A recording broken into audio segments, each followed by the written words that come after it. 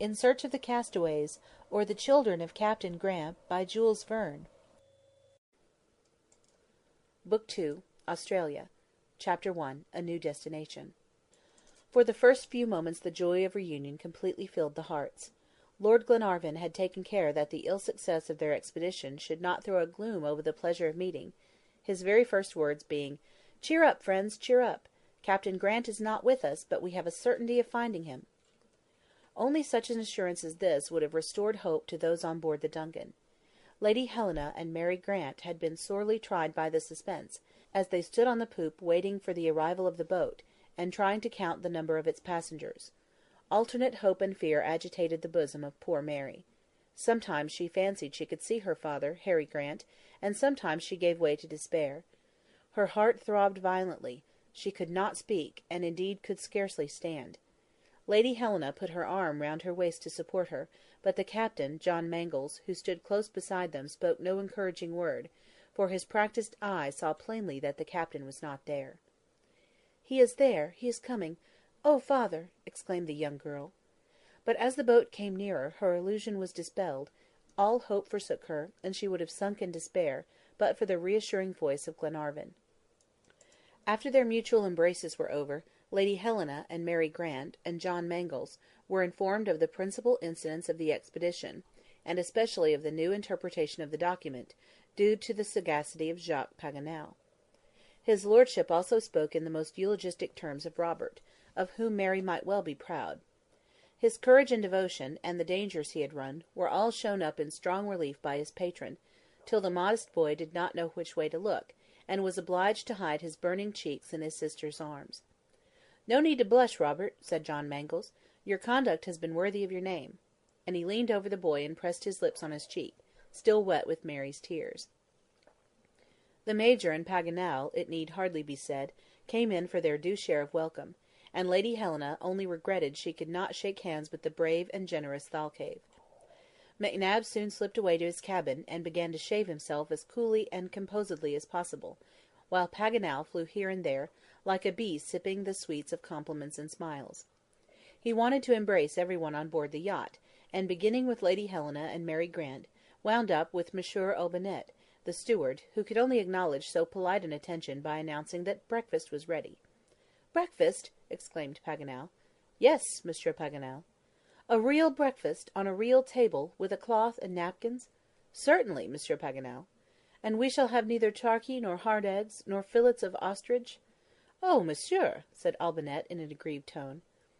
"I don't want to hurt your feelings, my friend," said the geographer, smiling, "but for a month that has been our usual bill of fare, and when we dined we stretched ourselves full length on the ground, unless we sat astride on the trees. Consequently the meal you have just announced seemed to me like a dream, or fiction, or chimera." "Well, Monsieur Paganel, come along and let us prove its reality," said Lady Helena, who could not help laughing. "Take my arm," replied the gallant geographer. "Has his lordship any orders to give me about the DUNCAN?" asked John Mangles. "After breakfast, John," replied Glenarvan, "we'll discuss the programme of our new expedition en famille." Monsieur Olbinett's breakfast seemed quite a fête to the hungry guests. It was pronounced excellent, and even superior to the festivities of the Pampas. Paganel was helped twice to each dish, through absence of mind, he said. This unlucky word reminded Lady Helena of the amiable Frenchman's propensity, and made her ask if he had ever fallen into his old habits while they were away. The Major and Glenarvan exchanged smiling glances, and Paganel burst out laughing, and protested on his honour that he would never be caught tripping again once more during the whole voyage. After this prelude, he gave an amusing recital of his disastrous mistake in learning Spanish, and his profound study of Camoens. "After all," he added, "it's an ill wind that blows nobody good, and I don't regret the mistake." "Why not, my worthy friend?" asked the Major. "Because I not only know Spanish, but Portuguese. I can speak 2 languages instead of 1. "Upon my word, I never thought of that," said McNabbs. "My compliments, Paganel, my sincere compliments." But Paganel was too busily engaged with his knife and fork to lose a single mouthful, though he did his best to eat and talk at the same time. He was so much taken up with his plate, however, that one little fact quite escaped his observation, though Glenarvan noticed it at once. This was, that John Mangles had grown particularly attentive to Mary Grant. A significant glance from Lady Helena told him, moreover, how affairs stood, and inspired him with affectionate sympathy for the young lovers; but nothing of this was apparent in his manner to John, for his next question was, what sort of a voyage he had made.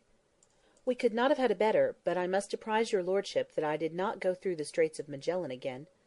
"What! You doubled Cape Horn, and I was not there!" exclaimed Paganel. "Hang yourself!" said the Major. "Selfish fellow! You advise me to do that because you want my rope," retorted the geographer. "Well, you see, my dear Paganel, unless you have the gift of ubiquity, you can't be in two places at once. While you were scouring the Pampas, you could not be doubling Cape Horn." "That doesn't prevent my regretting it," replied Paganel. Here the subject dropped, and John continued his account of his voyage. On arriving at Cape Pilares, he had found the winds dead against him, and therefore made for the south, coasting along the Desolation Isle, and after going as far as the 67th degree southern latitude, had doubled Cape Horn, passed by Tierra del Fuego, and the Straits of Lemaire, keeping close to the Patagonian shore. At Cape Corrientes they encountered the terrible storm which had handled the travellers across the Pampas so roughly, but the yacht had borne it bravely, and for the last 3 days had stood right out to sea, till the welcome gun of the expedition was heard announcing the arrival of the anxiously looked-for party. It was only justice, the captain added, that he should mention the intrepid bearing of Lady Helena and Mary Grant throughout the whole hurricane.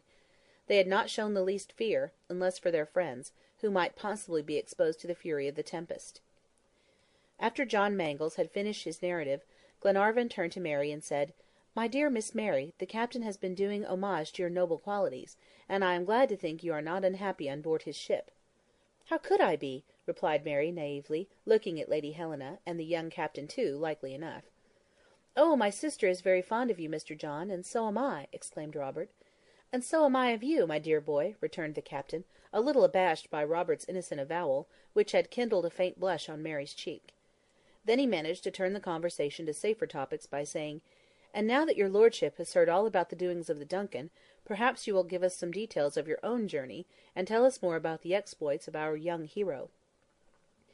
Nothing could be more agreeable than such a recital to Lady Helena and Mary Grant, and accordingly Lord Glenarvan hastened to satisfy their curiosity, going over incident by incident, the entire march from one ocean to another, the pass of the Andes, the earthquake, the disappearance of Robert, his capture by the Condor, Thalcave's providential shot, the episode of the Red Wolves, the devotion of the young lad, Sergeant Manuel, the inundations, the Caymans, the waterspout, the night on the Atlantic shore. All these details, amusing or terrible, excited by turns laughter and horror in the listeners. Often and often Robert came in for caresses from his sister and Lady Helena. Never was a boy so much embraced, or by such enthusiastic friends. "And now, friends," added Lord Glenarvan, when he had finished his narrative, "we must think of the present. The past is gone, but the future is ours. Let us come back to Captain Harry Grant." As soon as breakfast was over, they all went into Lord Glenarvan's private cabin and seated themselves round a table, covered with charts and plans, to talk over the matter fully. "My dear Helena," said Lord Glenarvan, "I told you when we came on board a little while ago, that though we had not brought back Captain Grant, our hope of finding him was stronger than ever. The result of our journey across America is this: we have reached the conviction, or rather absolute certainty, that the shipwreck never occurred on the shores of the Atlantic nor Pacific. The natural inference is that, as far as regards Patagonia, our interpretation of the document was erroneous. Most fortunately, our friend Paganel, in a happy moment of inspiration, discovered the mistake. He has proved clearly that we have been on the wrong track, and so explained the document that all doubt whatever is removed from our minds. However, as the document is in French, I will ask Paganel to go over it for your benefit." The learned geographer, thus called upon, executed his task in the most convincing manner, descanting on the syllables Goni and Indi, and extracting Australia out of Austral. He pointed out that Captain Grant, on leaving the coast of Peru to return to Europe, might have been carried away with his disabled ship by the southern currents of the Pacific, right to the shores of Australia, and his hypotheses were so ingenious and his deductions so subtle, that even the matter-of-fact John Mangles, a difficult judge, and most unlikely to be led away by any flights of imagination, was completely satisfied. At the conclusion of Paganel's dissertation, Glenarvan announced that the DUNCAN would sail immediately for Australia. But before the decisive orders were given, McNabbs asked for a few minutes' hearing. "Say away, McNabbs," replied Glenarvan. "I have no intention of weakening the arguments of my friend Paganel, and still less of refuting them. I consider them wise and weighty, and deserving our attention, and I think them justly entitled to form the basis of our future researches. But still I should like them to be submitted to a final examination, in order to mark their worth uncontestable and uncontested." "Go on, Major," said Paganel. "I am ready to answer all your questions." "They are simple enough, as you will see. 5 months ago, when we left the Clyde, we had studied these same documents, and their interpretation then appeared quite plain. No other coast but the western coast of Patagonia could possibly, we thought, have been the scene of the shipwreck. We had not even the shadow of a doubt on the subject." "That's true," replied Glenarvan. "A little later," continued the Major, "when a providential fit of absence of mind came over Paganel, and brought him on board the yacht, the documents were submitted to him, and he approved our plan of search most unreservedly." "I do not deny it," said Paganel. "And yet we were mistaken," resumed the Major. "Yes, we were mistaken," returned Paganel; "but it is only human to make a mistake, while to persist in it a man must be a fool." "Stop, Paganel, don't excite yourself. I don't mean to say that we should prolong our search in America." "What is it, then, that you want?" asked Glenarvan. "A confession, nothing more. A confession that Australia now as evidently appears to be the theater of the shipwreck of the Britannia as America did before." "We confess it willingly," replied Paganel. "Very well, then, since that is the case, my advice is not to let your imagination rely on successive and contradictory evidence. Who knows whether after Australia some other country might not appear with equal certainty to be the place, and we may have to recommence our search." Glenarvan and Paganel looked at each other silently, struck by the justice of these remarks. "I should like you, therefore," continued the Major, "before we actually start for Australia, to make one more examination of the documents. Here they are, and here are the charts. Let us take up each point in succession through which the 37th parallel passes, and see if we come across any other country which would agree with the precise indications of the document." "Nothing can be more easily and quickly done," replied Paganel, "for countries are not very numerous in this latitude, happily." "Well, look," said the Major, displaying an English planisphere on the plan of Mercator's chart, and presenting the appearance of a terrestrial globe. He placed it before Lady Helena, and then they all stood round, so as to be able to follow the argument of Paganel. "As I have said already," resumed the learned geographer, "after having crossed South America, the 37th degree of latitude cuts the islands of Tristan da Cunha. Now I maintain that none of the words of the document could relate to these islands. The documents were examined with the most minute care, and the conclusion unanimously reached was that these islands were entirely out of the question." "Let us go on, then," resumed Paganel. "After leaving the Atlantic, we passed 2 degrees below the Cape of Good Hope, and into the Indian Ocean. Only one group of islands is found on this route, the Amsterdam Isles. Now, then, we must examine these as we did the Tristan da Cunha group." After a close survey, the Amsterdam Isles were rejected in their turn. Not a single word, or part of a word, French, English, or German, could apply to this group in the Indian Ocean. "Now we come to Australia," continued Paganel. "The 37th parallel touches this continent at Cape Bernouilli, and leaves it at Twofold Bay. You will agree with me that, without straining the text, the English word straw and the French one austral may relate to Australia. The thing is too plain to need proof." The conclusion of Paganel met with unanimous approval; every probability was in his favour. "And where is the next point?" asked McNabbs. "That is easily answered. After leaving Twofold Bay, we cross an arm of the sea which extends to New Zealand. Here I must call your attention to the fact that the French word contin means a continent, irrefragably. Captain Grant could not, then, have found refuge in New Zealand, which is only an island. However that might be, though, examine and compare, and go over and over each word, and see if, by any possibility, they can be made to fit this new country." "In no way whatever," replied John Mangles, after a minute investigation of the documents and the planisphere. "No," chimed in all the rest, and even the Major himself, "it cannot apply to New Zealand." "Now," went on Paganel, "in all this immense space between this large island and the American coast there is only one solitary, barren little island crossed by the 37th parallel." "And what is its name?" asked the Major. "Here it is, marked on the map. It is Maria Theresa, a name of which there is not a single trace in either of the 3 documents." "Not the slightest," said Glenarvan. "I leave you, then, my friends, to decide whether all these probabilities, not to say certainties, are not in favour of the Australian continent." "Evidently," replied the captain and all the others. "Well, then, John," said Glenarvan, "the next question is, have you provisions and coal enough?" "Yes, your Honor. I took in an ample store at Talcahuano, and besides, we can easily replenish our stock of coal at Cape Town." "Well, then, give orders." "Let me make one more observation," interrupted McNabbs. "Go on, then." "Whatever likelihood of success Australia may offer us, wouldn't it be advisable to stop a day or two at the Tristan da Cunha Islands and the Amsterdam? They lie in our route, and would not take us the least out of the way. Then we should be able to ascertain if the BRITANNIA had left any traces of her shipwreck there." "Incredulous Major!" exclaimed Paganel. "He still sticks to his idea." "I stick to this, anyway, that I don't want to have to retrace our steps, supposing that Australia should disappoint our sanguine hopes." "It seems to me a good precaution," replied Glenarvan. "And I'm not the one to dissuade you from it," returned Paganel. "Quite the contrary." "Steer straight for Tristan da Cunha." "Immediately, your Honor," replied the captain, going on deck, while Robert and Mary Grant overwhelmed Lord Glenarvan with their grateful thanks. Shortly after, the DUNCAN had left the American coast, and was running eastward, her sharp keel rapidly cutting her way through the waves of the Atlantic Ocean. End of Book 2, Chapter 1. Book 2, Chapter 2. Tristan d'Acunha and the Isle of Amsterdam. If the yacht had followed the line of the equator, the 196 degrees which separated Australia from America, or, more correctly, Cape Bernouilli from Cape Corrientes, would have been equal to 11,760 geographical miles.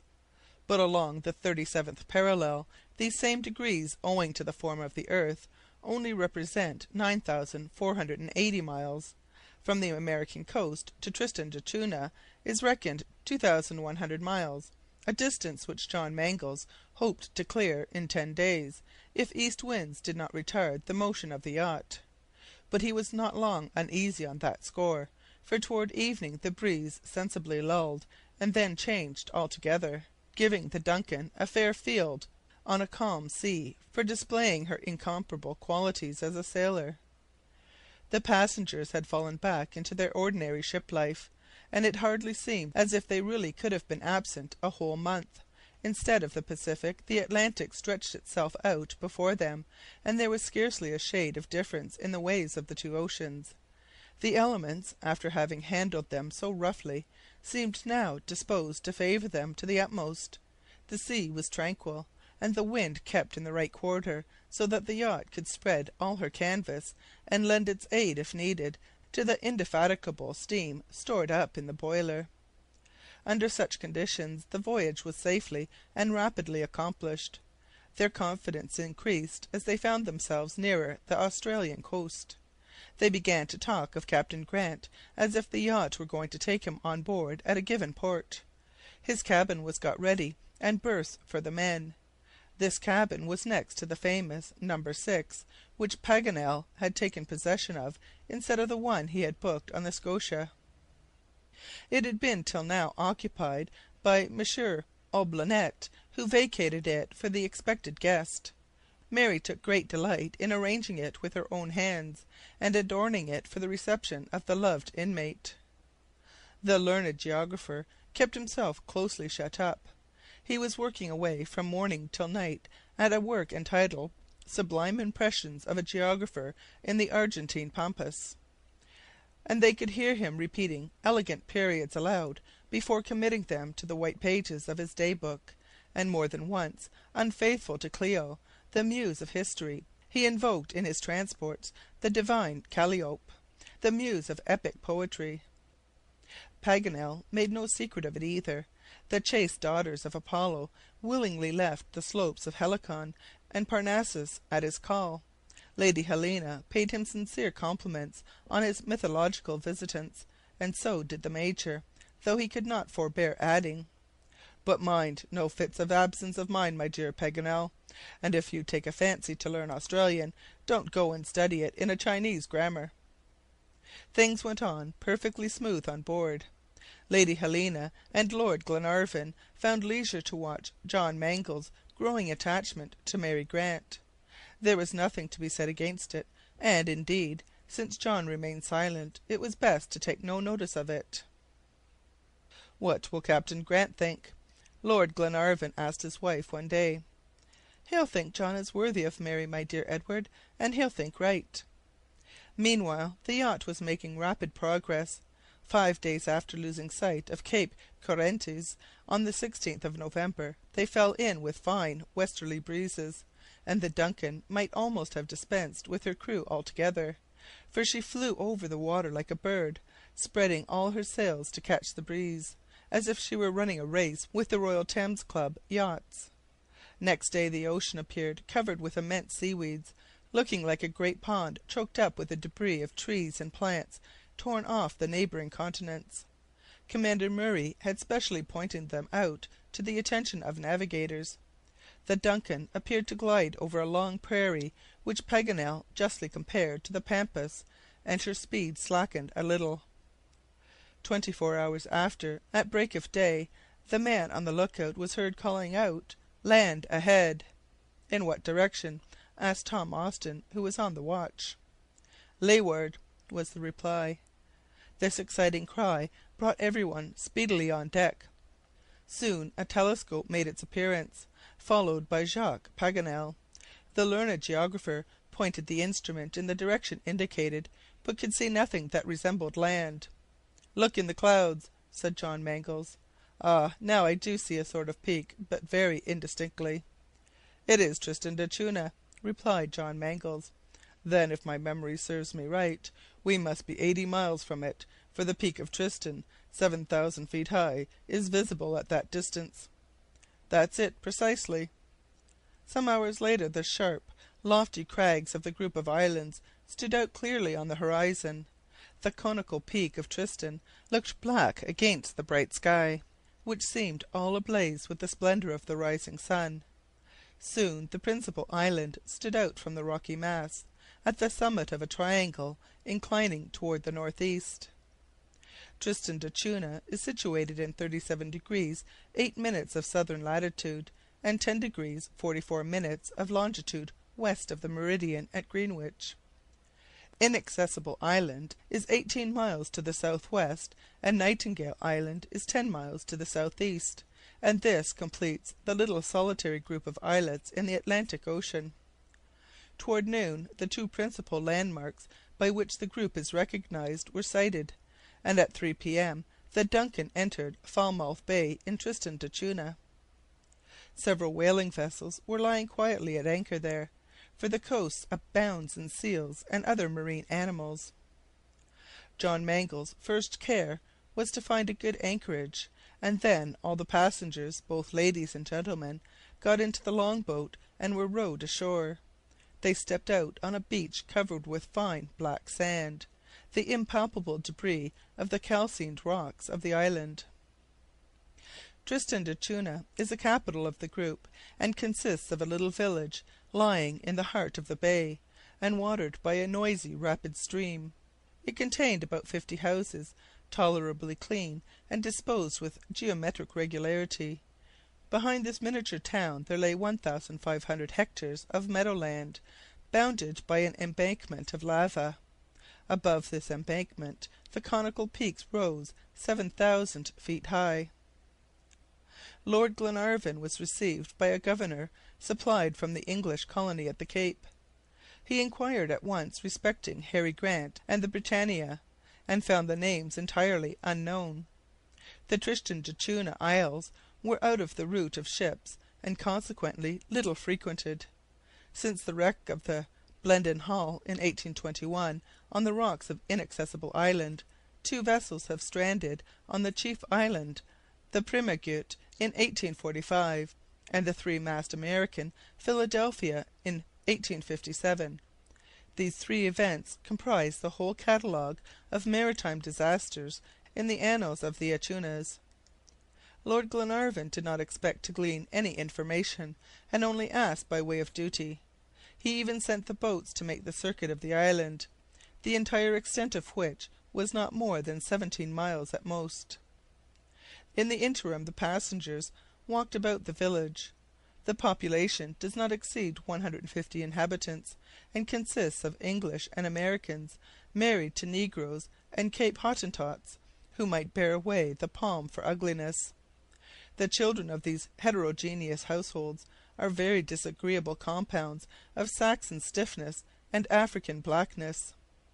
It was nearly nightfall before the party returned to the yacht, chattering and admiring the natural riches displayed on all sides, for even close to the streets of the capital fields of wheat and maize were waving, and crops of vegetables imported 40 years before, and in the environs of the village herds of cattle and sheep were feeding.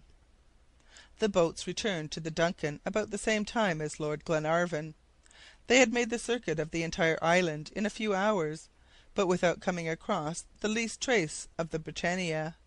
The only result of this voyage of circumnavigation was to strike out the name of Isle Tristan from the programme of search.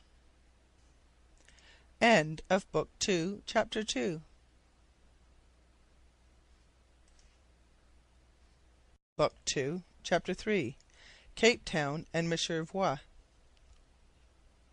As John Mangles intended to put in at the Cape of Good Hope for coals, he was obliged to deviate a little from the 37th parallel and go 2 degrees north. In less than 6 days he cleared the 1,300 miles which separate the point of Africa from Tristan d'Acunha, and on the 24th of November, at 3 p.m., the Table Mountain was sighted.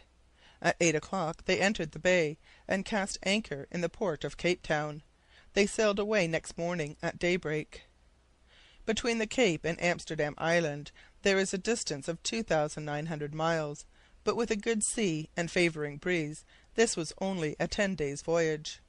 The elements were now no longer at war with the travellers. As on their journey across the Pampas, air and water seemed in league to help them forward. "Ah, the sea, the sea!" exclaimed Paganel.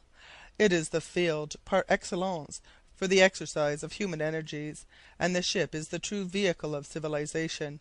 Think, my friends, if the globe had only been an immense continent, the 1,000th part of it would still be unknown to us, even in this 19th century. See how it is in the interior of great countries, in the steppes of Siberia, in the plains of Central Asia, in the deserts of Africa, in the prairies of America, in the immense wilds of Australia, in the icy solitudes of the poles. Man scarcely dares to venture. The most daring shrinks back. The most courageous succumbs. They cannot penetrate them. The means of transport are insufficient, and the heat and disease and savage disposition of the natives are impassable obstacles. 20 miles of desert separate man more than 500 miles of ocean." Paganel spoke with such warmth that even the Major had nothing to say against this panegyric of the ocean. Indeed, if the finding of Harry Grant had involved following a parallel across continents instead of oceans, the enterprise could not have been attempted. But the sea was there ready to carry the travellers from one country to another, and on the 6th of December, at the first streak of day, they saw a fresh mountain apparently emerging from the bosom of the waves. This was Amsterdam Island, situated in 37 degrees 47 minutes latitude and 77 degrees 24 minutes longitude, the high cone of which in clear weather is visible 50 miles off. At 8 o'clock its form, indistinct though it still was, seemed almost a reproduction of Teneriffe. "And consequently it must resemble Tristan d'Acunha," observed Glenarvan. "A very wise conclusion," said Paganel. "According to the geometric axiom that 2 islands resembling a third must have a common likeness, I will only add that, like Tristan d'Acunha, Amsterdam Island is equally rich in seals and Robinsons." "There are Robinsons everywhere, then?" said Lady Helena. "Indeed, madam," replied Paganel. "I know few islands without some tale of the kind appertaining to them, and the romance of your immortal countryman, Daniel Defoe, has often been enough realized before his day." "Monsieur Paganel," said Mary, "may I ask you a question?" "Two, if you like, my dear young lady, and I promise to answer them." "Well, then, I want to know if you would be very much frightened at the idea of being cast away alone on a desert island." "I?" exclaimed Paganel. "Come now, my good fellow," said the Major, "don't go and tell us that it is your most cherished desire." "I don't pretend that it is, But still, after all, such an adventure would not be very unpleasant to me. I should begin a new life. I should hunt and fish. I should choose a grotto for my domicile in winter and a tree in summer. I should make storehouses for my harvests. In one word, I should colonize my island." "All by yourself?" "All by myself if I was obliged. Besides, are we ever obliged? Cannot one find friends among the animals, and choose some tame kid, or eloquent parrot, or amiable monkey? And if a lucky chance should send one companion, like the faithful Friday, what more is needed? 2 friends on a rock. There is happiness. Suppose, now, the Major and I—" "Thank you," replied the Major, interrupting him. "I have no inclination in that line, and should make a very poor Robinson Crusoe." "My dear Monsieur Paganel," said Lady Helena, "you are letting your imagination run away with you, as usual. But the dream is very different from the reality. You are thinking of an imaginary Robinson's life, thrown on a picked island, and treated like a spoiled child by nature. You only see the sunny side." "What, madam! You don't believe a man could be happy on a desert island?" "I do not. Man is made for society and not for solitude, and solitude can only engender despair. It is a question of time. At the outset it is quite possible that material wants and the very necessities of existence may engross the poor shipwrecked fellow, just snatched from the waves. But afterward, when he feels himself alone, far from his fellow men, without any hope of seeing country and friends again, what must he think? What must he suffer? His little island is all his world. The whole human race is shut up in himself, and when death comes, which utter loneliness will make terrible, he will be like the last man on the last day of the world.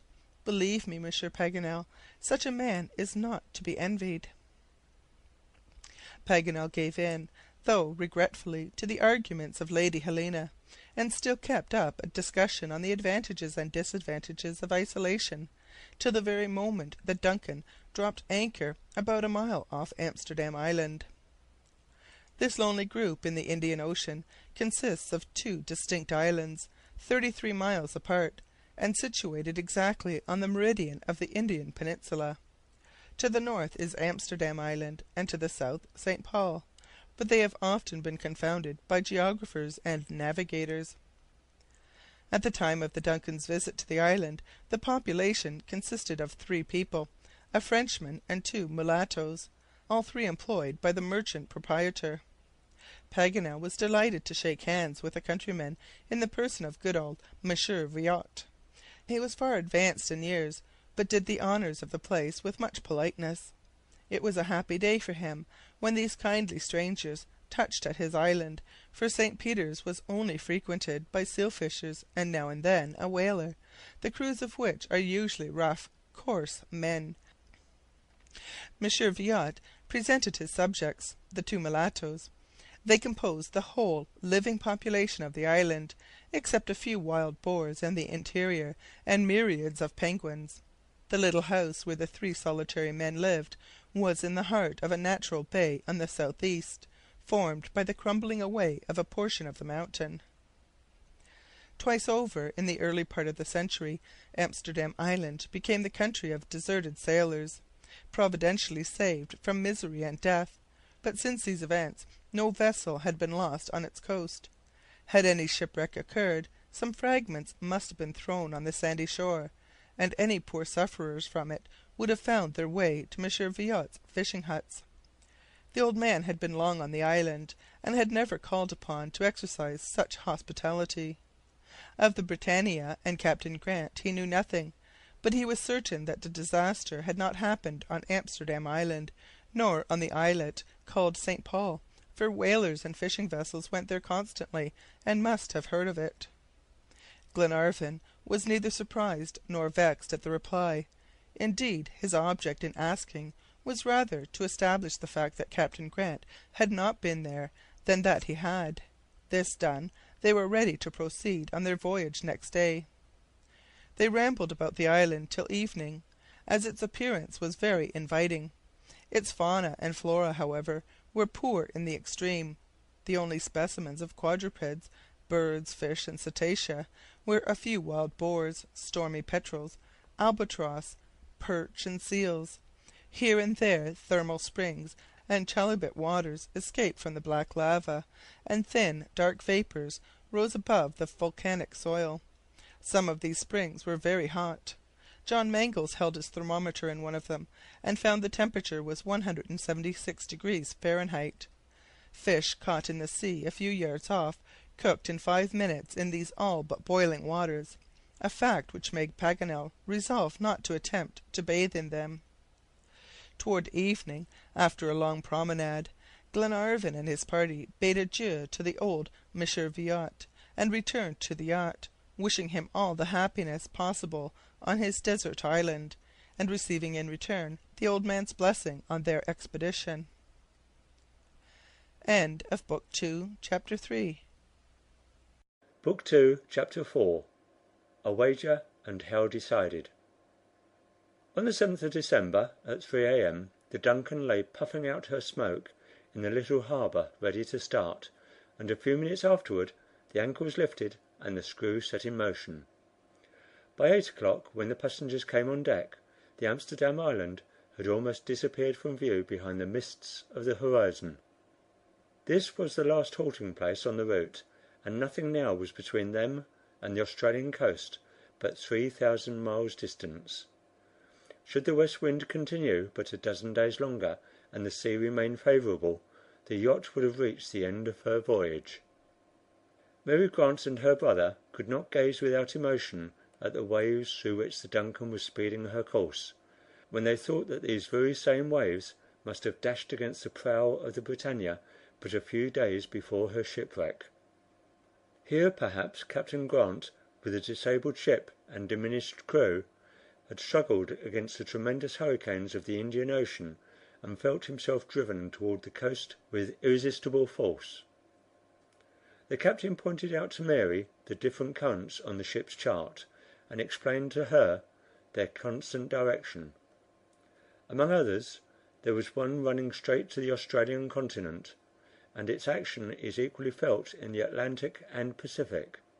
It was doubtless against this that the Britannia, dismasted and rudderless, had been unable to contend, and consequently been dashed against the coast and broken in pieces.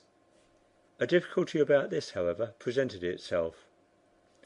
The last intelligence of Captain Grant was from Callao on the 30th of May, 1862, as appeared in the Mercantile and Shipping Gazette. How then was it possible that on the 7th of June, only 8 days after leaving the shores of Peru, that the Britannia could have found herself in the Indian Ocean?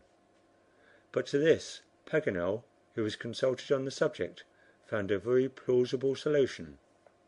It was one evening, about 6 days after their leaving Amsterdam Island, when they were all chatting together on the poop, that the above-named difficulty was stated by Glenarvan. Paganel made no reply, but went and fetched the document.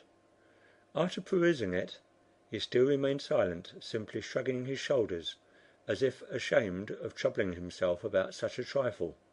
"Come, my good friend," said Glenarvan, "at least give us an answer." "No," replied Paganel. "I'll merely ask a question for Captain John to answer." "And what is it, Monsieur Paganel?" said John Mangles. "Could a quick ship make the distance in a month over that part of the Pacific Ocean which lies between America and Australia?" "Yes, by making 200 miles in 24 hours." "Would that be an extraordinary rate of speed?" "Not at all. Sailing clippers often go faster." "Well, then, instead of the 7th of June on this document, suppose that one figure has been destroyed by the sea water, and read 17th of June or the 27th of June, and all is explained." "That's to say," replied Lady Helena, "that between the 31st of May and the 27th of June, Captain Grant could have crossed the Pacific and found himself in the Indian Ocean." Paganel's theory met with universal acceptance. "That's one more point cleared up," said Glenarvan. "Thanks to our friend, all that remains to be done now is to get to Australia, and look out for traces of the wreck on the western coast." "Or the eastern?" said John Mangles. "Indeed, John, you may be right, for there is nothing in the document to indicate which shore was the scene of the catastrophe, and both points of the continent crossed by the 37th parallel must therefore be explored." "Then, my lord, it is doubtful after all," said Mary. "Oh no, Miss Mary," John Mangles hastened to reply, seeing the young girl's apprehension.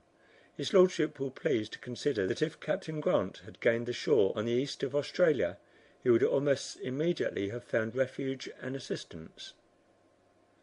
The whole of that coast is English, we might say peopled with colonists.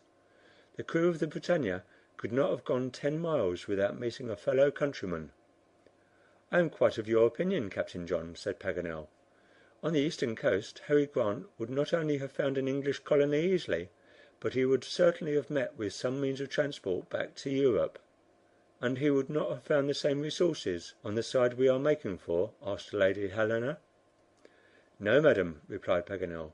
"It is a desert coast, with no communication between it and Melbourne or Adelaide. If the Britannia was wrecked on those rocky shores, she was as much cut off from all chance of help as if she had been lost on the inhospitable shores of Africa." "But what has become of my father there, then, all these 2 years?" asked Mary Grant. "My dear Mary," replied Paganel, "you have not the least doubt, have you, that Captain Grant reached the Australian continent after his shipwreck?" "No, Monsieur Paganel." "Well, granting that, what became of him?" "The suppositions we might make are not numerous. They are confined to 3. Either Harry Grant and his companions have found their way to the English colonies, or they have fallen into the hands of the natives, or are lost in the immense wilds of Australia." "Go on, Paganel," said Lord Glenarvan, as the learned Frenchman made a pause. "The first hypothesis I reject, then, to begin with, for Harry Grant could not have reached the English colonies, or long ago he would have been back with his children in the good town of Dundee." "Poor father," murmured Mary, "away from us for 2 whole years." "Hush, Mary," said Robert. "Monsieur Paganel will tell us." "Alas, my boy, I cannot. All that I affirm is that Captain Grant is in the hands of the natives." "But these natives," said Lady Helena hastily, "are they—" "Reassure yourself, madam," said Paganel, divining her thoughts. "The aborigines of Australia are low enough in the scale of human intelligence, and most degraded and uncivilized, but they are mild and gentle in disposition, and not sanguinary like their New Zealand neighbors. Though they may be prisoners, their lives have never been threatened, you may be sure. All travelers are unanimous in declaring that the Australian natives abhor shedding blood, and many a time they have found them faithful allies in repelling the attacks of evil disposed convicts far more cruelly inclined." "You hear what Monsieur Paganel tells us, Mary?" said Lady Helena, turning to the young girl. "If your father is in the hands of the natives, which seems probable from the document, we shall find him." "And what if he is lost in that immense country?" asked Mary. "Well, we'll find him still," exclaimed Paganel, in a confident tone. "Won't we, friends?" "Most certainly," replied Glenarvan; and, anxious to give a less gloomy turn to the conversation, he added, "but I won't admit the supposition of his being lost, not for an instant." "Neither will I," said Paganel. "Is Australia a big place?" inquired Robert. "Australia, my boy, is about as large as 4/5 of Europe. It has somewhere about 775,000 hectares." "So much as that?" said the Major. "Yes, McNabbs, almost to a yard's breadth. Don't you think, now, it has a right to be called a continent?" "I do, certainly." "I may add," continued the savant, "that there are but few accounts of travelers being lost in this immense country. Indeed, I believe Leichhardt is the only one of whose fate we are ignorant, and some time before my departure I learned from the Geographical Society that Mackintyre had strong hopes of having discovered traces of him." "The whole of Australia, then, is not yet explored?" asked Lady Helena. "No, madam, but very little of it. This continent is not much better known than the interior of Africa, and yet it is from no lack of enterprising travelers. From 1606 to 1862 more than 50 have been engaged in exploring along the coast and in the interior." "Oh, 50!" exclaimed McNabbs, incredulously. "No, no," objected the Major. That is going too far." "And I might go farther, McNabbs," replied the geographer, impatient of contradiction. "Yes, McNabbs, quite that number." "Farther still, Paganel." "If you doubt me, I can give you the names." "Oh, oh," said the Major, coolly. "That's just like you savants. You stick at nothing." "Major, will you bet your Purdy Moore rifle against my telescope?" "Why not, Paganel, if it would give you any pleasure?" "Done, Major!" exclaimed Paganel. "You may say good bye to your rifle, for it will never shoot another chamois or fox unless I lend it to you, which I shall always be happy to do, by the by. And whenever you require the use of your telescope, Paganel, I shall be equally obliging," replied the Major, gravely. "Let us begin, then, and, ladies and gentlemen, you shall be our jury. Robert, you must keep count." This was agreed upon, and Paganel forthwith commenced. "Mnemosyne, goddess of memory, chaste mother of the Muses," he exclaimed, "inspire thy faithful servant and fervent worshipper." 258 years ago, my friends, Australia was unknown. Strong suspicions were entertained of the existence of a great southern continent. In the library of your British Museum, Glenarvan, there are two charts, the date of which is 1550, which mention a country south of Asia called by the Portuguese Great Java. But these charts were not sufficiently authentic. In the 17th century, in 1606, Quiros, a Spanish navigator, discovered a country which he named Australia de Espiritu Santo. Some authors imagine that this was the New Hebrides group, and not Australia. I am not going to discuss the question, however. Count Quiros, Robert, and let us pass on to another. "One," said Robert. "In that same year, Louis Vaz de Torres, the second in command of the fleet of Quiros, pushed further south. But it is to Theodore Hertoge, a Dutchman, that the honour of the great discovery belongs. He touched the western coast of Australia in 25 degrees latitude, and called it Eendracht, after his vessel. From this time navigators increased. In 1618 Zeecken discovered the northern parts of the coast, and called them Arnheim and Diemen. In 1618 Jan Edels went along the western coast and christened it by his own name. In 1622 Lewin went down as far as the Cape, which became his namesake, and so Paganel continued with name after name until his hearers cried for mercy. "Stop, Paganel," said Glenarvan, laughing heartily. "Don't quite crush poor McNabbs. Be generous. He owns he is vanquished." "And what about the rifle?" asked the geographer, triumphantly. "It is yours, Paganel," replied the Major. "I am very sorry for it, but your memory might gain an armory by such feats. It is certainly impossible to be better acquainted with Australia. Not the least name, not even the most trifling fact." "As to the most trifling fact, I don't know about that," said the Major, shaking his head. "What do you mean, McNabbs?" exclaimed Paganel. "Simply that perhaps all the incidents connected with the discovery of Australia may not be known to you." "Just fancy!" retorted Paganel, throwing back his head proudly. "Come now, if I name one fact you don't know, will you give me back my rifle?" said McNabbs. "On the spot, Major." "Very well, it's a bargain, then." "Yes, a bargain. That's settled." "All right. Well, now, Paganel, do you know how it is that Australia does not belong to France?" "But it seems to me, or at any rate, do you know what the reason the English give?" asked the Major. "No," replied Paganel, with an air of vexation. "Just because Captain Baudin, who was by no means a timid man, was so afraid in 1802 of the croaking of the Australian frogs, that he raised his anchor with all possible speed and quitted the coast, never to return." "What!" exclaimed Paganel. "Do they actually give that version of it in England? But it is just a bad joke." "Bad enough, certainly, but still it is history in the United Kingdom." "It's an insult!" exclaimed the patriotic geographer. "And they relate that gravely?" "I must own it is the case," replied Glenarvan, amidst a general outburst of laughter. "Do you mean to say you have never heard of it before?"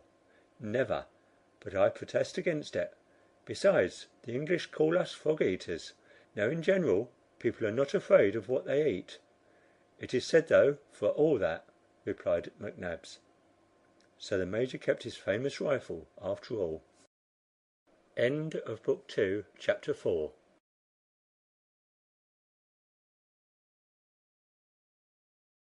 Book 2, Chapter 5. The Storm on the Indian Ocean.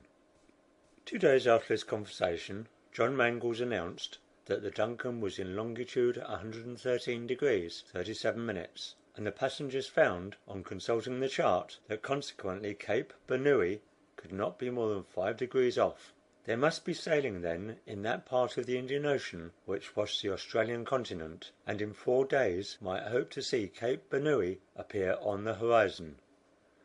Hitherto the yacht had been favoured by a strong westerly breeze, but now there were evident signs that a calm was impending, and on the 13th of December the wind fell entirely. As the sailors say, there was not enough to fill a cap. There was no saying how long this state of the atmosphere might last. But for the powerful propeller, the yacht would have been obliged to lie motionless as a log. The young captain was very much annoyed, however, at the prospect of emptying his coal bunkers, for he had covered his ship with canvas, intending to take advantage of the slightest breeze. "After all, though," said Glenarvan, with whom he was talking over the subject, "it is better to have no wind than a contrary one." "Your lordship is right," replied John Mangles, "but the fact is, these sudden calms bring change of weather, and this is why I dread them.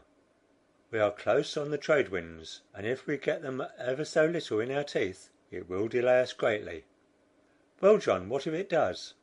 "It will only make our voyage a little longer." "Yes, if it does not bring a storm with it." "Do you mean to say you think we are going to have bad weather?" replied Glenarvan, examining the sky, which from horizon to zenith seemed absolutely cloudless.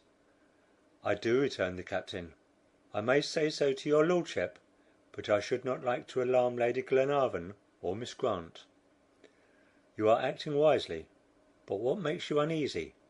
"Sure indications of a storm." "Don't trust, my lord, to the appearance of the sky. Nothing is more deceitful. For the last 2 days the barometer has been falling in a most ominous manner, and is now at 27 degrees. This is a warning I dare not neglect, for there is nothing I dread more than storms in the southern seas. I have had a taste of them already. The vapours which become condensed in the immense glaciers at the South Pole produce a current of air of extreme violence. This causes a struggle between the polar and equatorial winds, which results in cyclones, tornadoes, and all those multiplied varieties of tempest against which a ship is no match." "Well, John," said Glenarvan, "the Duncan is a good ship, and her captain is a brave sailor. Let the storm come, we'll meet it." John Mangles remained on deck the whole night, for though as yet the sky was still unclouded, he had such faith in his weather glass that he took every precaution that prudence could suggest. About 11 p.m. the sky began to darken in the south, and the crew were called up, and all the sails hauled in except the forecastle, brigantine, topsail, and jib boom. At midnight the wind freshened, and before long the crackling of the masts, and the rattling of the cordage, and groaning of the timbers awakened the passengers, who speedily made their appearance on deck, at least Paganel, Glenarvan, the Major, and Robert. "Is it the hurricane?" asked Glenarvan quietly. "Not yet," replied the captain, "but it is close at hand." And he went on giving his orders to the men, and doing his best to make ready for the storm, standing like an officer commanding a breach, with his face to the wind and his gaze fixed on the troubled sky. The glass had fallen to 26 degrees, and the hand pointed to tempest. It was 1 o'clock in the morning when Lady Helena and Miss Grant ventured upstairs on deck, but they no sooner made their appearance than the captain hurried toward them and begged them to go below again immediately. The waves were already beginning to dash over the side of the ship, and the sea might any moment sweep right over her from stem to stern. The noise of the warring elements was so great that his words were scarcely audible, but Lady Helena took advantage of a sudden lull to ask if there was any danger. "None whatever," replied John Mangles; "but you cannot remain on deck, madam. No more can Miss Mary." The ladies could not disobey an order that seemed almost an entreaty, and they returned to their cabin. At the same moment the wind redoubled its fury, making the masts bend beneath the weight of the sails, and completely lifting up the yacht. "Haul up the foresail!" shouted the captain. "Lower the topsail and jib boom." Glenarvan and his companions stood silently gazing at the struggle between their good ship and the waves, lost in wondering and half terrified admiration at the spectacle. Just then a dull hissing was heard above the noise of the elements. The steam was escaping violently, not by the funnel, but from the safety valves of the boiler. The alarm whistle sounded unnaturally loud, and the yacht made a frightful pitch, overturning Wilson, who was at the wheel, by an unexpected blow from the tiller. The Duncan no longer obeyed the helm. "What is the matter?" cried the captain, rushing on the bridge. "The ship is heeling over on her side," replied Wilson. The engine!" shouted the engineer. Away rushed John to the engine room. A cloud of steam filled the room. The pistons were motionless in their cylinders, and they were apparently powerless, and the engine driver, fearing for his boilers, was letting off the steam. "What's wrong?" asked the captain. "The propeller is bent or entangled," was the reply. "It's not acting at all." "Can't you extricate it?" "It is impossible. An accident like this could not be remedied, and John's only resource was to fall back on his sails, and seek to make an auxiliary of his most powerful enemy, the wind. He went up again on deck, and after explaining in a few words to Lord Glenarvan how things stood, begged him to retire to his cabin with the rest of the passengers. But Glenarvan wished to remain above. "No, your lordship," said the captain in a firm tone. "I must be alone with my men. Go into the saloon. The vessel will have a hard fight with the waves, and they would sweep you over without mercy." "But we might be a help." "Go in, my lord, go in. I must indeed insist on it. There are times when I must be master on board, and retire you must." Their situation must indeed be desperate for John Mangles to speak in such authoritative language. Glenarvan was wide enough to understand this, and felt he must set an example in obedience. He therefore quitted the deck immediately with his three companions, and rejoined the ladies, who were anxiously watching the denouement of this war with the elements. "He's an energetic fellow, this brave John of mine," said Lord Glenarvan, as he entered the saloon. "That he is," replied Paganel. "He reminds me of your great Shakespeare's boatswain in the Tempest, who says to the king on board, 'Hence, what care these roars for the name of king? To cabin! Silence! Trouble us not!'" However, John Mangles did not lose a second in extricating his ship from the peril in which she was placed by the condition of her screw propeller. He resolved to rely on the mainsail for keeping in the right route as far as possible, and to brace the yards obliquely, so as not to present a direct front to the storm. The yacht turned about like a swift horse that feels the spur, and presented a broadside to the billows. The only question was, how long would she hold out with so little sail, and what sail could resist such violence for any length of time? The great advantage of keeping up the mainsail was that it presented to the waves only the most solid portions of the yacht, and kept her in the right course. Still, it involved some peril, for the vessel might get engulfed between the waves, and not be able to raise herself. But Mangles felt there was no alternative, and all he could do was to keep the crew ready to alter the sail at any moment, and stay in the shrouds himself watching the tempest. The remainder of the night was spent in this manner, and it was hoped that morning would bring a calm. But this was a delusive hope. At 8 a.m. the wind had increased to a hurricane. John said nothing, but he trembled for his ship and those on board. The Duncan made a frightful plunge forward, and for an instant the men thought she would never rise again. Already they had seized their hatchets to cut away the shrouds from the mainmast, but the next minute the sails were torn away by the tempest, and had flown off like gigantic albatrosses. The yacht had risen once more, but she found herself at the mercy of the waves entirely now, with nothing to steady or direct her, and was so fearfully pitched and tossed about that every moment the captain expected the masts would break short off. John had no resource but to put up a forestaysail and run before the gale. But this was no easy task. 20 times over he had all his work to begin again, and it was 3 p.m. before his attempt succeeded.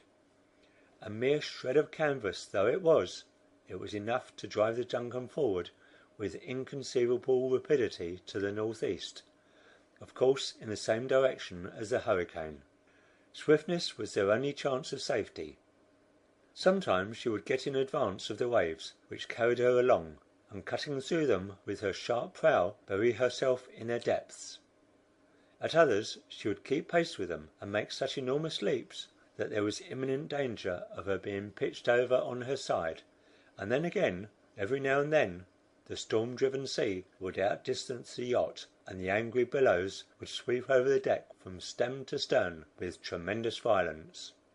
In this alarming situation, and amid dreadful alternations of hope and despair, the 12th of December passed away, and the ensuing night John Mangles never left his post, not even to take food.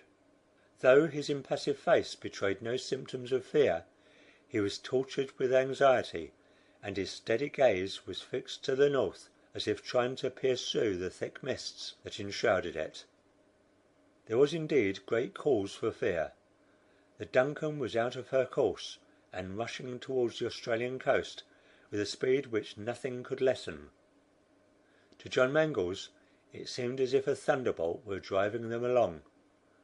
Every instant he expected the yacht would dash against some rock, for he reckoned the coast could be no more than 12 miles off, and better far be in mid-ocean exposed to all its fury than too near land.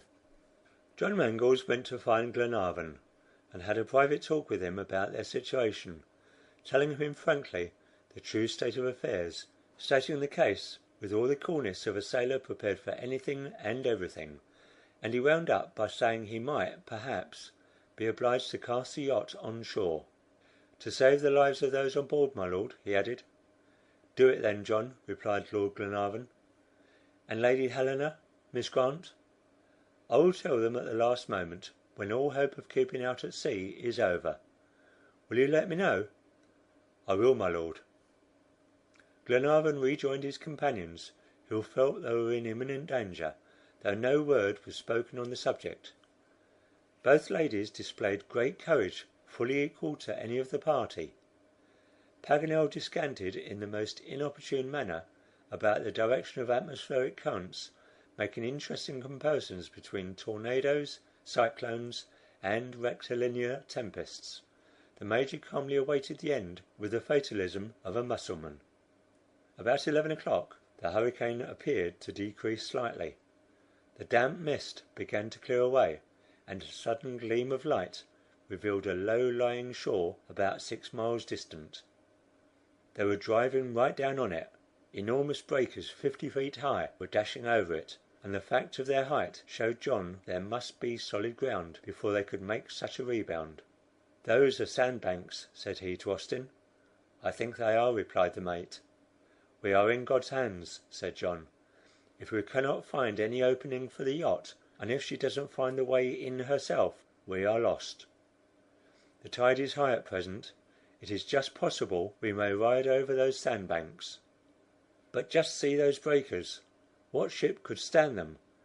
Let us invoke divine aid, Austin." Meanwhile the DUNCAN was speeding on at a frightful rate. Soon she was within 2 miles of the sandbanks, which were still veiled from time to time in thick mist. But John fancied he could see beyond the breakers a quiet basin, where the DUNCAN would be in comparative safety. But how could she reach it? All the passengers were summoned on deck, for now that the hour of shipwreck was at hand, the captain did not wish anyone to be shut up in his cabin. "John," said Glenarvan in a low voice to the captain, "I will try to save my wife or perish with her. I put Miss Grant in your charge." "Yes, my lord," replied John Mangles. raising Glenarvan's hand to his moistened eyes. The yacht was only a few cables' lengths from the sandbanks. The tide was high, and no doubt there was abundance of water to float the ship over the dangerous bar, but these terrific breakers, alternately lifting her up and then leaving her almost dry, would infallibly make her graze the sandbanks. Was there no means of calming this angry sea? A last expedient struck the captain. "The oil, my lads!" he exclaimed. "Bring the oil here!" The crew caught at the idea immediately. This was a plan that had been successfully tried already. The fury of the waves had been allayed before this time by covering them with a sheet of oil. Its effect is immediate, but very temporary. The moment after a ship has passed over the smooth surface, the sea redoubles its violence, and woe to the bark that follows. The casks of seal oil were forthwith hauled up, for danger seemed to have given the men double strength. A few hatchet blows soon knocked in the heads. They were then hung over the larboard and starboard. "Be ready!" shouted John, looking out for a favourable moment. In 20 seconds the yacht reached the bar. Now was the time. "Pour out!" cried the captain, "and God prosper it!" The barrels were turned upside down, and instantly a sheet of oil covered the whole surface of the water. The billows fell as if by magic, the whole foaming sea seemed levelled, and the DUNCAN flew over its tranquil bosom into a quiet basin beyond the formidable bar. But almost the same minute the ocean burst forth again with all its fury, and the towering breakers dashed over the bar with increased violence. End of Book 2, Chapter 5.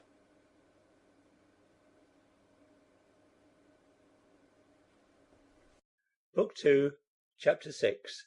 A Hospitable Colonist. The captain's first care was to anchor his vessel securely.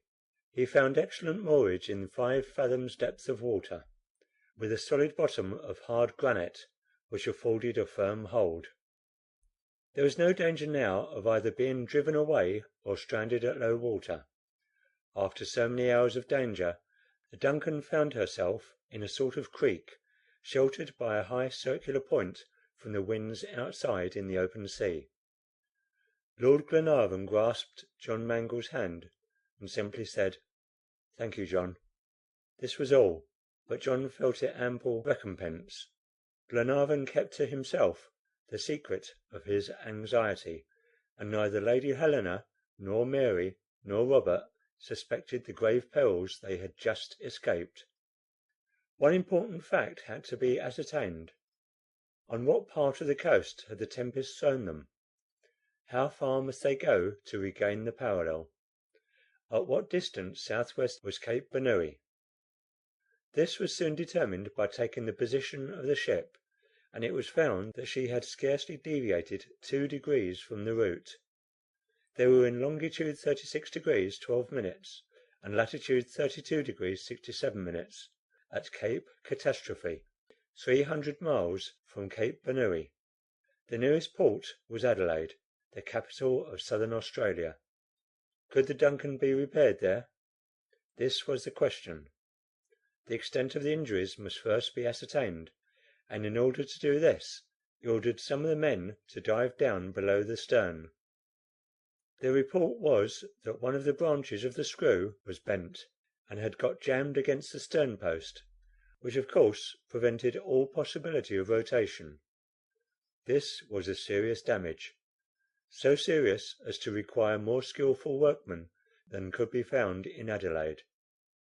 After mature reflection, Lord Glenarvan and John Mangles came to the determination to sail round the Australian coast, stopping at Cape Bernouilli, and continuing their route south as far as Melbourne, where the DUNCAN could speedily be put right. This effected, they would proceed to cruise along the eastern coast to complete their search for the BRITANNIA. This decision was unanimously approved, and it was agreed that they should start with the first fair wind. They had not long to wait, for the same night the hurricane had ceased entirely, and there was only a manageable breeze from the southwest. Preparations for sailing were instantly commenced, and at 4 o'clock in the morning the crew lifted the anchors and got under way with fresh canvas outspread and a wind blowing right for the Australian shores. 2 hours afterward Cape Catastrophe was out of sight. In the evening they doubled Cape Border, and came alongside Kangaroo Island. This is the largest of the Australian islands, and a great hiding place for runaway convicts. Its appearance was enchanting. The stratified rocks on the shore were richly carpeted with verdure, and innumerable kangaroos were jumping over the woods and plains, just as at the time of its discovery in 1802.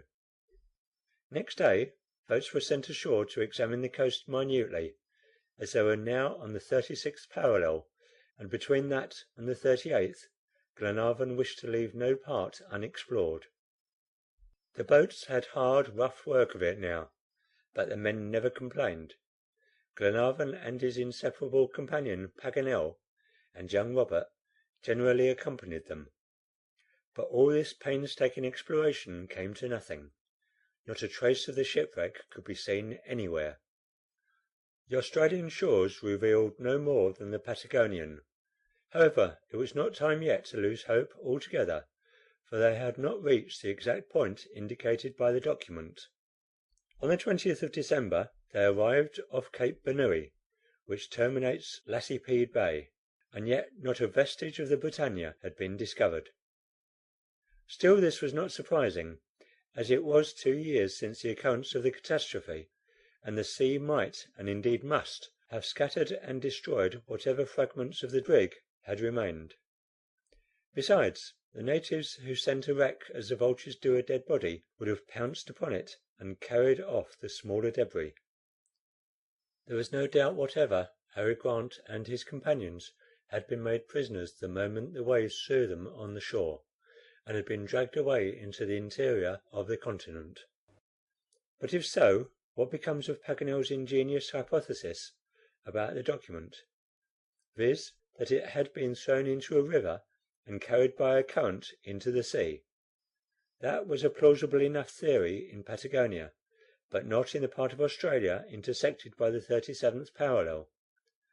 Besides, the Patagonian rivers, the Rio Colorado and the Rio Negro, flow into the sea along deserted solitudes, uninhabited and uninhabitable, while on the contrary the principal rivers of Australia, the Murray, the Yarrow, the Torrens, the Darling, all connected with each other, throw themselves into the ocean by well frequented routes, and their mouths are ports of great activity.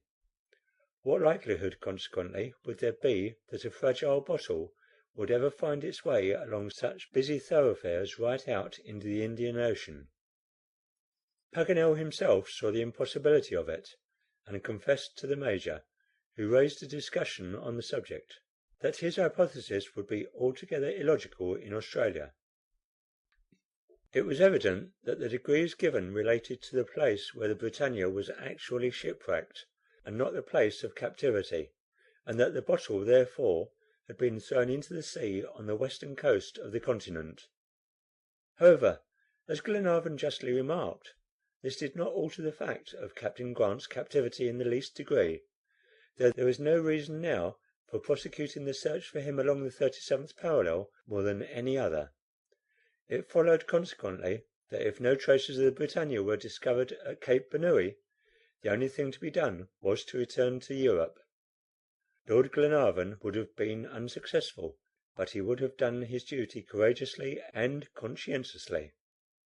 But the young Grants did not feel disheartened. They had long since said to themselves that the question of their father's deliverance was about to be finally settled. Irrevocably, indeed, they might consider it, for, as Paganel had judiciously demonstrated, if the wreck had occurred on the eastern side, the survivors would have found their way back to their own country long since. Hope on, Mary," said Lady Helena to the young girl, as they neared the shore. "God's hand will still lead us." "Yes, Miss Mary," said Captain John. "Man's extremity is God's opportunity. When one way is hedged up, another is sure to open." "God grant it," replied Mary. Land was quite close now. The cape ran out 2 miles into the sea, and terminated in a gentle slope, and the boat glided easily into a sort of natural creek between coral banks in a state of formation, which in course of time would be a belt of coral reefs round the southern point of the Australian coast. Even now they were quite sufficiently formidable to destroy the keel of a ship, and the BRITANNIA might likely enough have been dashed to pieces on them. The passengers landed without the least difficulty on an absolutely deserted shore. Cliffs, composed of beds of strata, made a coastline 60 to 80 feet high, which it would have been difficult to scale without ladders or cramp-irons. John Mangles happened to discover a natural breach about half a mile south. Part of the cliff had been partially beaten down, no doubt by the sea in some equinoctial gale. Through this opening the whole party passed and reached the top of the cliff by a pretty steep path. Robert climbed like a young cat, and was the first on the summit, to the despair of Paganel, who was quite ashamed to see his long legs, 40 years old, outdistanced by a young urchin of 12.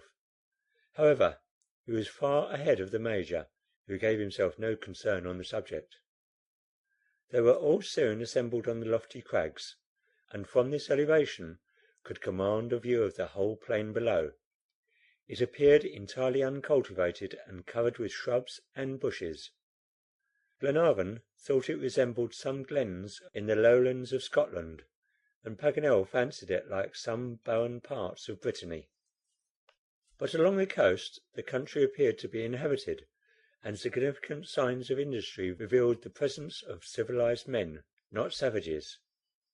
"A mill!" exclaimed Robert, and sure enough, in the distance, the long sails of a mill appeared, apparently about 3 miles off. "It certainly is a windmill," said Paganel, after examining the object in question through his telescope. "Let us go to it, then," said Glenarvan. Away they started, and after walking about half an hour, the country began to assume a new aspect, suddenly changing its sterility for cultivation. Instead of bushes, quick-set hedges met the eye, enclosing recent clearings. Several bullocks and about half a dozen horses were feeding in meadows, surrounded by acacias supplied from the vast plantations of Kangaroo Island. Gradually fields covered with cereals came in sight, whole acres covered with bristling ears of corn, hayricks in the shape of large beehives, blooming orchards, a fine garden worthy of Horace, in which the useful and agreeable were blended. Then came sheds, commons wisely distributed, and last of all, a plain, comfortable dwelling house, crowned by a joyous sounding mill, and found and shaded by its long sails, as they kept constantly moving round. Just at that moment a pleasant-faced man, about 50 years of age, came out of the house, warned by the loud barking of 4 dogs of the arrival of strangers. He was followed by 5 handsome strapping lads, his sons, and their mother, a fine tall woman. There was no mistake in the little group. This was a perfect type of the Irish colonist, a man who, weary of the miseries of his country, had come with his family to seek fortune and happiness beyond the seas. Before Glenarvan and his party had time to reach the house and present themselves in due form, they heard the cordial words, "Strangers, welcome to the house of Paddy O'Moore." "You are Irish," said Glenarvan, "if I am not mistaken," warmly grasping the outstretched hand of the colonist. "I was," replied Paddy O'Moore, "but now I am Australian. Come in, gentlemen, whoever you may be, this house is yours." It was impossible not to accept an invitation given with such grace. Lady Helena and Mary Grant were led in by Mrs. O'Moore, while the gentlemen were assisted by his sturdy sons to disencumber themselves of their firearms. An immense hall, light and airy, occupied the ground floor of the house, which was built of strong planks laid horizontally.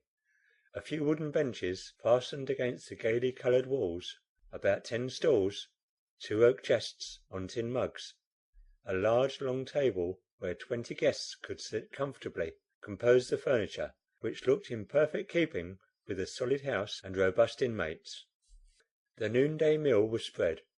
The soup tureen was smoking between the roast beef and a leg of mutton, surrounded by large plates of olives, grapes, and oranges. The necessary was there, and there was no lack of the superfluous. The host and hostess were so pleasant, and the big table with its abundant fare looked so inviting, that it would have been ungracious not to have seated themselves. The farm servants, on equal footing with their master, were already in their places to take their share of the meal. Paddy O'Moore pointed to the seats reserved for the strangers, and said to Glenarvan, "I was waiting for you." "Waiting for us?" replied Glenarvan, in a tone of surprise. "I am always waiting for those who come," said the Irishman; and then, in a solemn voice, while the family and domestics reverently stood, he repeated the Benedicite. Dinner followed immediately, during which an animated conversation was kept up on all sides. From Scotch to Irish is but a hand's breadth. The Tweed, several fathoms wide, digs a deeper trench between Scotland and England than the 20 leagues of Irish Channel which separates Old Caledonia from the Emerald Isle. Paddy O'Moore related his history. It was that of all emigrants driven by misfortune from their own country. Many come to seek fortunes who only find trouble and sorrow, but then they throw the blame on chance, and forget the true cause is their own idleness and vice and want of common sense. Whoever is sober and industrious, honest and economical, gets on. Such a one had been and was Paddy O'Moore. He left Dundalk, where he was starving, and came with his family to Australia, landed at Adelaide, where, refusing employment as a miner, he got engaged on a farm, and 2 months afterward commenced clearing ground on his own account. The whole territory of South Australia is divided into lots, each containing 80 acres, and these are granted to colonists by the government. Any industrious man, by proper cultivation, can not only get a living out of his lot, but lay by pounds 80 a year. Paddy O'Moore knew this. He profited by his own former experience, and laid by every penny he could till he had saved enough to purchase new lots. His family prospered, and his farm also. The Irish peasant became a landed proprietor, and though his little estate had only been under cultivation for 2 years, he had 500 acres cleared by his own hands, and 500 head of cattle. He was his own master, after having been a serf in Europe, and as independent as one can be in the freest country in the world. His guests congratulated him heartily as he ended his narration, and Paddy O'Moore, no doubt, expected confidence for confidence, but he waited in vain. However, he was one of those discreet people who can say, "I tell you who I am, but I don't ask who you are." Glenarvan's great object was to get information about the BRITANNIA, and like a man who goes right to the point, he began at once to interrogate O'Moore as to whether he had heard of the shipwreck. The reply of the Irishman was not favorable. He had never heard the vessel mentioned. For 2 years at least no ship had been wrecked on that coast, neither above nor below the Cape. Now the date of the catastrophe was within 2 years. He could therefore declare positively that the survivors of the wreck had not been thrown on that part of the western shore. "Now, my Lord," he added, "may I ask what interest you have in making the inquiry?" This pointed question elicited in reply the whole history of the expedition. Glenarvan related the discovery of the document, and the various attempts that had been made to follow up the precise indications given of the whereabouts of the unfortunate captives, and he concluded his account by expressing his doubt whether they should ever find the captain after all. His dispirited tone made a painful impression on the minds of his auditors. Robert and Mary could not keep back their tears, and Paganel had not a word of hope or comfort to give them. John Mangles was grieved to the heart, though he too was beginning to yield to the feeling of hopelessness which had crept over the rest, when suddenly the whole party were electrified by hearing a voice exclaim, "My Lord! Praise and thank God, if Captain Grant is alive, he is on this Australian continent. Chapter 7. The Quartermaster of the Britannia. The surprise caused by these words cannot be described. Glenarvan sprang to his feet, and pushing back his seat, exclaimed, "Who spoke?" "I did," said one of the servants at the far end of the table. "You, Ayrton," replied his master, not less bewildered than Glenarvan. "Yes, it was I," rejoined Ayrton in a firm tone, though somewhat agitated voice. "A Scotchman like yourself, my Lord, and one of the shipwrecked crew of the Britannia." The effect of such a declaration may be imagined. Mary Grant fell back half fainting in Lady Helena's arms, overcome with joyful emotion, and Robert and Mangles and Paganel started up and toward the man that Paddy O'Moore had addressed as Ayrton. He was a coarse looking fellow, about 45 years of age, with very bright eyes, though half hidden beneath thick overhanging brows. In spite of extreme leanness, there was an air of unusual strength about him. He seemed all bone and nerves, or, to use a Scotch expression, as if he had not wasted time in making fat. He was broad shouldered and of middle height, and though his features were coarse, his face was so full of intelligence and energy and decision that he gave one a favorable impression. The interest he excited was still further heightened by the marks of recent suffering imprinted on his countenance. It was evident that he had endured long and severe hardships, and that he had borne them bravely and come off victor. "You are one of the shipwrecked sailors of the Britannia?" was Glenarvan's first question. "Yes, my Lord, Captain Grant's quartermaster." "And saved with him after the shipwreck?" "No, my Lord, no. I was separated from him at that terrible moment, for I was swept off the deck as the ship struck." "Then you are not one of the two sailors mentioned in the document?" "No, I was not aware of the existence of the document. The captain must have thrown it into the sea when I was no longer on board." "But the captain? What about the captain?" "I believed he had perished, gone down with all his crew. I imagined myself the sole survivor." "But you said just now Captain Grant was living." "No, I said if the captain is living." "And you added, he is on the Australian continent." "And indeed he cannot be anywhere else." "Then you don't know where he is?" "No, my Lord. I say again, I supposed he was buried beneath the waves, or dashed to pieces against the rocks. It was from you I learned that he was still alive." "What then do you know?" "Simply this: if Captain Grant is alive, he is in Australia." "Where did the shipwreck occur?" asked Major McNabbs. This should have been the first question, but in the excitement caused by the unexpected incident, Glenarvan cared more to know where the captain was than where the Britannia had been lost. After the Major's inquiry, however, Glenarvan's examination proceeded more logically, and before long all the details of the event stood out clearly before the minds of the company. To the question put by the Major, Ayrton replied, "When I was swept off the forecastle, when I was hauling in the jib boom, the Britannia was running right on the Australian coast. She was not more than 2 cables' length from it, and consequently she must have struck just there." "In latitude 37 degrees?" asked John Mangles. "Yes, in latitude 37 degrees." "On the west coast?" "No, on the east coast," was the prompt reply. "And at what date?" "It was on the night of the 27th of June, 1862." "Exactly, just exactly!" exclaimed Glenarvan.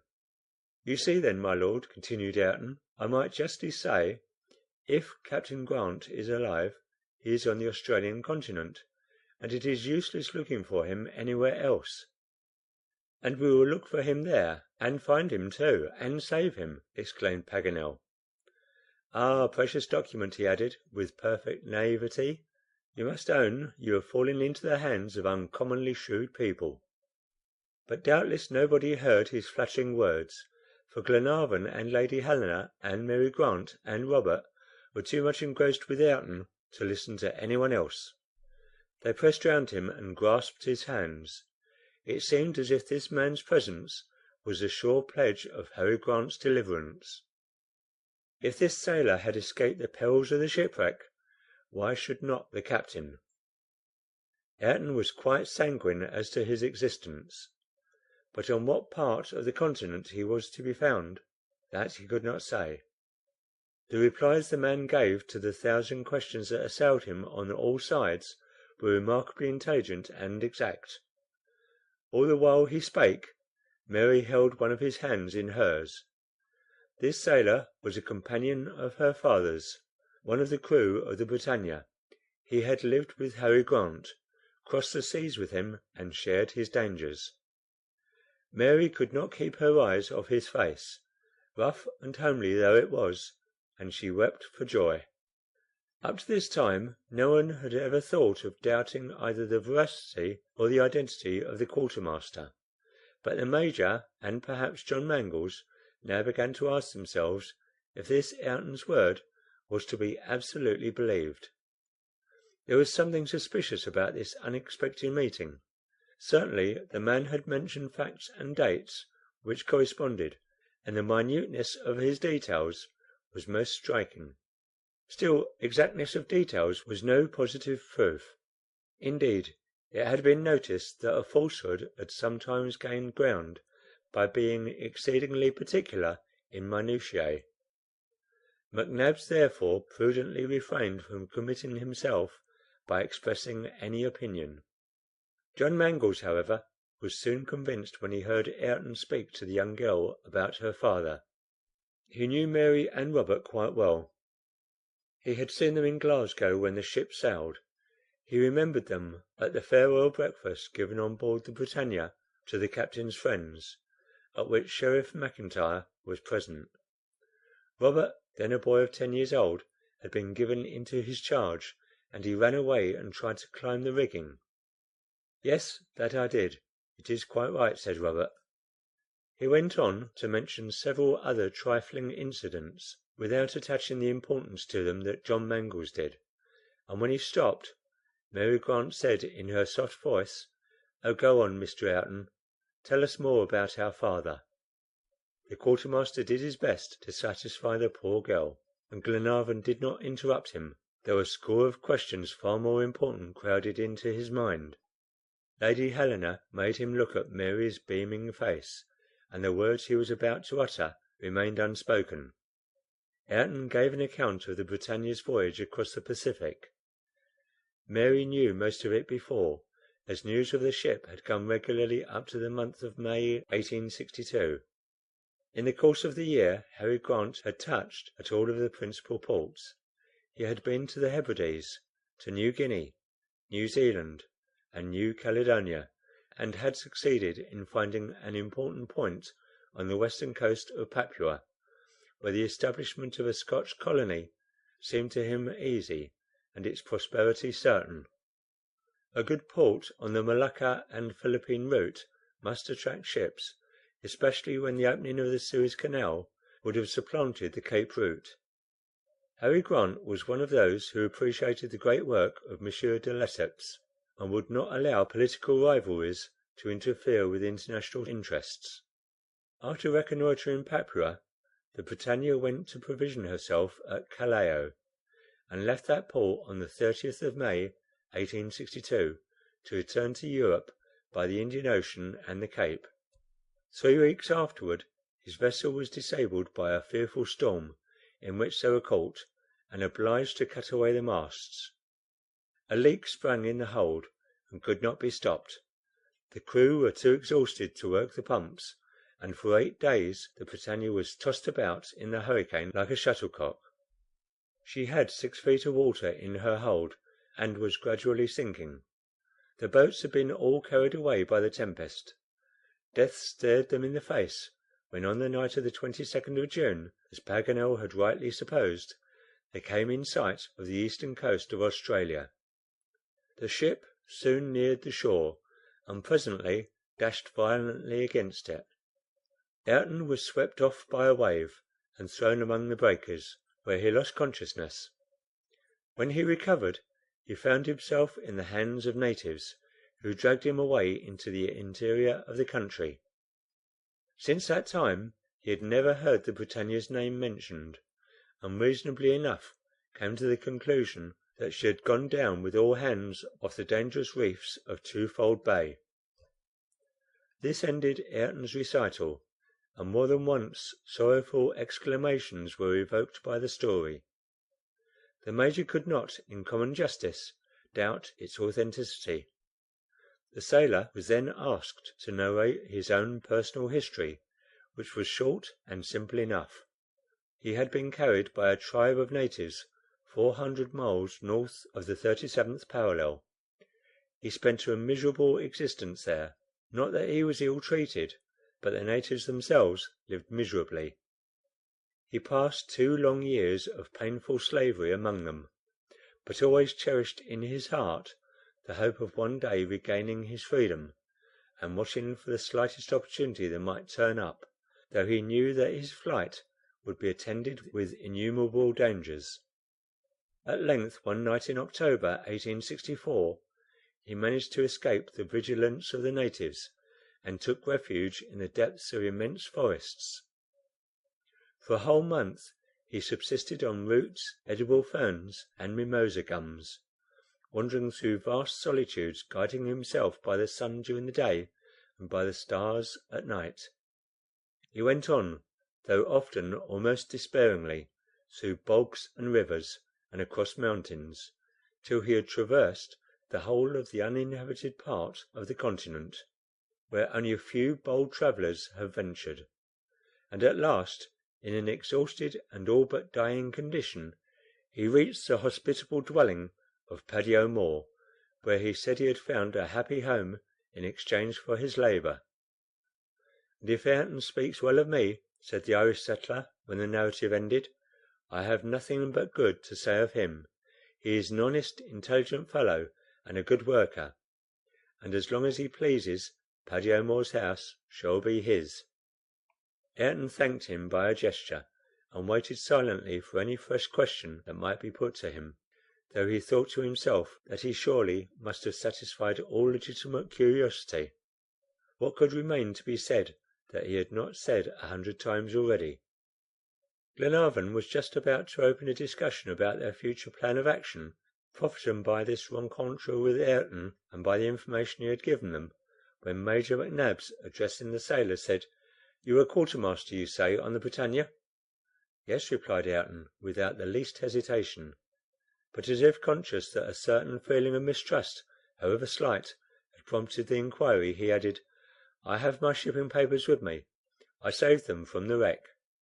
He left the room immediately to fetch his official document, and though hardly absent a minute, Paddy O'Moore managed to say, "My Lord, you may trust Ayrton. I vouch for his being an honest man.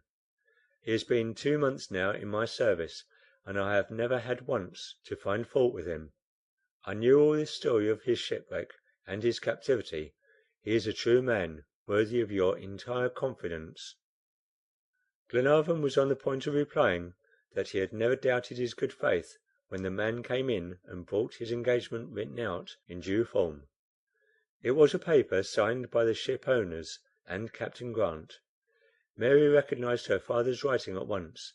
It was to certify that Tom Ayrton, able bodied seaman, was engaged as quartermaster on board the 3-mast vessel, the BRITANNIA, Glasgow. There could not possibly be the least doubt now of Ayrton's identity, for it would have been difficult to account for his possession of the document if he were not the man named in it. "Now then," said Glenarvan, "I wish to ask everyone's opinion as to what is best to be done. Your advice, Ayrton, will be particularly valuable, and I shall be much obliged if you would let us have it." After a few minutes' thought, Ayrton replied, "I thank you, my Lord, for the confidence you show towards me, and I hope to prove worthy of it. I have some knowledge of the country and the habits of the natives, and if I can be of any service to you—" "Most certainly you can," interrupted Glenarvan. "I think with you," resumed Ayrton, "that the captain and his 2 sailors have escaped alive from the wreck, but since they have not found their way to the English settlement, nor been seen anywhere, I have no doubt that their fate has been similar to my own. and that they are prisoners in the hands of some of the native tribes."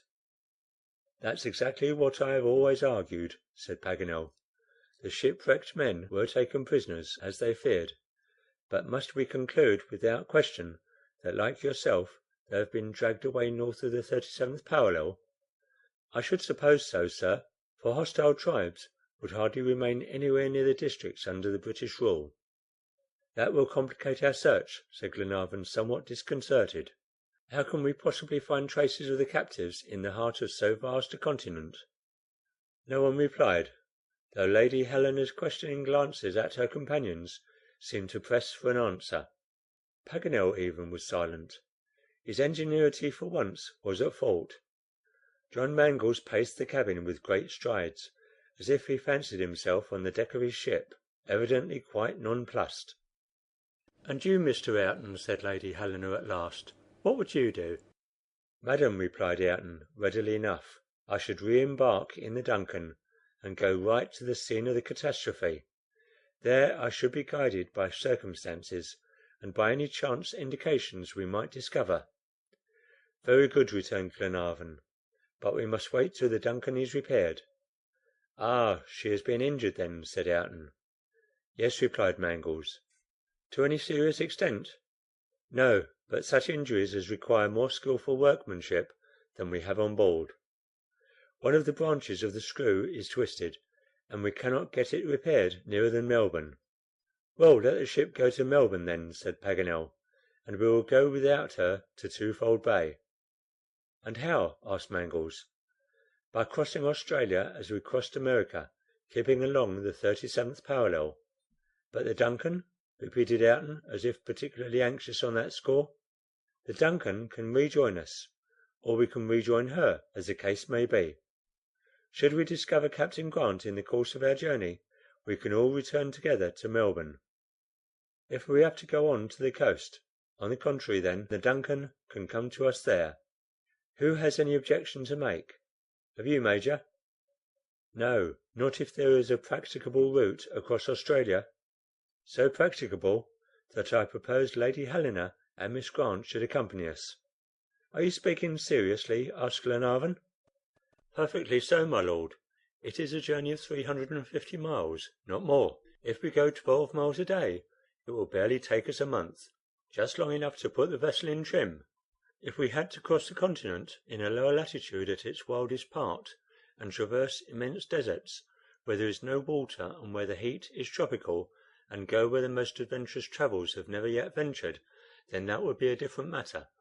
But the 37th parallel cuts only through the province of Victoria, quite an English country, with roads and railways, and well populated almost everywhere. It is a journey you might make almost in a chaise, though a wagon would be better. It is a mere trip from London to Edinburgh, nothing more." "What about wild beasts, though?" asked Glenarvan, anxious to go into all the difficulties of the proposal. "There are no wild beasts in Australia." "And how about the savages?" "There are no savages in this latitude, and if there were, they are not cruel like the New Zealanders." "And the convicts?" "There are no convicts in the southern provinces, only in the eastern colonies. The province of Victoria not only refused to admit them, but passed a law to prevent any ticket of leave men from other provinces from entering her territories. This very year the government threatened to withdraw its subsidy from the Peninsular Company if their vessels continued to take in coal in those western parts of Australia where convicts are admitted." "What! don't you know that, and you an Englishman?" "In the first place, I beg leave to say I am not an Englishman," replied Glenarvan.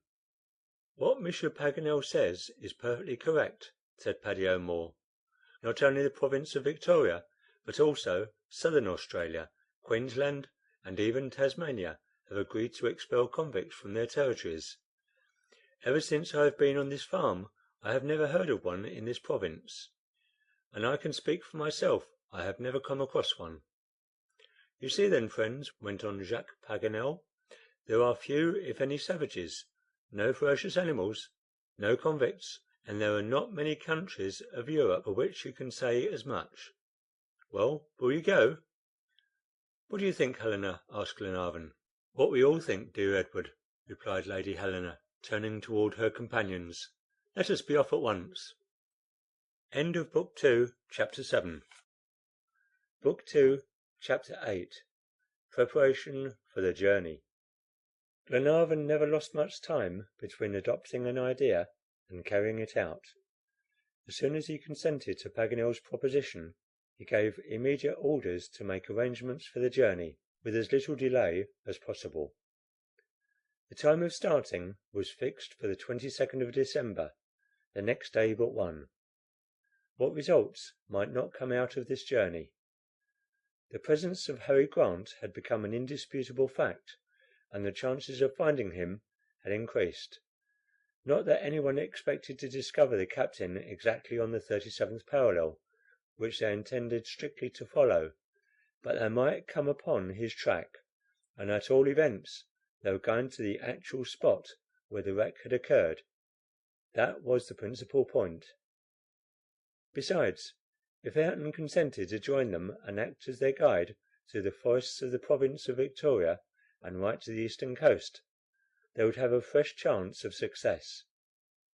Glenarvan was sensible of this, and asked his host whether he would have any great objection to his asking Ayrton to accompany them, for he felt particularly desirous of securing the assistance of Harry Grant's old companion. Paddy O'Moore consented, though he would regret the loss of his excellent servant. "Well then, Ayrton, will you come with us in our search expedition?" Ayrton did not reply immediately. He even showed signs of hesitation, but at last, after due reflection, said, "Yes, my Lord, I will go with you, and if I cannot take you to Captain Grant, I can at least take you to the very place where his ship struck." "Thanks, Ayrton. One question, my Lord." "Well?" "Where will you meet the DUNCAN again?" "At Melbourne, unless we traverse the whole continent from coast to coast." "But the captain?" "The captain will await my instructions in the port of Melbourne." "You may depend on me, then, my Lord." "I will, Ayrton."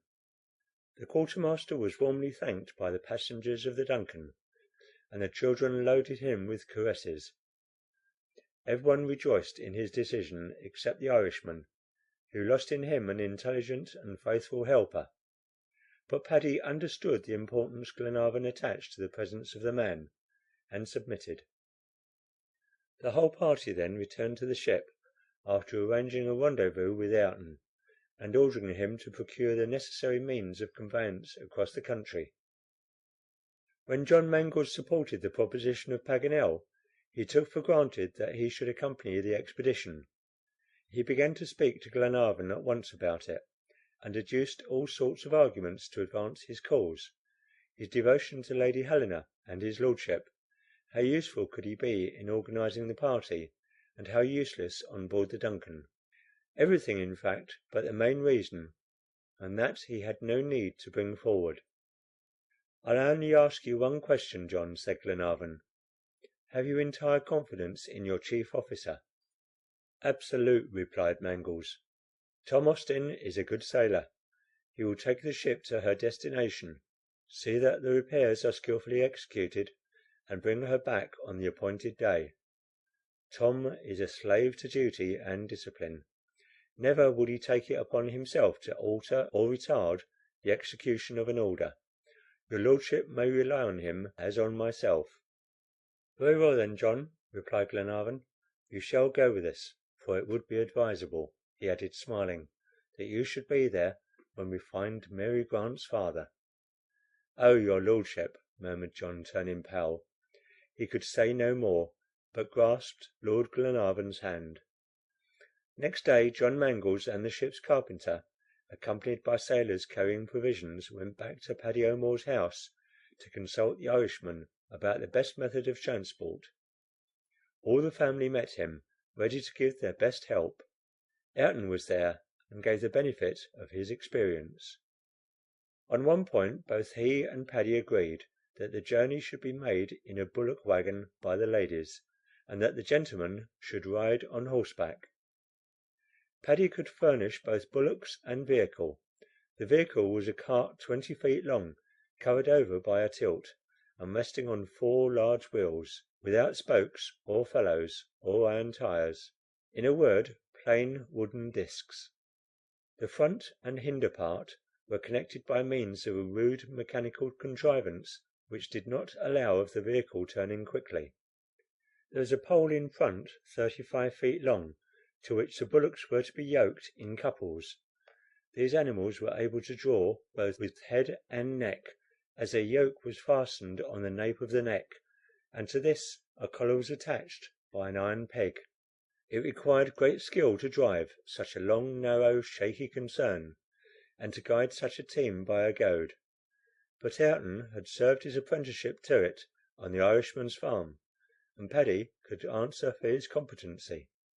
The role of conductor was therefore assigned to him.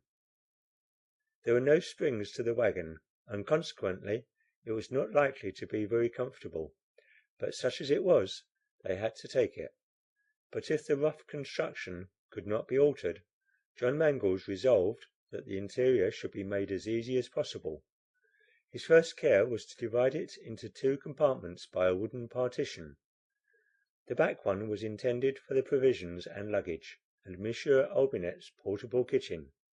The front was set apart especially for the ladies, and under the carpenter's hands was to be speedily converted into a comfortable room, covered with a thick carpet, and fitted up with a toilet table and two couches. Thick leather curtains shut in this apartment, and protected the occupants from the chilliness of the nights. In case of necessity, the gentlemen might shelter themselves here when the violent rains came on, but a tent was to be their usual resting place when the caravan camped for the night. John Mangles exercised all his ingenuity in furnishing the small space with everything that the two ladies could possibly require, and he succeeded so well that neither Lady Helena nor Mary had much reason to regret leaving their cosy cabins on board the DUNCAN. For the rest of the party the preparations were soon made, for they needed much less. Strong horses were provided for Lord Glenarvan, Paganel, Robert, Grant, McNabbs, and John Mangles; also for the two sailors, Wilson and Mulrady, who were to accompany their captain. Ayrton's place was, of course, to be in front of the wagon, and Monsieur Olbinett, who did not care much for equitation, was to make room for himself among the baggage. Horses and bullocks were grazing in the Irishman's meadows, ready to fetch at a moment's notice. After all arrangements were made and the carpenter set to work, John Mangles escorted the Irishman and his family back to the vessel, for Paddy wished to return the visit of Lord Glenarvan. Ayrton thought proper to go too, and about 4 o'clock the party came over the side of the DUNCAN. They were received with open arms. Glenarvan would not be outstripped in politeness, and invited his visitors to stop and dine. His hospitality was willingly accepted.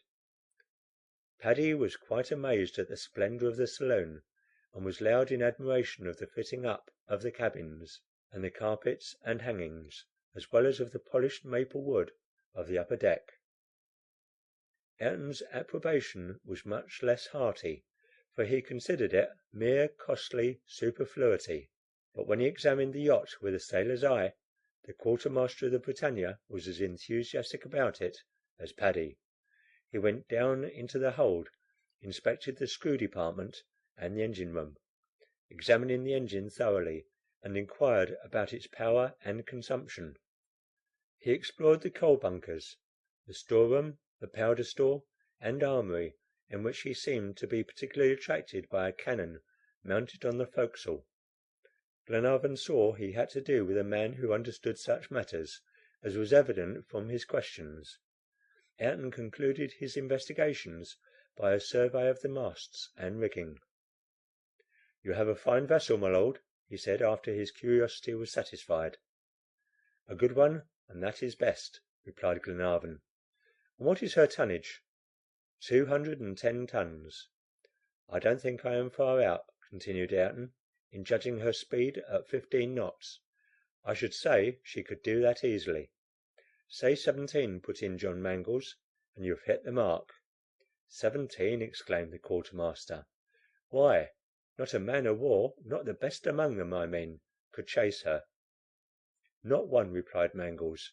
"The DUNCAN is a regular racing yacht, and will never let herself be beaten." "Even at sailing?" asked Ayrton. "Even at sailing." "Well, my Lord, and you too, captain," returned Ayrton, "allow a sailor who knows what a ship is worth to compliment you on yours." "Say on board of her, then, Ayrton," said Glenarvan. "It rests with yourself to call it yours." "I will think of it, my Lord," was all Ayrton's reply. Just then M. Olbinett came to announce dinner, and his Lordship repaired with his guests to the saloon. "That Ayrton is an intelligent man," said Paganel to the Major. "Too intelligent," muttered McNabbs, who, without any apparent reason, had taken a great dislike to the face and manners of the quartermaster. During the dinner Ayrton gave some interesting details about the Australian continent, which he knew perfectly.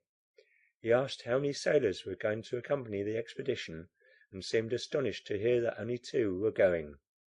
He advised Glenarvan to take all his best men, and even urged him to do it, which advice, by the way, ought to have removed the Major's suspicion. "But," said Glenarvan, "our journey is not dangerous, is it?" "Not at all," replied Ayrton quickly. "Well, then, we'll have all the men we can on board. Hands will be wanted to work the ship, and to help in the repairs. Besides, it is of the utmost importance that she should meet us to the very day at whatever place may be ultimately selected. Consequently, we must not lessen her crew." Ayrton said nothing more, as if convinced his Lordship was right. When evening came, Scotch and Irish separated. Ayrton and Paddy O'Moore and family returned home. Horses and wagons were to be ready the next day, and 8 o'clock in the morning was fixed for starting. Lady Helena and Mary Grant soon made their preparations. They had less to do than Jacques Paganel, for he spent half the night in arranging and wiping and rubbing up the lenses of his telescope. Of course, next morning he slept on till the Major's stentorian voice roused him. The luggage was already conveyed to the farm, thanks to John Mangles, and a boat was waiting to take the passengers. They were soon seated, and the young captain gave his final orders to Tom Austin, his chief officer. He impressed upon him that he was to wait at Melbourne for Lord Glenarvan's commands, and to obey them scrupulously, whatever they might be. The old sailor told John he might rely on him, and in the name of the men begged to offer his Lordship their best wishes for the success of this new expedition. A storm of hurrahs burst forth from the yacht as the boat rowed off. In 10 minutes the shore was reached, and a quarter of an hour afterward the Irishman's farm. All was ready. Lady Helena was enchanted with her installation. The huge chariot, with its primitive wheels and massive planks, pleased her particularly. The 6 bullocks, yoked in pairs, had a patriarchal air about them which took her fancy. Ayrton, goad in hand, stood waiting the orders of this new master. "My word," said Paganel, "this is a famous vehicle. It beats all the mail coaches in the world.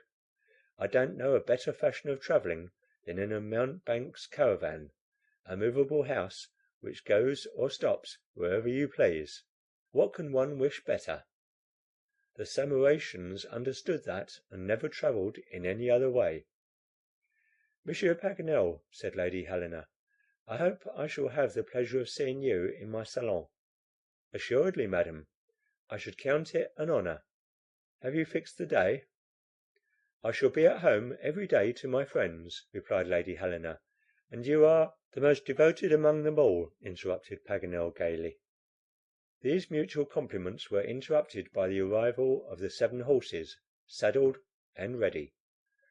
They were brought by Paddy's sons, and Lord Glenarvan paid the sum stipulated for his various purchases, adding his cordial thanks, which the worthy Irishman valued at least as much as his golden guineas. The signal was given to start, and Lady Helena and Mary took their places in the reserved compartment. Ayrton seated himself in front, and Olbinett scrambled in among the baggage. The rest of the party, well armed with carbines and revolvers, mounted their horses.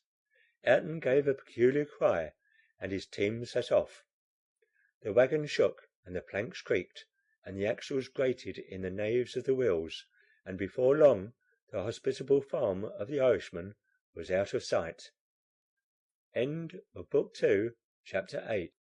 By Jules Verne, Book 2, Chapter 9, A Country of Paradoxes. It was the 23rd of December, 1864, a dull, damp, dreary month in the northern hemisphere, but on the Australian continent it might be called June. The hottest season of the year had already commenced, and the sun's rays were almost tropical, when Lord Glenarvan started on his new expedition. Most fortunately, the 37th parallel did not cross the immense deserts, inaccessible regions, which have cost many martyrs to science already. Glenarvan could never have encountered them. He had only to do with the southern part of Australia, that is, with the narrow portion of the province of Adelaide, with the whole of Victoria, and with the top of the reversed triangle which forms New South Wales. It is scarcely 62 miles from Cape Bernouilli to the frontiers of Victoria. It was not above 2 days' march, and Ayrton reckoned on their sleeping next night at Apsley, the most westerly town of Victoria. The commencement of a journey is always marked by ardour, both in the horses and the horsemen. This is well enough in the horsemen, but if the horses are to go far, their speed must be moderated and their strength husbanded. It was, therefore, fixed that the average journey every day should not be more than from 25 to 30 miles. Besides, the pace of the horses must be regulated by the slower pace of the bullocks, truly mechanical engines which lose in time what they gain in power. The wagon with its passengers and provisions was the very centre of the caravan, the moving fortress. The horsemen might act as scouts, but must never be far away from it. As no special marching order had been agreed upon, everybody was at liberty to follow his inclinations within certain limits. The hunters could scour the plain, amiable folks could talk to the fair occupants of the wagon, and philosophers could philosophize. Paganel, who was all three combined, had to be and was everywhere at once. The march across Adelaide presented nothing of any particular interest. A succession of low hills rich in dust, a long stretch of what they call in Australia bush, several prairies covered with small prickly bush, considered a great dainty by the ovine tribe, embraced many miles. Here and there they noticed a species of sheep peculiar to New Holland, sheep with pigs' heads, feeding between the posts of the telegraph line recently made between Adelaide and the coast. Up to this time there had been a singular resemblance in the country to the monotonous plains of the Argentine pampas. There was the same grassy flat soil, the same sharply defined horizon against the sky. McNabbs declared that they had never changed countries, but Paganel told him to wait, and he would soon see a difference. And on the faith of this assurance, marvellous things were expected by the whole party. In this fashion, after a march of 60 miles in 2 days, the caravan reached the parish of Apsley, the first town in the province of Victoria, in the Wimmera district. The wagon was put up at the Crown Inn. Supper was soon smoking on the table. It consisted solely of mutton, served up in various ways. They all ate heartily, but talked more than they ate, eagerly asking Paganel questions about the wonders of the country they were just beginning to traverse. The amiable geographer needed no pressing, and told them first that this part of it was called Australia Felix. "Wrongly named," he continued. "It had better have been called Rich, for it is true of countries, as individuals, that riches do not make happiness. Thanks to her gold mines, Australia has been abandoned to wild, devastating adventurers. You will come across them when we reach the gold fields." "Is not the colony of Victoria of but a recent origin?" asked Lady Glenarvan. "Yes, ma'am. It only numbers 30 years of existence. It was on the 6th of June, 1835, on a Tuesday." "At 7:15 in the evening," put in the Major, who delighted in teasing the Frenchman about his precise dates. "No, at 10 minutes past 7," replied the geographer gravely. "That Batman and Falkner first began a settlement at Fort Phillip, the bay on which the large city of Melbourne now stands.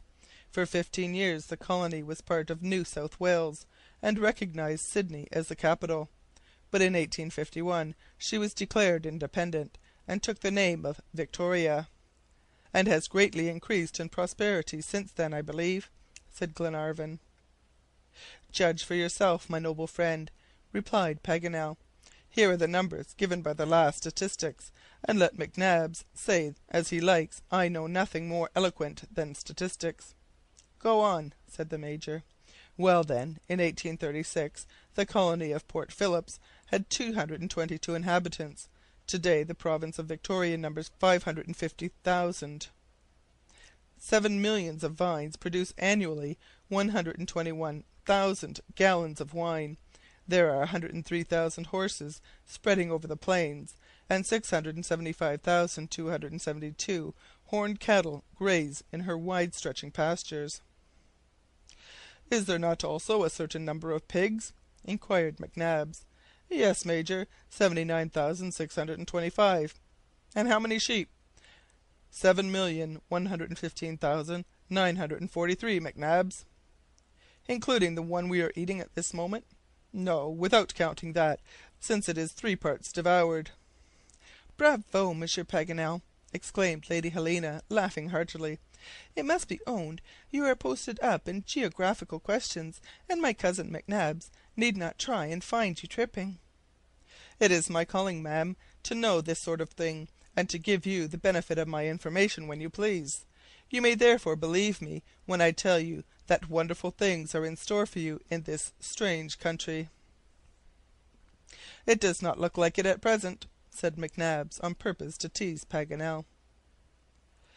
"Just you wait, impatient Major," was his rejoinder. "You have hardly put your foot on the frontier, when you turn round and abuse it.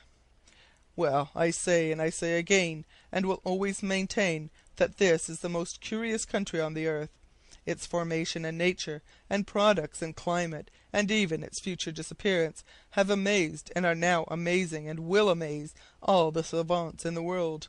Think, my friends, of a continent, the margin of which, instead of the centre, rose out of the waters originally like a gigantic ring, which encloses, perhaps, in its centre, a sea partly evaporated, the waves of which are drying up daily, where humidity does not exist, either in the air or in the soil, where the trees lose their bark every year instead of their leaves, where the leaves present their sides to the sun and not their face, and consequently give no shade, where the wood is often incombustible, where good-sized stones are dissolved by the rain, where forests are low and the grasses gigantic, where the animals are strange, where quadrupeds have beaks, like the ichnida or ornithorhynchus, and naturalists have been obliged to create a special order for them, called monotremes, where the kangaroos leap on unequal legs, and sheep have pigs' heads, where foxes fly about from tree to tree, where swans are black, where rats make nests, where the bower bird opens her reception rooms to receive visits from her feathered friends, where the birds astonish the imagination by the variety of their notes and their aptness, where one bird serves for a clock, and another makes a sound like a postilion cracking of a whip, and a third imitates a knife grinder, and a fourth the motion of a pendulum, where one laughs when the sun rises, and another cries when the sun sets. Oh, strange, illogical country, land of paradoxes and anomalies! If ever there was one on earth, the learned botanist Grimard was right when he said, "There is that Australia, a sort of parody, or rather a defiance of universal laws, in the face of the rest of the world." Paganel's tirade was poured forth in the most impetuous manner, and seemed as if it were never coming to an end. The eloquent secretary of the Geographical Society was no longer master of himself.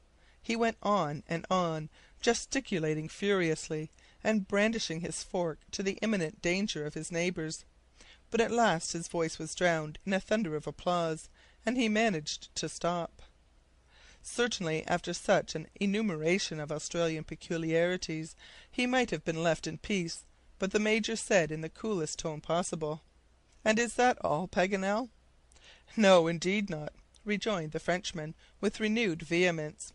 "What!" exclaimed Lady Helena, "there are more wonders still in Australia?" "Yes, madam, its climate. It is even stranger than its productions." "Is it possible?" they all said. "I am not speaking of the hygienic qualities of the climate," continued Paganel, "rich as it is in oxygen and poor in azote. There are no damp winds, because the trade winds blow regularly on the coasts, and most diseases are unknown, from typhus to measles and chronic affections." "Still, that is no small advantage," said Glenarvan. "No doubt, but I am not referring to that, but to one quality it has which is incomparable." "And what is that? You will never believe me." "Yes, we will," exclaimed his auditors, their curiosity aroused by this preamble. "Well, it is—" "It is what?" "It is a moral regeneration." "A moral regeneration?" "Yes," replied the savant, in a tone of conviction. "Here metals do not get rust on them by exposure to the air, nor men. Here the pure dry atmosphere whitens everything rapidly, both linen and souls. The virtue of the climate must have been well known in England when they determined to send their criminals here to be reformed." "What! Do you mean to say the climate has really any such influence?" said Lady Helena. "Yes, madam, both on animals and men." "You are not joking, Monsieur Paganel?" "I am not, madam. The horses and the cattle here are of incomparable docility. You see it?" "It is impossible." "But it is a fact. And the convicts, transported into this reviving, salubrious air, become regenerated in a few years. Philanthropists know this. In Australia all natures grow better." "But what is to become of you, then, Monsieur Paganel, in this privileged country, you who are so good already?" said Lady Helena. "What will you turn out?" "Excellent, madame, just excellent, and that's all." End of Book 2, Chapter 9. Book 2, Chapter 10. An Accident. The next day, the 24th of December, they started at daybreak. The heat was already considerable, but not unbearable, and the road was smooth and good, and allowed the cavalcade to make speedy progress. In the evening they camped on the banks of the White Lake, the waters of which are brackish and undrinkable. Jacques Paganel was obliged to own that the name of this lake was a complete misnomer, for the waters were no more white than the Black Sea is black, or the Red Sea red, or the Yellow River yellow, or the Blue Mountains blue. However, he argued and disputed the point with all the amour propre of a geographer, but his reasoning made no impression. Mr. Olbinett prepared the evening meal with his accustomed punctuality, and after this was despatched, the travellers disposed themselves for the night in the wagon and in the tent, and were soon sleeping soundly, notwithstanding the melancholy howl of the dingoes, the jackals of Australia. A magnificent plain, thickly covered with chrysanthemums, stretched out beyond the lake, and Glenarvan and his friends would gladly have explored its beauties when they awoke next morning, but they had to start. As far as the eye could reach, nothing was visible but one stretch of prairie enameled with flower in all the freshness and abundance of spring. The blue flowers of the slender-leaved flax combined with the bright hues of the scarlet acanthus, a flower peculiar to the country. A few cassowaries were bounding over the plain, but it was impossible to get near them. The Major was fortunate enough, however, to hit one very rare animal with a ball in the leg. This was the jabiru, a species which is fast disappearing, the gigantic crane of the English colonies. This winged creature was 5 feet high, and his wide, conical, extremely pointed beak measured 18 inches in length. The violet and purple tints of his head contrasted vividly with the glossy green of his neck, and the dazzling whiteness of his throat, and the bright red of his long legs. Nature seemed to have exhausted in its favor all the primitive colors on her palette. Great admiration was bestowed on this bird, and the major spoil would have borne the honours of the day had not Robert come across an animal a few miles further on, and bravely killed it. It was a shapeless creature, half porcupine, half ant-eater, a sort of unfinished animal belonging to the first stage of creation. A long, glutinous, extensible tongue hung out of his jaws in search of the ants, which formed its principal food. "It is an echidna," said Paganel. "Have you ever seen such a creature?" "It is horrible," replied Glenarvan. "Horrible enough, but curious, and what's more, peculiar to Australia. One might search for it in vain in any other part of the world." Naturally enough, the geographer wished to preserve this interesting species of monotremata, and wanted to stow it away in the luggage, but Monsieur Olbinett resented the idea so indignantly that the savant was obliged to abandon his project. About 4 o'clock in the afternoon, John Mangles descried an enormous column of smoke about 3 miles off, gradually overspreading the whole horizon.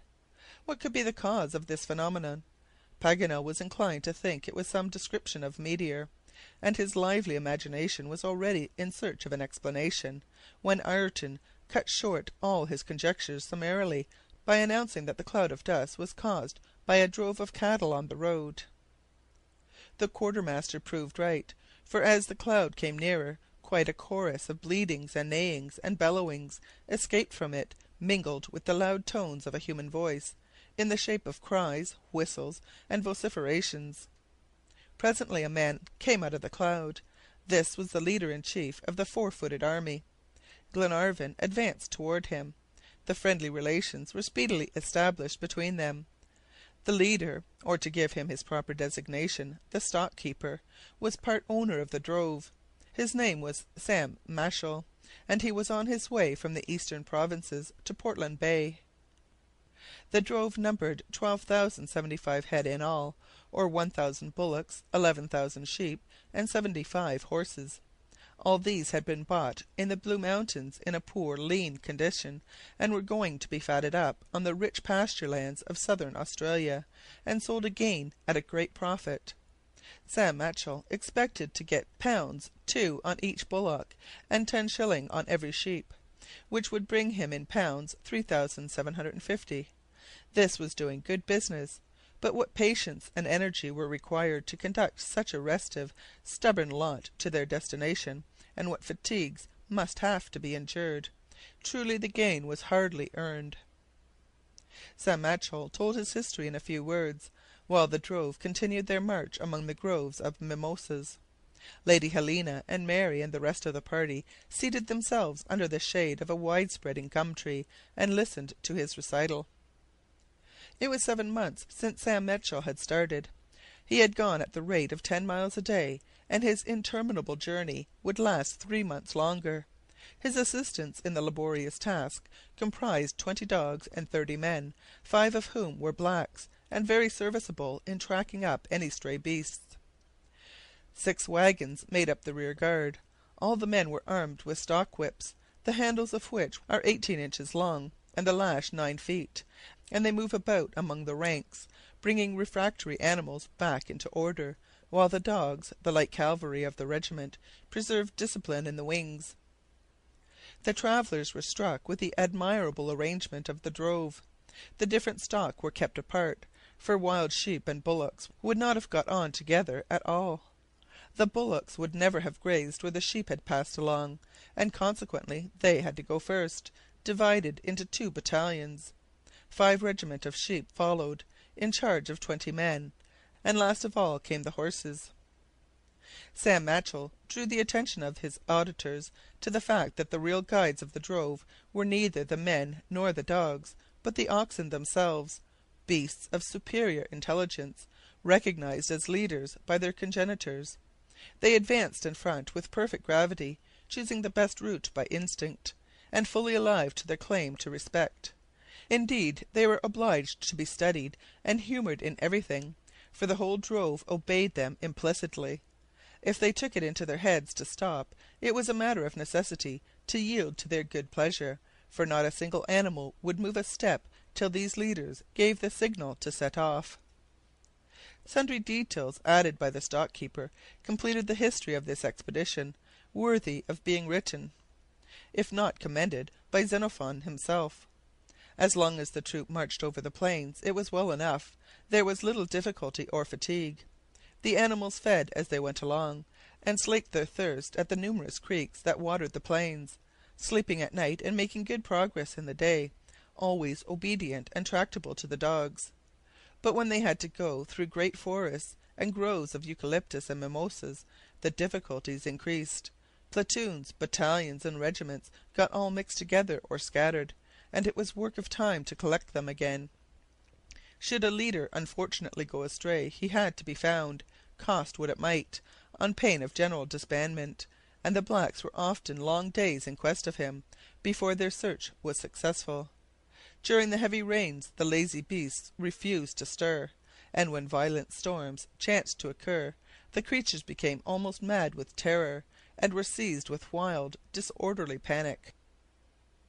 However, by dint of energy and ambition, the stock-keeper triumphed over these difficulties, incessantly renewed though they were. He kept steadily on. Mile after mile of plains and woods and mountains lay behind. But in addition to all his other qualities, there was one higher than all that he specially needed when they came to rivers. This was patience, patience that could stand any trial, and not only could hold out for hours and days, but for weeks. The stock-keeper would be himself forced to wait on the banks of a stream that might have been crossed at once. There was nothing to hinder but the obstinacy of the herd. The bullocks would taste the water and turn back. The sheep fled in all directions, afraid to brave the liquid element. The stock-keeper hoped when night came he might manage them better, but they still refused to go forward. The rams were dragged in by force, but the sheep would not follow. They tried what thirst they could, by keeping them without drink for several days, but when they were brought to the river again they simply quenched their thirst, and declined a more intimate acquaintance with the water. The next expedient employed was to carry all the lambs over, hoping the mothers would be drawn after them, moved by their cries, but the lambs might bleat as pitifully as they liked, the mothers never stirred.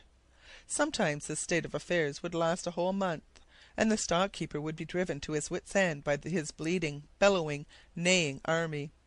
Then all of a sudden one fine day, without rhyme or reason, a detachment would take it to their heads to make a start across, and the only difficulty now was to keep the whole herd from rushing helter-skelter after them.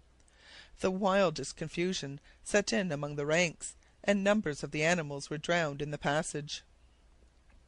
Such was the narrative of Sam Machell. During its recital a considerable part of the troop had filed past in good order. It was time for him to return to his place at their head, that he might be able to choose the best pasturage. Taking leave of Lord Glenarvan, he sprang on a capital horse of the native breed, that one of his men held waiting for him, and after shaking hands cordially with everybody all round, took his departure. A few minutes later nothing was visible of the stock-keeper and his troop but a cloud of dust.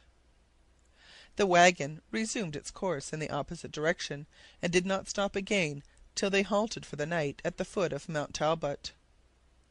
Paganel made the judicious observation that it was the 25th of December, the Christmas day so dear to English hearts. But the steward had not forgotten it, and an appetizing meal was soon ready under the tent, for which he deserved and received warm compliments from the guests. Indeed, Monsieur Olbinett had quite excelled himself on this occasion. He produced from his stores such an array of European dishes as is seldom seen in the Australian desert. Reindeer hams, slices of salt beef, smoked salmon, oat cakes, and barley meal scones, tea ad libitum, and whisky in abundance, and several bottles of port composed this astonishing meal. The little party might have thought themselves in the grand dining hall of Malcolm Castle in the heart of the Highlands of Scotland. The next day, at 11 a.m., the wagon reached the banks of the Wimerra on the 143rd meridian. The river, half a mile in width, wound its limpid course between tall rows of gum trees and acacias. Magnificent specimens of the myrtaceae, among others, the Metroside Ross speciosa, 15 feet high, with long drooping branches adorned with red flowers, thousands of birds, the lories and greenfinches and gold-winged pigeons, not to speak of the noisy paroquets, flew about in the green branches. Below, on the bosom of the water, were a couple of shy and unapproachable black swans. This rara avis of the Australian rivers soon disappeared among the windings of the Wimerra, which water the charming landscape in the most capricious manner. The wagon stopped on a grassy bank, the long fringes of which dipped in the rapid current. There was neither raft nor bridge, but cross over they must.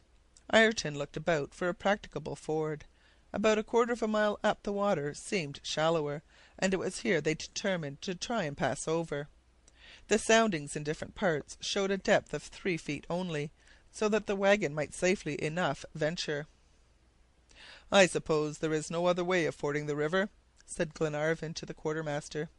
"No, my Lord, but the passage does not seem dangerous. We shall manage it." "Shall Lady Glenarvan and Miss Grant get out of the wagon?" "Not at all. My bullocks are sure-footed, and you may rely on me for keeping them straight." "Very well, Ayrton, I can trust you." The horsemen surrounded the ponderous vehicle, and all stepped boldly into the current. Generally, when wagons have to ford rivers, they have empty casks slung all round them to keep them floating on the water, but they had no such swimming belt with them on this occasion, and they could only depend on the sagacity of the animals and the prudence of Ayrton, who directed the team. The Major and the 2 sailors were some feet in advance. Glenarvan and John Mangles went at the sides of the wagon, ready to lend any assistance the fair travelers might require, and Paganel and Robert brought up the rear. All went well until they reached the middle of the Wimerra, but then the hollow deepened, and the water rose to the middle of the wheels. The bullocks were in danger of losing their footing, and dragging with them the oscillating vehicle. Ayrton devoted himself to his task courageously. He jumped into the water, and hanging on by the bullocks' horns, dragged them back into the right course. Suddenly the wagon made a jolt that it was impossible to prevent. A crack was heard, and the vehicle began to lean over in a most precarious manner. The water now rose to the ladies' feet. The whole concern began to float, though John Mangles and Lord Glenarvan hung on to the side. It was an anxious moment. Fortunately, a vigorous effort drove the wagon toward the opposite shore, and the bank began to slope upward, so that the horses and bullocks were able to regain their footing, and soon the whole party found themselves on the other side, glad enough, though wet enough too. The forepart of the wagon, however, was broken by the jolt, and Glenarvan's horse had lost a shoe. This was an accident that needed to be promptly repaired. They looked at each other, hardly knowing what to do, till Ayrton proposed he should go to Black Point Station, 20 miles further north, and bring a blacksmith with him. "Yes, go, my good fellow," said Glenarvan. "How long will it take you to get there and back?" "About 15 hours," replied Ayrton, "but no longer." "Start at once, then, and we will camp here on the banks of the Wimerra till you return." End of Book 2, Chapter 10. Book 2, Chapter 11. Crime or Calamity. It was not without apprehension that the Major saw Ayrton quit the Wimerra camp to go and look for a blacksmith at the Point Black station. But he did not breathe a word of his private misgivings, and contented himself with watching the neighborhood of the river. Nothing disturbed the repose of those tranquil glades, and after a short night the sun reappeared on the horizon. As to Glenarvan, his only fear was lest Ayrton should return alone. If they failed to find a workman, the wagon could not resume the journey. This might end in a delay of many days, and Glenarvan, impatient to succeed, could brook no delay in his eagerness to attain his object. Ayrton, luckily, had lost neither his time nor his trouble. He appeared next morning at daybreak, accompanied by a man who gave himself out as the blacksmith from Black Point Station. He was a powerful fellow and tall, but his features were of a low, brutal type, which did not prepossess anyone in his favor. But that was nothing, provided he knew his business. He scarcely spoke, and certainly he did not waste his breath in useless words. "Is he a good workman?" said John Mangles to the quartermaster. "I know no more about him than you do, captain," said Ayrton, "but we shall see." The blacksmith set to work. Evidently that was his trade, as they could plainly see from the way he set about repairing the forepart of the wagon. He worked skilfully and with uncommon energy. The Major observed that the flesh of his wrists was deeply furrowed, showing a ring of extravasated blood. It was the mark of a recent injury, which the sleeve of an old woollen shirt could not conceal. McNabbs questioned the blacksmith about those sores which looked so painful. The man continued his work without answering. 2 hours more, and the damage the carriage had sustained was made good. As to Glenarvan's horse, it was soon disposed of. The blacksmith had had the foresight to bring the shoes with him. These shoes had a peculiarity which did not escape the Major. It was a trefoil clumsily cut on the back part. McNabbs pointed it out to Ayrton. "It is the Black Point brand," said the quartermaster. "That enables them to track any horses that may stray from the station, and prevents their being mixed with the other herds." The horse was soon shod. The blacksmith claimed his wage, and went off without uttering 4 words. Half an hour later, the travellers were on the road. Beyond the grove of mimosas was a stretch of sparsely timbered country, which quite deserved its name of open plain. Some fragments of quartz and ferruginous rock lay among the scrub and the tall grass, where numerous flocks were feeding. Some miles farther the wheels of the wagon ploughed deep into the alluvial soil, where irregular creeks murmured in their beds, half hidden among giant reeds. By and by they skirted vast salt lakes, rapidly evaporating. The journey was accomplished without trouble, and indeed without fatigue. Lady Helena invited the horsemen of the party to pay her a visit in turns, as her reception-room was but small, and in pleasant converse with this amiable woman they forgot about the fatigue of their day's ride. Lady Helena, seconded by Miss Mary, did the honours of their ambulatory house with perfect grace. John Mangles was not forgotten in these daily invitations, and his somewhat serious conversation was not unpleasing.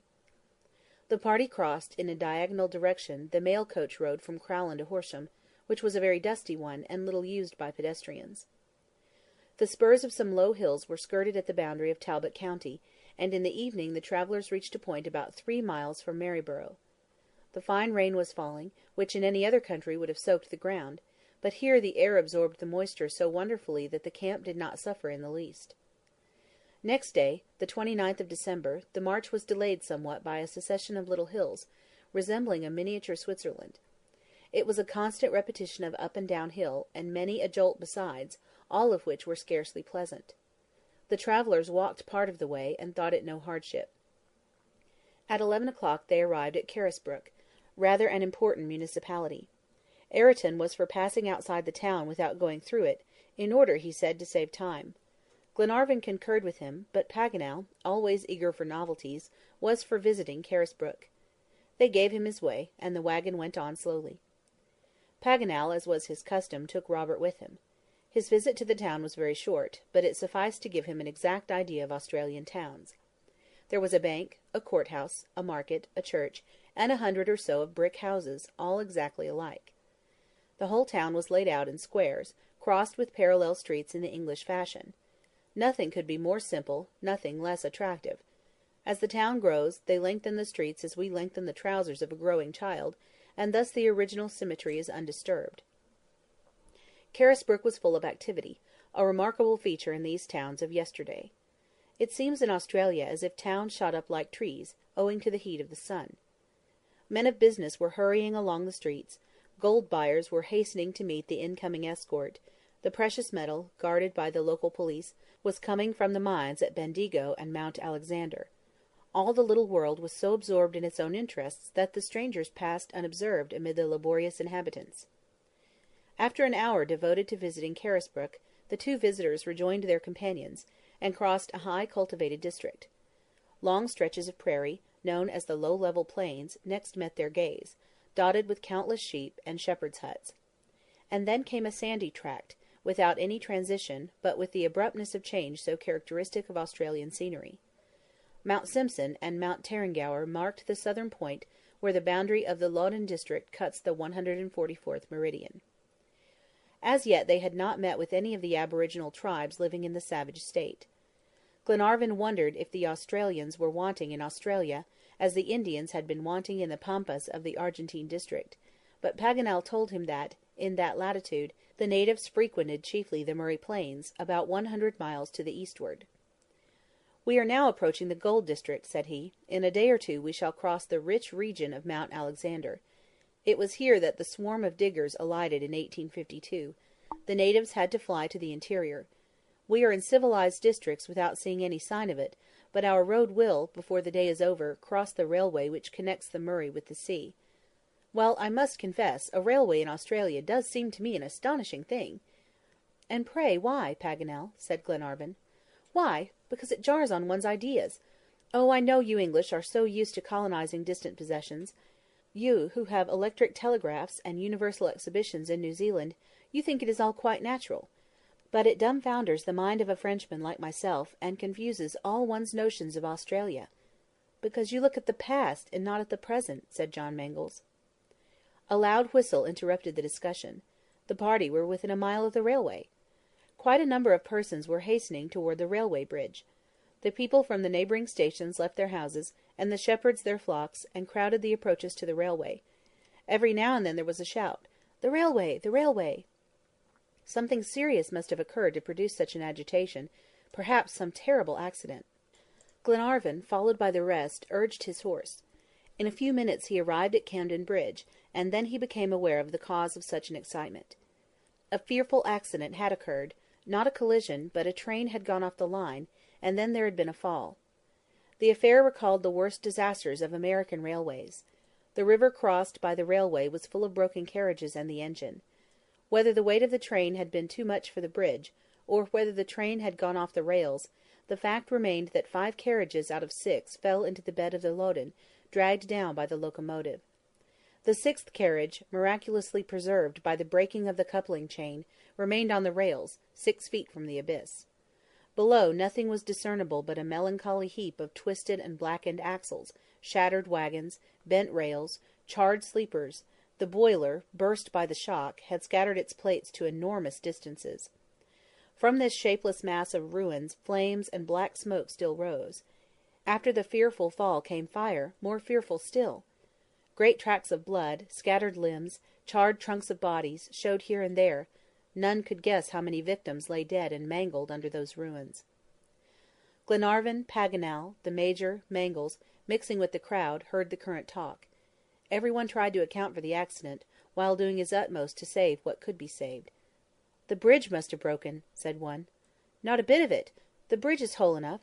They must have forgotten to close it to let the train pass. That is all." It was in fact a swing bridge, which opened for the convenience of the boats. Had the guard, by an unpardonable oversight, omitted to close it for the passage of the train, so that the train, coming on at full speed, was precipitated into the Loddon? This hypothesis seemed very admissible, for although one half of the bridge lay beneath the ruins of the train, the other half, drawn up to the opposite shore, hung, still unharmed, by its chains. No one could doubt that an oversight on the part of the guard had caused the catastrophe. The accident had occurred in the night, to the express train which left Melbourne at 11:45 in the evening. About 3:15 in the morning, 25 minutes after leaving Castlemaine, it arrived at Camden Bridge, where the terrible disaster befell. The passengers and guards of the last and only remaining carriage at once tried to obtain help. But the telegraph, whose posts were lying on the ground, could not be worked. It was 3 hours before the authorities from Castlemaine reached the scene of the accident, and it was 6 o'clock in the morning when the salvage party was organized, under the direction of Mr. Mitchell, the Surveyor General of the colony, and a detachment of police, commanded by an inspector. The squatters and their hands lent their aid, and directed their efforts first to extinguishing the fire which raged in the ruined heap with unconquerable violence. A few unrecognizable bodies lay on the slope of the embankment, but from that blazing mass no living thing could be saved. The fire had done its work too speedily. Of the passengers 10 only survived, those in the last carriage. The railway authorities sent a locomotive to bring them back to Castlemaine. Lord Glenarvan, having introduced himself to the Surveyor General, entered into conversation with him and the Inspector of Police. The latter was a tall, thin man, imperturbably cool, and, whatever he may have felt, allowed no trace of it to appear on his features.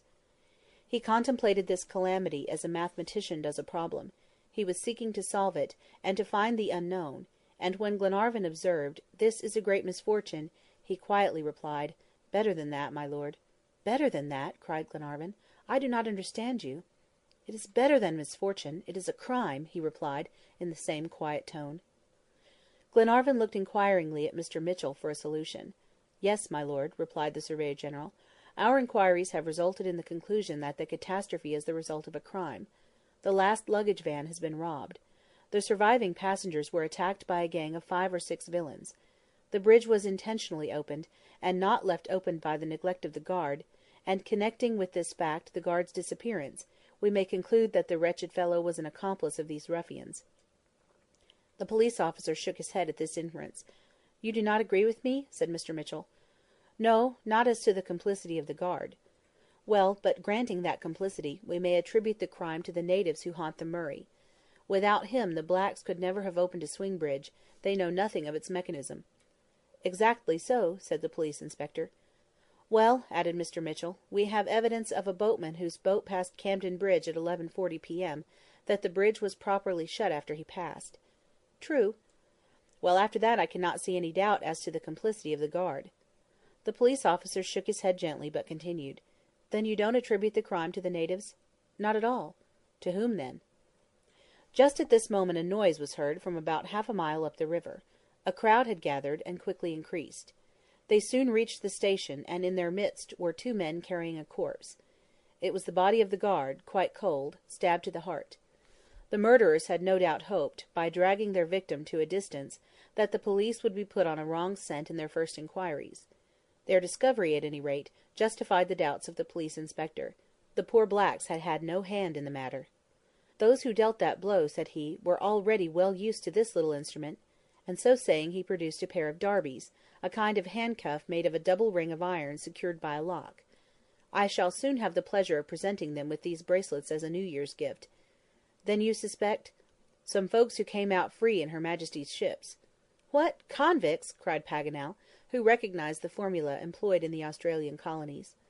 "I thought," said Glenarvan, "convicts had no right in the province of Victoria." "Bah!" said the inspector. "If they have no right they take it. They escape sometimes, and, if I am not greatly mistaken, this lot have come straight from Perth, and, take my word for it, they will soon be there again." Mr. Mitchell nodded acquiescence in the words of the police inspector. At this moment the waggon arrived at the level crossing of the railway. Glenarvan wished to spare the ladies the horrible spectacle at Camden Bridge. He took courteous leave of the Surveyor General, and made a sign to the rest to follow him. "There is no reason," said he, "for delaying our journey." Glenarvan merely mentioned to Lady Helena that there had been a railway accident, without a hint of the crime that had played so great a part in it. Neither did he make mention of the presence of a band of convicts in the neighbourhood, reserving that piece of information solely for Ayrton's ear. The little procession now crossed the railway some 200 yards below the bridge, and then resumed their eastward course. End of Book 2, Chapter 11. Book 2, Chapter 12, Toline of the Lachlan. About 2 miles from the railway, the plain terminated in a range of low hills, and it was not long before the wagon entered a succession of narrow gorges and capricious windings, out of which it emerged into a most charming region, where grand trees, not closely planted, but in scattered groups, were growing with absolute tropical luxuriance. As the party drove on, they stumbled upon a little native boy, lying fast asleep beneath the shade of a magnificent banksia. He was dressed in European garb, and seemed about 8 years of age. There was no mistaking the characteristic features of his race. The crisped hair, the nearly black skin, the flattened nose, the thick lips, the unusual length of the arms, immediately classed him among the aborigines of the interior. But a degree of intelligence appeared in his face that showed some educational influence must have been at work on his savage, untamed nature. Lady Helena, whose interest was greatly excited by this spectacle, got out of the wagon, followed by Mary, and presently the whole company surrounded the peaceful little sleeper. "Poor child!" said Mary Grant. "Is he lost, I wonder, in this desert?" "I suppose," said Lady Helena, "he has come a long way to visit this part. No doubt some he loves are here." "But he can't be left alone," added Robert. "We must—" His compassionate sentence remained unfinished, for, just at that moment, the child turned over in his sleep, and to the extreme surprise of everybody, there was a large label on his shoulders, on which the following was written: "Toline, to be conducted to Utrecht. care of Geoffrey Smith, railway porter, prepaid." "That's the English all over!" exclaimed Paganel. "They send off a child just as they would luggage, and book 'em like a parcel. I heard it was done, certainly, but I could not believe it before." "Poor child!" said Lady Helena. "Could he have been in the train that got off the line in Camden Bridge? Perhaps his parents were killed, and he is left alone in the world." "I don't think so, madame," replied John Mangles. "The card rather goes to prove he was traveling alone." "He is waking up," said Mary. And so he was. His eyes slowly opened, and they closed again, pained by the glare of the light. But Lady Helena took his hand, and he jumped at once and looked about him in bewilderment at the sight of so many strangers. He seemed half frightened at first, but the presence of Lady Helena reassured him. "Do you understand English, my little man?" asked the young lady. "I understand it and speak it," replied the child in fluent enough English, but with a marked accent. His pronunciation was like a Frenchman's. "What is your name?" asked Lady Helena. "Toline," replied the little native. "Toline!" exclaimed Paganel. "Ah, I think that means bark of a tree in Australian." Toline nodded, and looked again at the travelers. "Where do you come from?" inquired Lady Helena.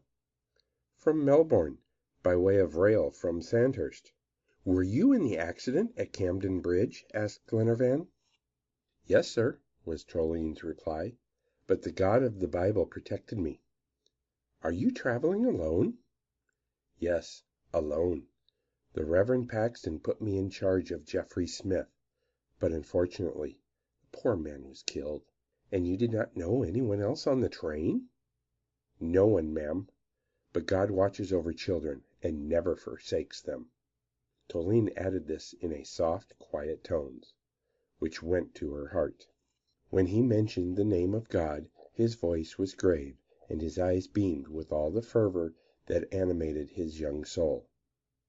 This religious enthusiasm at so tender an age was easily explained. The child was one of the aborigines baptized by the English missionaries, and trained by them in all the rigid principles of the Methodist Church. His calm replies, proper behavior, and even his somber garb made him look like a little reverend already. But where was he going all alone in these solitudes, and why had he left Camden Bridge? Lady Helena asked him about this. "I was returning to my tribe in Lachlan," he replied. "I wished to see my family again." "Are they Australians?" inquired John Mangles. "Yes, Australians of the Lachlan," replied Toline. "Have you a father and mother?" said Robert Grant. "Yes, my brother," replied Toline, holding out his hand to little Grant. Robert was so touched by the word brother that he kissed the black child, and they were friends forthwith. The whole party were so interested in these replies of the little Australian savage that they all sat around him in a listening group.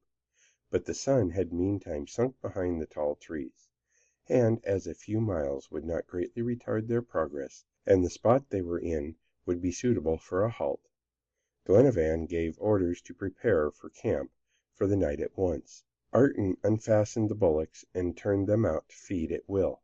The tent was pitched, and Olbrich got the supper ready.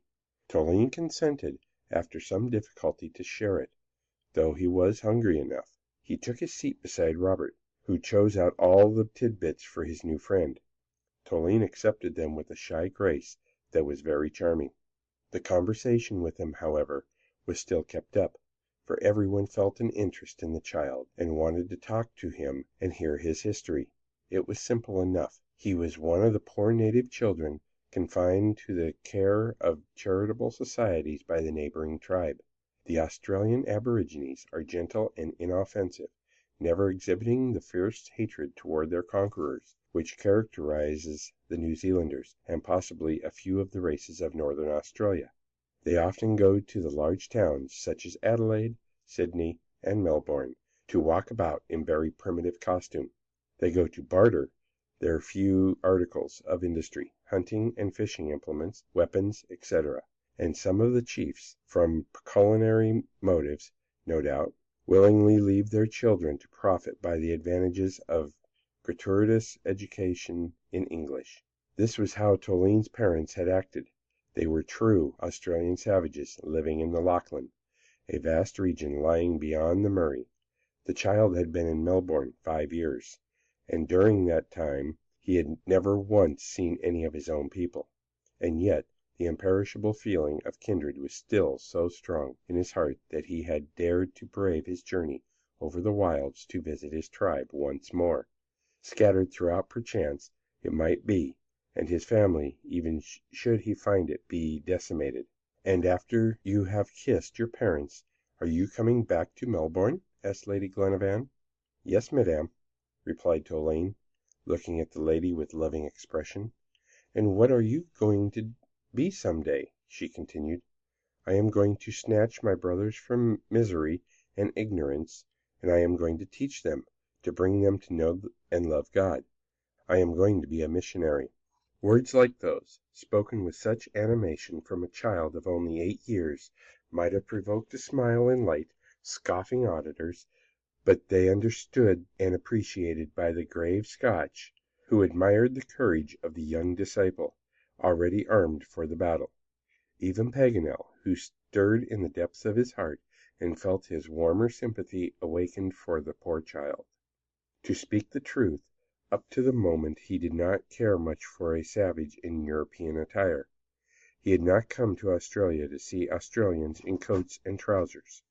He preferred them simply tattooed, and this conventional dress jarred on his preconceived notions. But the child's genuine religious fever won him over completely. Indeed, the wind-up of the conversation converted the worthy geographer into his best friend. It was in reply to a question Lady Helena had asked that Toline said he was studying at the Normal School in Melbourne, and that the principal was Reverend Mr. Paxton. "And what do they teach you?" she went on to say. "They teach me the Bible, and mathematics, and geography." Paganel pricked up his ears at this, and said, "Indeed, geography?" "Yes, sir," said Toline, "and I had the first prize for geography before the Christmas holidays." "You had the first prize for geography, my boy?" "Yes, sir. Here it is," returned Toline, pulling a book out of his pocket. It was a Bible, 32mo size, and well bound. On the first page was written the words, "Normal School, Melbourne. First prize for geography. Toline of the Lachlan." Paganel was beside himself. An Australian well versed in geography! This was marvelous, and he could not help kissing Toline on both cheeks, just as if he had been the Reverend Mr. Paxton himself on the day of the distribution of prizes. Paganel need not have been so amazed at this circumstance, however, for it is frequent enough in Australian schools. The little savages are very quick in learning geography. They learn it eagerly, and on the other hand are perfectly averse to the science of arithmetic. Toline could not understand this outburst of affection on the part of the Frenchman. He looked so puzzled that Lady Helena thought she had better inform him that Paganel was a celebrated geographer, and a distinguished professor on occasion. "A professor of geography?" cried Toline. "Oh, sir, do question me." "Question you? Well, I'd like nothing better, indeed. I was going to do it without your leave. I should very much like to see how they teach geography in the Normal School of Melbourne."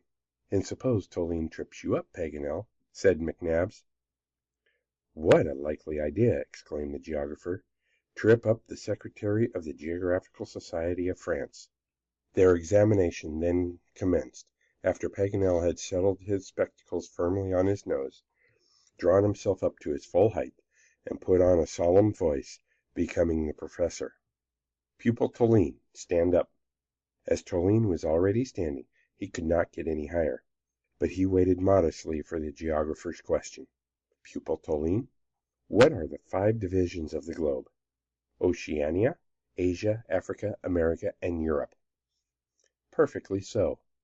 Now we'll take Oceania first. Where are we at this moment?" What are the principal divisions? Australia, belonging to the English; New Zealand, belonging to the English; Tasmania, belonging to the English; the islands of Chatham, Auckland, Macquarie, Kermadec, Makin, Maracay, are also belonging to the English. Very good. And New Caledonia, the Sandwich Islands, the Mendana, and the Pomotou? They are islands under the protectorate of Great Britain. What? cried Paganel. Under the protectorate of Great Britain? I rather think the contrary, that France. France! said the child with an astonished look. Well, well, said Paganel. Is that what they teach you in the Melbourne Normal School? Yes, sir. Isn't it right? Oh, yes, yes, perfectly right. All Oceania belongs to the English. That's an understood thing. Go on. Paganel's face betrayed both surprise and annoyance, to the great delight of the Major. Let us go on to Asia, said the geographer. Asia, replied Toline. It's an immense country. Capital, Calcutta. Chief towns, Bombay, Madras, Calcutta, Aden, Malacca, Singapore, Pegu, Colombo. The Laccadive Islands, the Maldives, the Chagos, etc., belong to the English. Very good, pupil Toline. And now for Africa. Africa comprises of two chief colonies, the Cape on the south, capital Cape Town, and on the west, the English settlements, chief city, Sierra Leone. Capital, said Paganel, beginning to enter into his perfectly taught but Anglo-colored fanciful geography. As to Algeria, Morocco, Egypt, they are all struck out of the Britannic cities. Let us pass on, pray, to America. It is divided, said Toline promptly, into North and South America. The former belongs to the English in Canada, New Brunswick, New Scotland, and the United States, under the government of President Johnson. President Johnson, cried Paganel, the successor of the great and good Lincoln, assassinated by a mad fanatic of the slave party? Capital! Nothing could be better. And as to South America, with its Guiana, its archipelago of South Shetland, its Georgia, Jamaica, Trinidad, etc., that belongs to the English too. Well, I'm not to be the one to dispute that point, but Toline, I should like to know your opinion of Europe, or rather your professor's. Europe? said Toline, not at all understanding Paganel's excitement. Yes, Europe. Who does Europe belong to? Why, to the English, replied Toline, as if the fact was quite settled. I much doubt it, returned Paganel. But how's that, Toline? For I want to know that. England, Ireland, Scotland, Malta, Jersey, and Guernsey, the Ionian Islands, the Hebrides, the Shetlands, and the Orkneys. Yes, yes, my lad, but there are other states you forgot to mention. What are they? replied the child, not the least concerted. Spain, Russia, Austria, Persia, France, answered Paganel. They are provinces, not states, said Toline. Well, that beats all, exclaimed Paganel, tearing off his spectacles. Yes, continued the child, Spain, capital, Gibraltar. Admiral, perfect, sublime. And France, for I am French, and I should know to whom I belong. France, said Toline quietly, is an English province. Chief city, Calais. Calais! cried Paganel. So you think Calais still belongs to the English? Certainly, and that is the capital of France. Yes, sir, and it is there that the governor, Lord Napoleon, lives. This was too much for Paganel's risible faculties. He burst out laughing. Toline did not know what to make of him. He had done his best to answer every question put to him, but the singularity of the answers were not his blame. Indeed, he never imagined anything singular about them. However, he took it all quietly, and waited for the professor to recover himself. These peals of laughter were quite incomprehensible to him. You see, said Major McNabbs, laughing, I was right. The pupil could enlighten you after all. Most assuredly, friend Major, replied the geographer. So that's the way they teach geography in Melbourne. They do it well, these professors in the normal school. Europe, Asia, Africa, America, Oceania, the whole world belongs to the English. My consensus. With such an ingenious education, it is no wonder the natives submit. Oh, well, Toline, my boy, does the moon belong to England too?" "She will some day," replied the young savage gravely.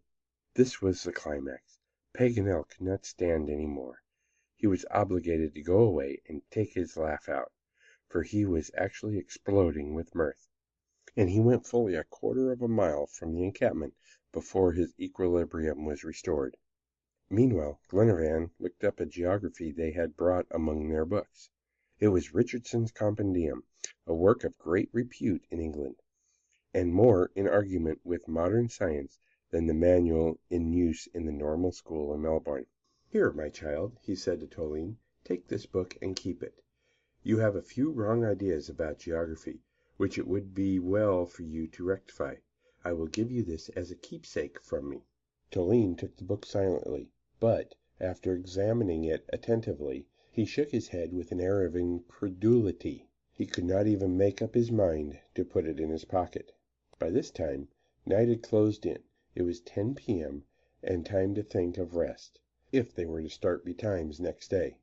Robert offered his friend Toline half his bed, and the little fellow accepted it. Lady Helena and Mary Grant withdrew to the wagon, and the others lay down in the tent. Paganel's merry peals still mingled with the low, sweet song of the wild magpie. But in the morning, at 6 o'clock, when the sunshine wakened the sleepers, they looked in vain for the little Australian. Toline had disappeared. Was he in haste to get to the Lachlan district, or was he hurt by Paganel's laughter? No one could say. But when Lady Helena opened her eyes, she discovered a fresh branch of mimosa leaves laying across her, and Paganel found a book in his vest pocket, which turned out to be Richardson's Geography. End of Book 2, Chapter 12. Book 2, Chapter 13. A Warning. On the 2nd of January, at sunrise, the travelers forded the Colban and the Caupespe rivers. The half of their journey was now accomplished. In 15 days more, should their journey continue to be prosperous, the little party would reach Twofold Bay. They were all in good health. All that Paganel said of the hygienic qualities of the climate was realized. There was little or no humidity, and the heat was quite bearable. Neither horses nor bullocks could complain of it any more than human beings. The order of the march had been changed in one respect since the affair of Camden Bridge. That criminal catastrophe on the railway made Ayrton take sundry precautions, which had hitherto been unnecessary. The hunters never lost sight of the wagon, and whenever they camped, one was always placed on watch. Morning and evening the firearms were primed afresh. It was certain that a gang of ruffians was prowling about the country, and though there was no cause for actual fear, it was well to be ready for whatever might happen. It need hardly be said that these precautions were adopted without the knowledge of Lady Helena and Mary Grant, as Lord Glenarvan did not wish to alarm them. They were by no means unnecessary, however, for any imprudence or carelessness might have cost the travelers dear. Others besides Glenarvan were on their guard.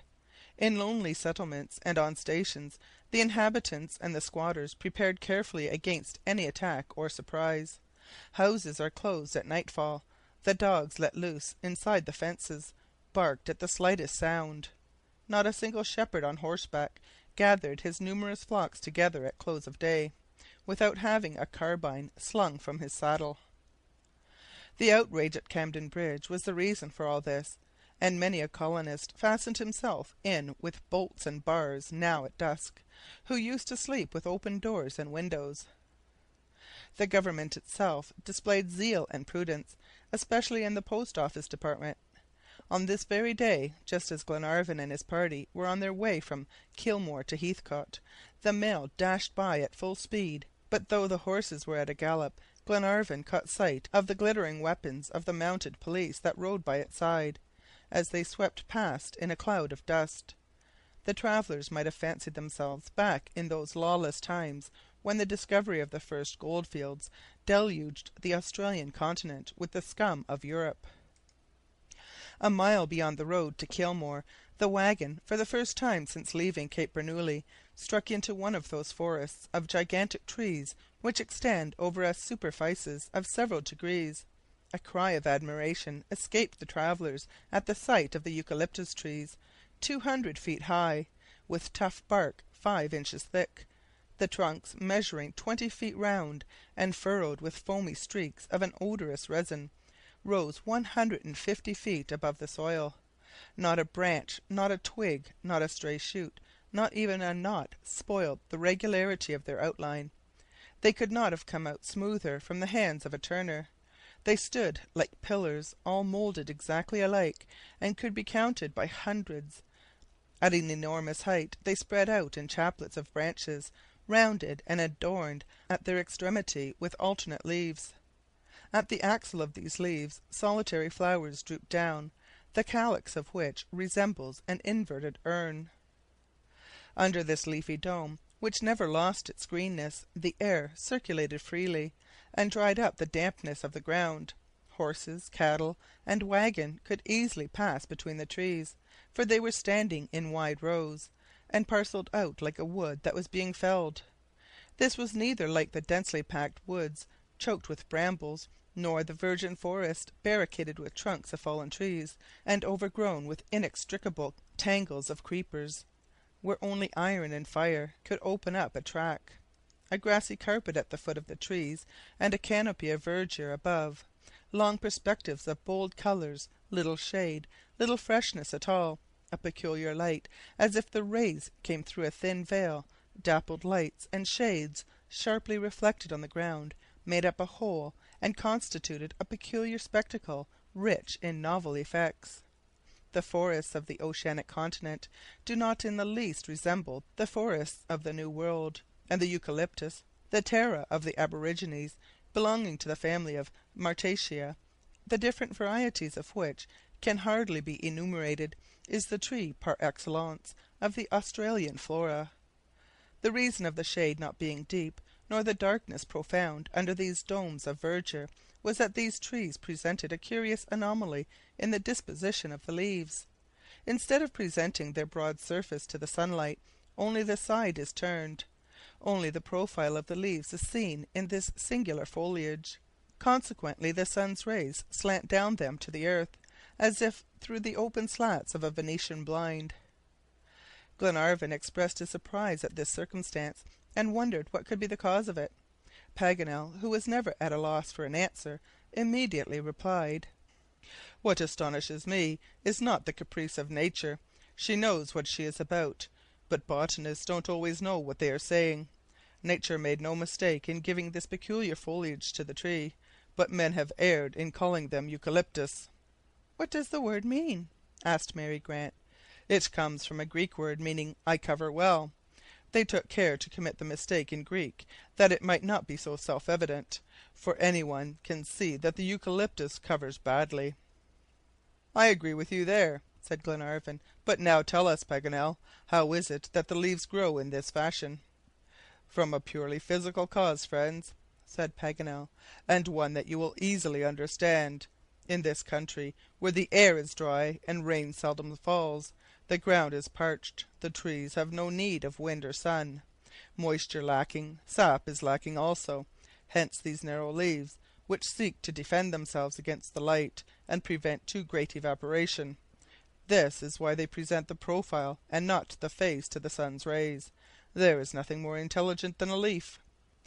"And nothing more selfish," added the Major. "These only thought of themselves, and not at all of travellers." Every one inclined to the opinion of McNabbs except Paganel, who congratulated himself on walking under shadeless trees, though all the time he was whipping the perspiration from his forehead. However, this disposition of foliage was certainly to be regretted, for the journey through the forest was often long and painful, as the traveller had no protection whatever against the sun's fierce rays. The whole of this day the wagon continued to roll along through interminable rows of eucalyptus, without meeting either quadruped or native. A few cockatoos lived in the top of the trees, but at such a height they could scarcely be distinguished, and their noisy chatter was changed into an imperceptible murmur. Occasionally a swarm of parakeets flew along a distant path, and lighting it up for an instant with gay colours, but otherwise solemn silence reigned in this vast green temple, and the tramp of the horses, a few words exchanged with each other by the riders, the grinding noise of the wheels, and from time to time a cry from Ayrton to stir up his lazy team, were the only sounds which disturbed this immense solitude. When night came, they camped at the foot of some eucalyptus, which bore marks of a comparatively recent fire. They looked like tall factory chimneys, for the flame had completely hollowed them out their whole length. With the thick bark still covering them, they looked none the worse. However, this bad habit of squatters or natives will end in the destruction of these magnificent trees, and they will disappear like the cedars of Lebanon, those world monuments burnt by unlucky campfires. Olbinett, acting on Paganel's advice, lighted his fire to prepare supper in one of these tubular trunks. He found it drew capitally, and the smoke was lost in the dark foliage above. The requisite precautions were taken for the night, and Ayrton, Mulrady, Wilson, and John Mangles undertook in turn to keep watch until sunrise. On the 3rd of January, all day long, they came to nothing but the same symmetrical avenues of trees. It seemed as if they were never going to end. However, toward the evening the ranks of trees began to thin, and on a little plain a few miles off an assemblage of regular houses. "Seymour!" cried Paganel. "That is the last town we come to in the province of Victoria." "Is it an important one?" asked Lady Helena. "It is a mere village, madam, but on the way to becoming a municipality." "Shall we find a respectable hotel there?" asked Glenarvan. "I hope so," replied Paganel. "Very well, let us go on to the town, for our fair travelers, with all their courage, will not be sorry, I fancy, to have a good night's rest."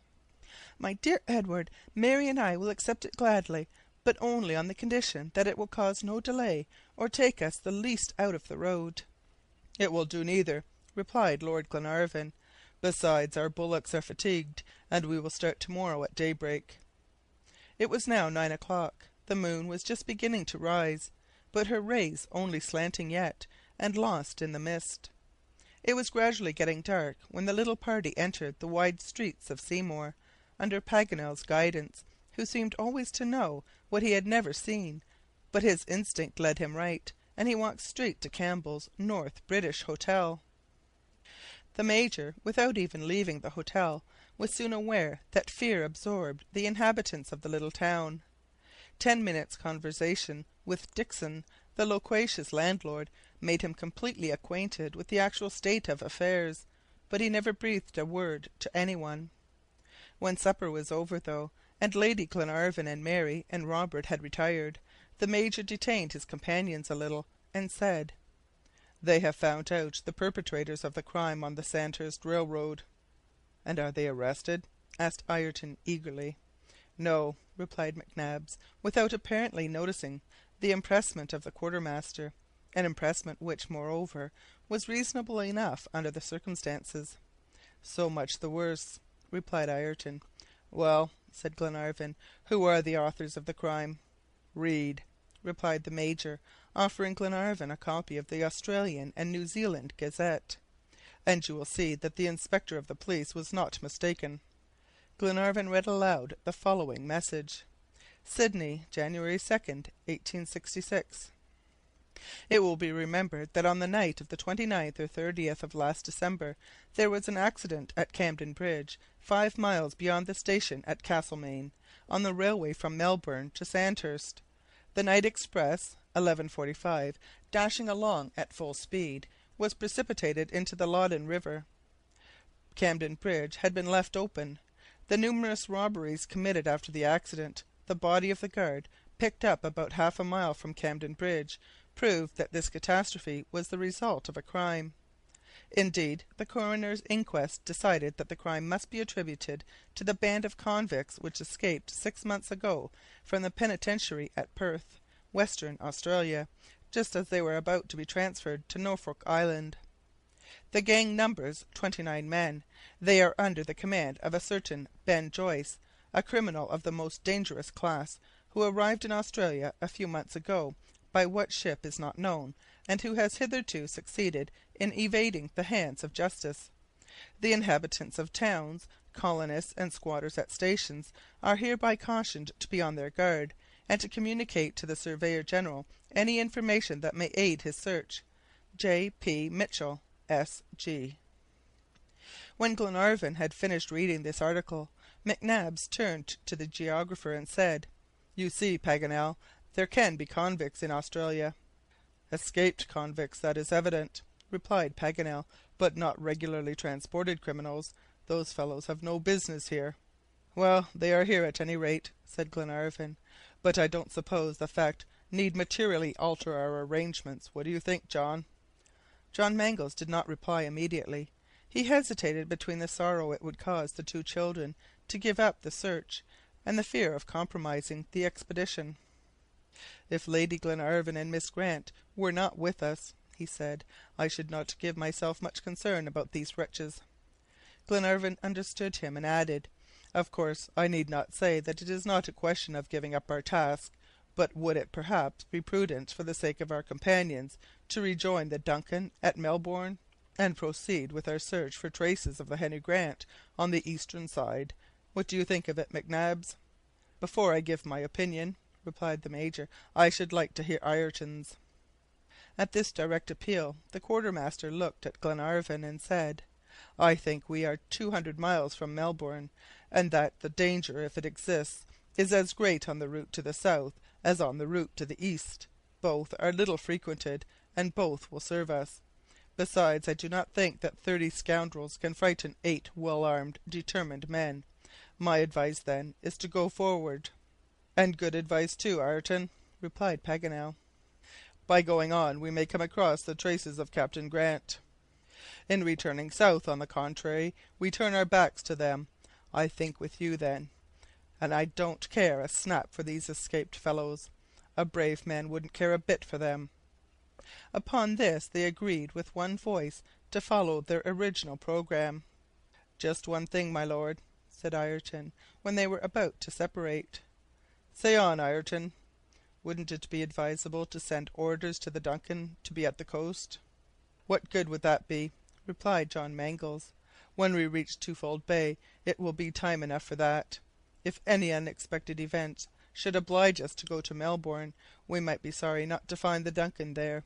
Besides, her injuries cannot be repaired yet. For these reasons, then, I think it would be better to wait." "All right," said Ayrton, and forbore to press the matter further. End of Book 2, Chapter 13. Book 2, Chapter 13. Wells in the Wilderness. On January the 6th, at 7 a.m., after a tranquil night passed in the longitude 146 degrees 15', the travelers continued their journey across the vast district. They directed their course steadily toward the rising sun, and made a straight line across the plain. Twice over they came upon the traces of squatters going toward the north, and their different footprints became confused, and Glenarvan's horse no longer left on the dust the black point mark, recognizable by its double shamrock. The plain was furrowed in some places by fantastic winding creeks surrounded by bogs, and whose waters were rather temporary than permanent. They originated in the slopes of the Buffalo Ranges, a chain of mountains of moderate height, the undulating line of which was visible on the horizon. It was resolved to camp there the same night. Ayrton goaded on his team, and after a journey of 35 miles the bullocks arrived, somewhat fatigued. The tent was pitched beneath the great trees, and as night had drawn on, supper was served as quickly as possible, for all the party cared more for sleeping than eating after such a day's march. Paganel, who had the first watch, did not lie down, but shouldered his rifle and walked up and down before the camp, to keep himself from going to sleep. In spite of the absence of the moon, the night was almost luminous with the light of the southern constellations. The SAVANT amused himself with reading the great book of the firmament, a book which is always open, and full of interest to those who can read it. The profound silence of sleeping nature was only interrupted by the clanking of the hobbles of the horses' feet. Paganel was engrossed in his astronomical meditations, and thinking more about the celestial than the terrestrial world, when a distant sound aroused him from his reverie. He listened attentively, and to his great amaze, fancied he heard the sounds of a piano. He could not be mistaken, for he distinctly heard chords struck. "A piano in the wilds!" said Paganel to himself. "I can never believe it is that." It certainly was very surprising, but Paganel found it easier to believe it was some Australian bird imitating the sounds of a plough or a rod, as others do the sounds of a clock or mill. But at this very moment the notes of a clear ringing voice rose in the air. The pianist was accompanied by singing. Still Paganel was unwilling to be convinced. However, next minute he was forced to admit the fact, for there fell on his ear the sublime strains of Mozart's Il mio tesoro tanto from Don Juan. "Well, now," said the geographer to himself, "let the Australian birds be as queer as they may, and even granting the paroquets are the most musical in the world, they can't sing Mozart." He listened to the sublime inspiration of the great master to the end. The effect of this soft melody on the still clear night was indescribable. Paganel remained as if spellbound for a time. The voice ceased, and all was silence. When Wilson came to relieve the watch, he found the geographer plunged into a deep reverie.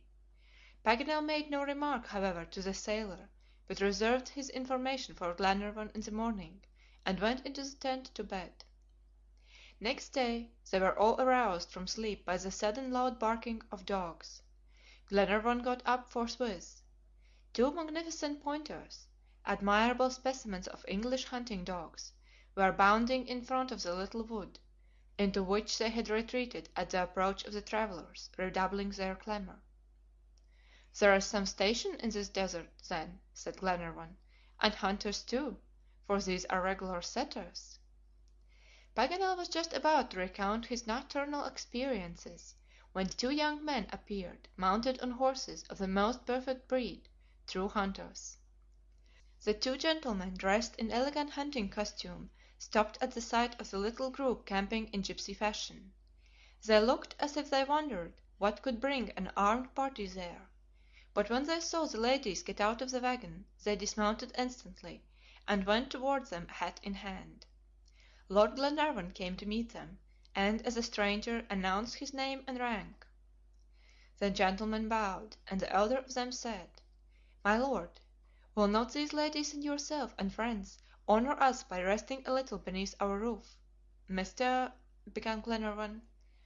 "Michael and Sandy Patterson are our names, proprietors of Hottam Station. Our house is scarcely a quarter of a mile distant." "Gentlemen," replied Glenarvan, "I should not like to abuse such kindly offered hospitality."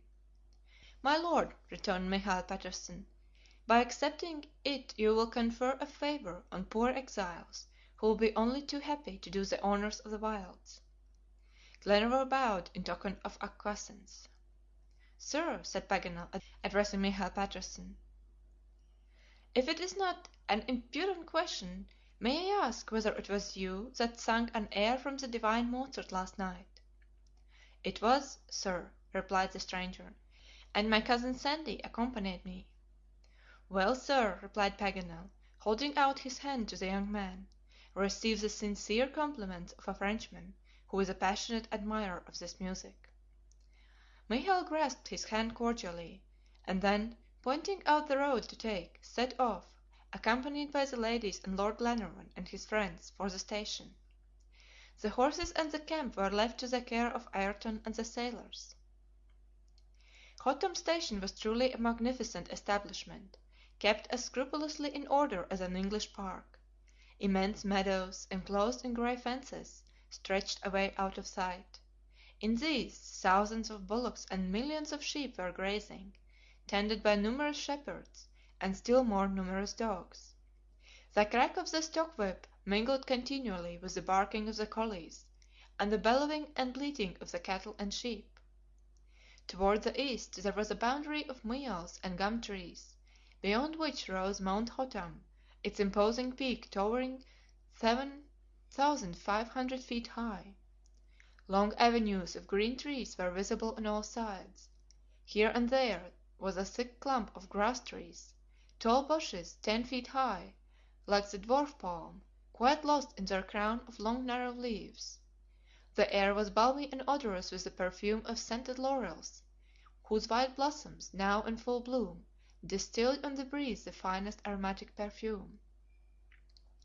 To these charming groups of native trees were added transplantations from European climates.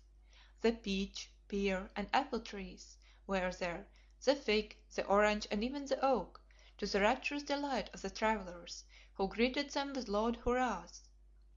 But astonished as the travelers were to find themselves walking beneath the shadow of the trees of their own native land, they were still more so at the sight of the birds that flew about in the branches. The satin bird, with its silky plumage, and the king honeysuckers, with their plumage of gold and black velvet. For the first time, too, they saw her the lyre bird, the tail of which resembles in form the graceful instrument of Orpheus. It flew about among the tree ferns, and when its tail struck the branches they were almost surprised not to hear the harmonious strains that inspired Amphion to rebuild the walls of Thebes. Paganel had a great desire to play on it. However, Lord Glenarvan was not satisfied with admiring the fairy like wonders of this oasis, improvised in the Australian desert. He was listening to the history of the young gentleman. In England, in the midst of civilized countries, the newcomer acquaints his host whence he comes and whither he is going. But here, by a refinement of delicacy, Michael and Sandy Patterson thought it a duty to make themselves known to the strangers who were about to receive their hospitality. Michael and Sandy Patterson were the sons of London bankers. When they were 20 years of age, the head of their family said: "Here are some thousands, young men. Go to a distant colony, and start some useful settlement there. Learn to know life by labor. If you succeed, so much the better. If you fail, it won't matter much.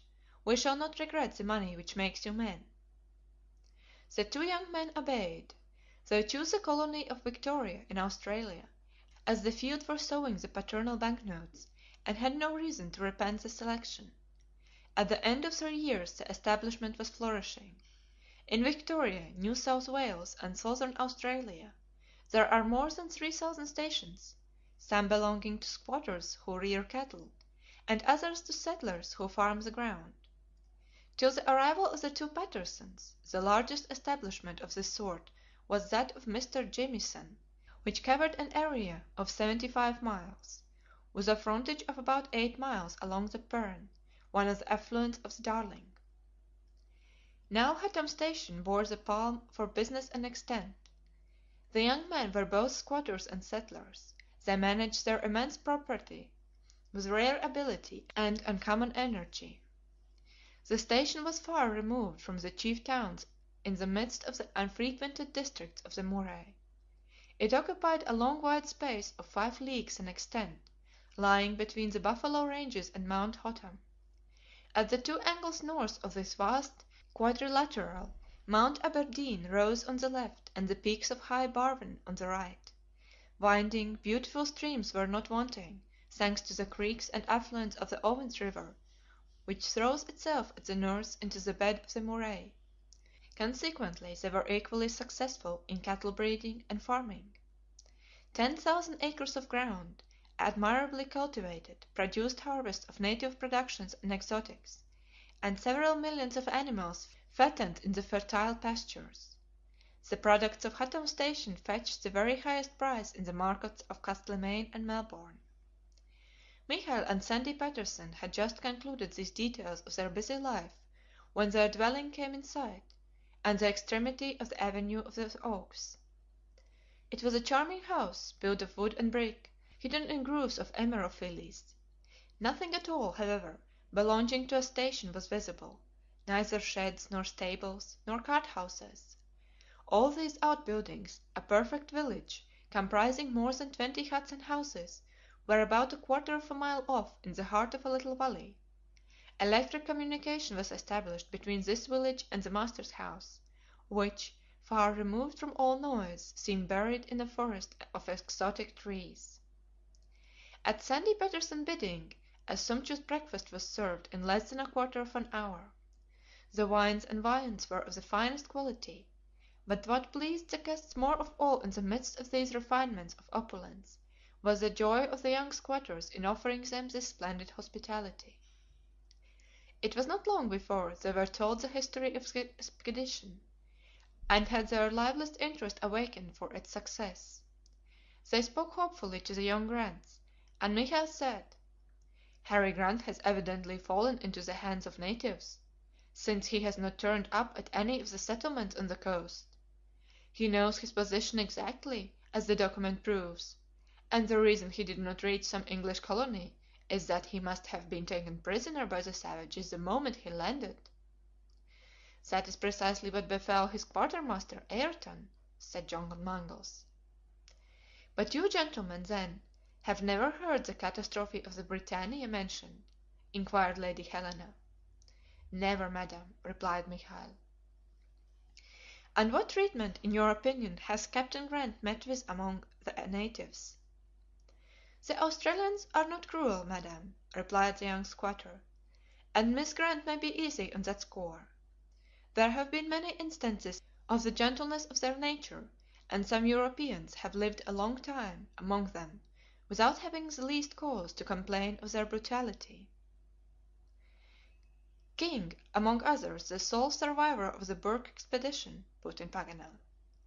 "And not only that bold explorer," returned Sandy, "but also an English soldier named Buckley, who deserted at Port Phillip in 1803, and who was welcomed by the natives, and lived 33 years among them." "And more recently," added Michael, "one of the last numbers of the Australasia informs us that a certain Morilli has just been restored to his countrymen after 16 years of slavery. His story is exactly similar to the captain's, for it was at the very time of his shipwreck in the Pruvienne, in 1846, that he was made prisoner by the natives, and dragged away into the interior of the continent. I therefore think you have reason to hope still." The young squatter's words caused great joy to his auditors. They completely corroborated the opinions of Paganel and Ayrton. The conversation turned on the convicts after the ladies had left the table. The squatters had heard of the catastrophe at Camden Bridge, but felt no uneasiness about the escaped gang. It was not a station with more than 100 men on it that they would dare to attack. Besides, they would never go into the deserts of the Murray, where they could find no booty, nor near the colonies of the New South Wales, where the roads were too well watched. Ayrton had said this too. Glenarvan could not refuse the request of his amiable hosts to spend the whole day at the station. It was 12 hours delay, but also 12 hours rest, and both horses and bullocks would be the better for the comfortable quarters they would find there. This was accordingly agreed upon, and the young squatters sketched out a programme of the day's amusements, which was adopted eagerly. At noon, 7 vigorous hunters were before the door.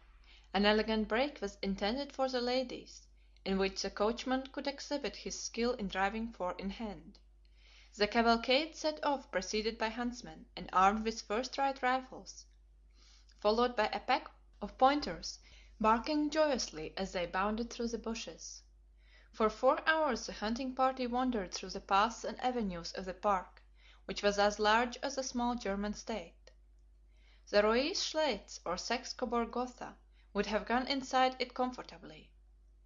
Few people were to be met in it certainly, but sheep in abundance. As for game, there was a complete preserve awaiting the hunters. The noisy reports of guns were soon heard on all sides. Little Robert did wonders in company with Major McNabbs. The daring boy, in spite of his sister's injunctions, was always in front, and the first to fire. But John Mangles promised to watch over him, and Mary felt less uneasy. During this battue they killed certain animals peculiar to the country, the very names of which were unknown to Paganel, among others the wombat and the bandicoot. The wombat is a herbivorous animal, which burrows in the ground like a badger. It is as large as a sheep, and the flesh is excellent. The bandicoot is a species of marsupial animal which could outwit the European fox, and give him lessons in pillaging poultry yards. It was a repulsive looking animal, a foot and a half long, but as Paganel chanced to kill it, of course he thought it charming.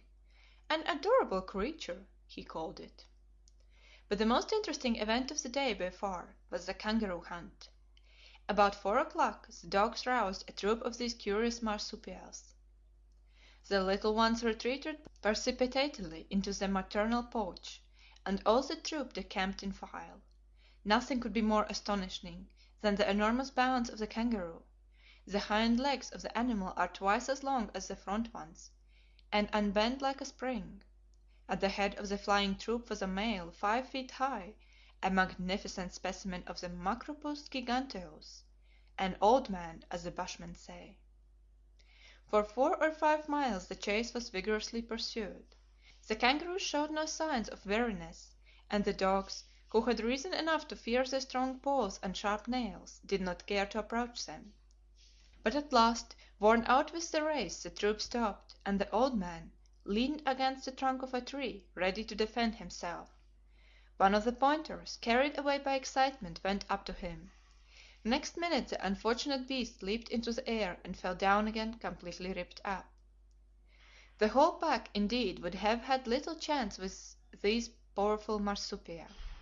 They had to dispatch the fellow with rifles. Nothing but balls could bring down the gigantic animal. Just at this moment Robert was well nigh the victim of his own imprudence. To make sure of his aim he had approached too near the kangaroo, and the animal leaped upon him immediately. Robert gave out a loud cry and fell. Mary Grant saw it all from the brake, and in an agony of terror, speechless and almost unable even to see, stretched out her arms toward her little brother. No one dared to fire for fear of wounding the child. But John Mangles opened his hunting knife, and at the risk of being ripped up himself, sprang at the animal, and plunged it into his heart. The beast dropped forward, and Robert rose unhurt. Next minute he was in his sister's arms. "Thank you, Mr. John, thank you," she said, holding out her hand to the young captain. "I had pledged myself for his safety," was all John said, taking her trembling fingers into his own. This occurrence ended the sport. The band of marsupia had disappeared after the death of their leader. The hunting party returned home, bringing their game with them. It was then 6 o'clock. A magnificent dinner was ready. Among other things, there was one dish that was a great success. It was kangaroo tail soup, prepared in the native manner. Next morning very early they took leave of the young squatters, with hearty thanks and a positive promise from them of a visit to Malcolm Castle when they should return to Europe. Then the wagon began to move away, round the foot of Mount Hottam, and soon the hospitable dwelling disappeared from the sight of the travelers like some brief vision which had come and gone. For 5 miles further the horses were still treading the station lands. It was not till 9 o'clock that they had passed the last fence and entered the almost unknown districts of the province of Victoria. End of Book 2, Chapter 14.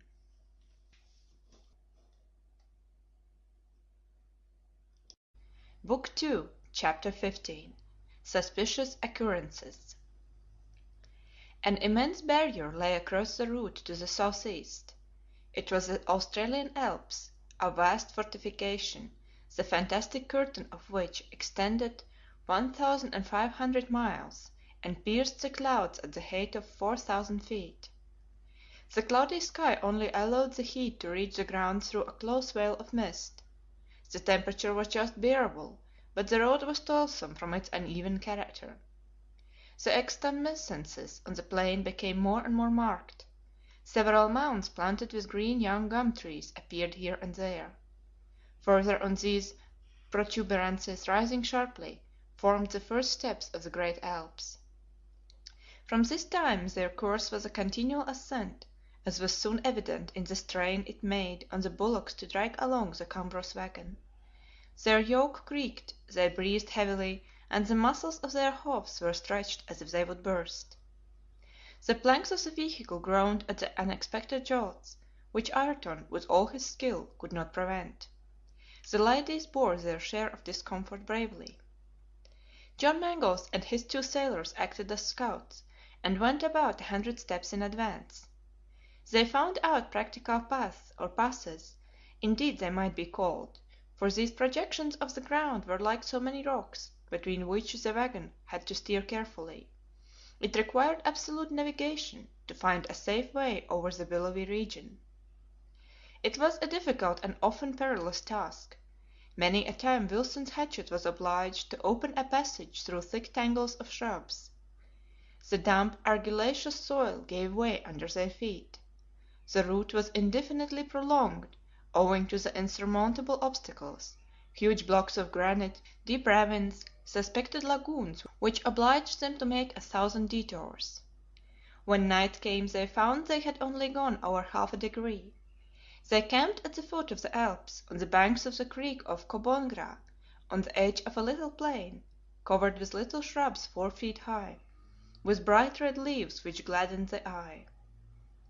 "We shall have hard work to get over," said Glenarvan, looking at the chain of mountains, the outlines of which were fast fading away in the deepening darkness. The very name Alps gives plenty of room for reflection. "It is not quite so big as it sounds, my dear Glenarvan. Don't suppose you have a whole Switzerland to traverse. In Australia there are the Grampians, the Pyrenees, the Alps, the Blue Mountains, as in Europe and America, but in miniature.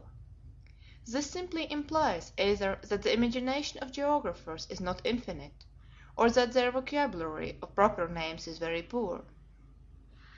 "Then these Australian Alps," said Lord Glenarvan, "are—" "Mere pocket mountains," put in Paganel. "We shall get over them without knowing it." "Speak for yourself," said the Major. "It would certainly take a very absent man who could cross over a chain of mountains and not know it." "Absent! But I am not an absent man now. I appeal to the ladies. Since ever I set foot on the Australian continent, have I been once at fault? Can you reproach me with a single blunder?" "Not one, Monsieur Paganel," said Mary Grant. "You are now the most perfect of men." "Too perfect," added Lady Helena, laughing. "Your blunders suited you admirably." "Didn't they, Madame? If I have no faults now, I shall soon get like everybody else. I hope then I shall make some outrageous mistake before long, which will give you a good laugh. You see, unless I make mistakes, it seems to me I fail in my vocation." Next day, the 9th of January, notwithstanding the assurances of the confident geographer, it was not without great difficulty that the little troop made its way through the Alpine pass. They were obliged to go at a venture, and enter the depths of narrow gorges without any certainty of an outlet. Ayrton would doubtless have found himself very much embarrassed if a little inn, a miserable public house, had not suddenly presented itself. "My goodness!" cried Paganel, "the landlord of this inn won't make his fortune in a place like this. What is the use of it here?" "To give us the information we want about the route," replied Glenarvan. "Let us go in." Glenarvan, followed by Ayrton, entered the inn forthwith. The landlord of the Bush Inn, as it was called, was a coarse man with an ill-tempered face, who must have considered himself his principal customer for the gin, brandy, and whisky he had to sell. He seldom saw any one but the squatters and rovers. He answered all the questions put to him in a surly tone. But his replies sufficed to make the route clear to Ayrton, and that was all that was wanted. Glenarvan rewarded him with a handful of silver for his trouble, and was about to leave the tavern, when a placard against the wall arrested his attention. It was a police notice, and announcing the escape of the convicts from Perth, and offering a reward for the capture of Ben Joyce of £100 sterling. "He's a fellow that's worth hanging, and no mistake," said Glenarvan to the quartermaster. "And worth capturing still more. But what a sum to offer! He is not worth it." "I don't feel very sure of the innkeeper, though, in spite of the notice," said Glenarvan. "No more do I," replied Ayrton. They went back to the wagon, toward the point where the route to Lucknow stopped. A narrow path wound away from this which led across the chain in a slanting direction. They had commenced the ascent. It was hard work. More than once both the ladies and gentlemen had to get down and walk. They were obliged to help to push round the wheels of the heavy vehicle, and to support it frequently in dangerous declivities; to unharness the bullocks when the team could not go well round sharp turnings; prop up the wagon when it threatened to roll back; and more than once Ayrton had to reinforce his bullocks by harnessing the horses, although they were tired out already with dragging themselves along. Whether it was this prolonged fatigue, or from some other cause altogether, was not known, but one of the horses sank suddenly, without the slightest symptom of illness. It was Mulrady's horse that fell, and on attempting to pull it up, the animal was found to be dead. Ayrton examined it immediately, but was quite at a loss to account for the disaster. "The beast must have broken some blood vessels," said Glenarvan. "Evidently," replied Ayrton. "Take my horse, Mulrady," added Glenarvan. "I will join Lady Helena in the wagon." Mulrady obeyed, and the little party continued their fatiguing ascent, leaving the carcass of the dead animal to the ravens. The Australian Alps are of no great thickness, and the base is not more than 8 miles wide; consequently, if the pass chosen by Ayrton came out on the eastern side, they might hope to get over the high barrier within 48 hours more. The difficulty of the route would then be surmounted, and they would only have to get to the sea. During the 18th the travelers reached the topmost point of the pass, about 2,000 feet high. They found themselves on an open plateau, with nothing to intercept the view. Toward the north the quiet waters of Lake Omco, all alive with aquatic birds, and beyond this lay the vast plains of the Murray. To the south were the wide spreading plains of Gippsland, with its abundant gold fields and tall forests. There nature was still mistress of the products and water, and great trees where the woodman's axe was as yet unknown, and the squatters, then 5 in number, could not struggle against her. It seemed as if this chain of the Alps separated two different countries, one of which had retained its primitive wildness. The sun went down, and a few solitary rays piercing the rosy clouds lighted up the Murray district, leaving Gippsland in deep shadow, as if night had suddenly fallen on the whole region. The contrast was presented very vividly to the spectators placed between these two countries so divided, and some emotion filled the minds of the travelers as they contemplated the almost unknown district they were about to traverse, right to the frontiers of Victoria. They camped on the plateau that night, and next day the descent commenced. It was tolerably rapid. A hailstorm of extreme violence assailed the travelers, and obliged them to seek a shelter among the rocks. It was not hailstones, but regular lumps of ice, as large as one's hand, which fell from the stormy clouds. A waterspout could not have come down with more violence, and sundry big bruises warned Paganel and Robert to retreat. The wagon was riddled in several places, and few coverings would have held out against those sharp icicles, some of which had fastened themselves into the trunks of the trees. It was impossible to go on till this tremendous shower was over, unless the travelers wished to be stoned. It lasted about an hour, and then the march commenced anew over slanting rocks still slippery after the hail. Toward evening the wagon, very much shaken and disjointed in several parts, but still standing firm on its wooden discs, came down the last slopes of the Alps, among great isolated pines. The passage ended in the plains of Gippsland. The chain of the Alps was safely passed, and the usual arrangements were made for the nightly encampment. On the 21st, at daybreak, the journey was resumed with an ardor which never relaxed. Everyone was eager to reach the goal. that is to say, the Pacific Ocean, and at that part where the wreck of the BRITANNIA had occurred. Nothing could be done in the lonely wilds of Gippsland, and Ayrton urged Lord Glenarvan to send orders at once for the DUNCAN to repair to the coast, in order to have at hand all means of research. He thought it would certainly be advisable to take advantage of the Lucknow route to Melbourne. If they waited it would be difficult to find any way of direct communication with the capital. This advice seemed good, and Paganel recommended that they should act upon it. He also thought that the presence of the yacht would be very useful, and he added, that if the Lucknow road was once passed it would be impossible to communicate with Melbourne. Glenarvan was undecided what to do, and perhaps he would have yielded to Ayrton's arguments, if the Major had not combated this decision vigorously.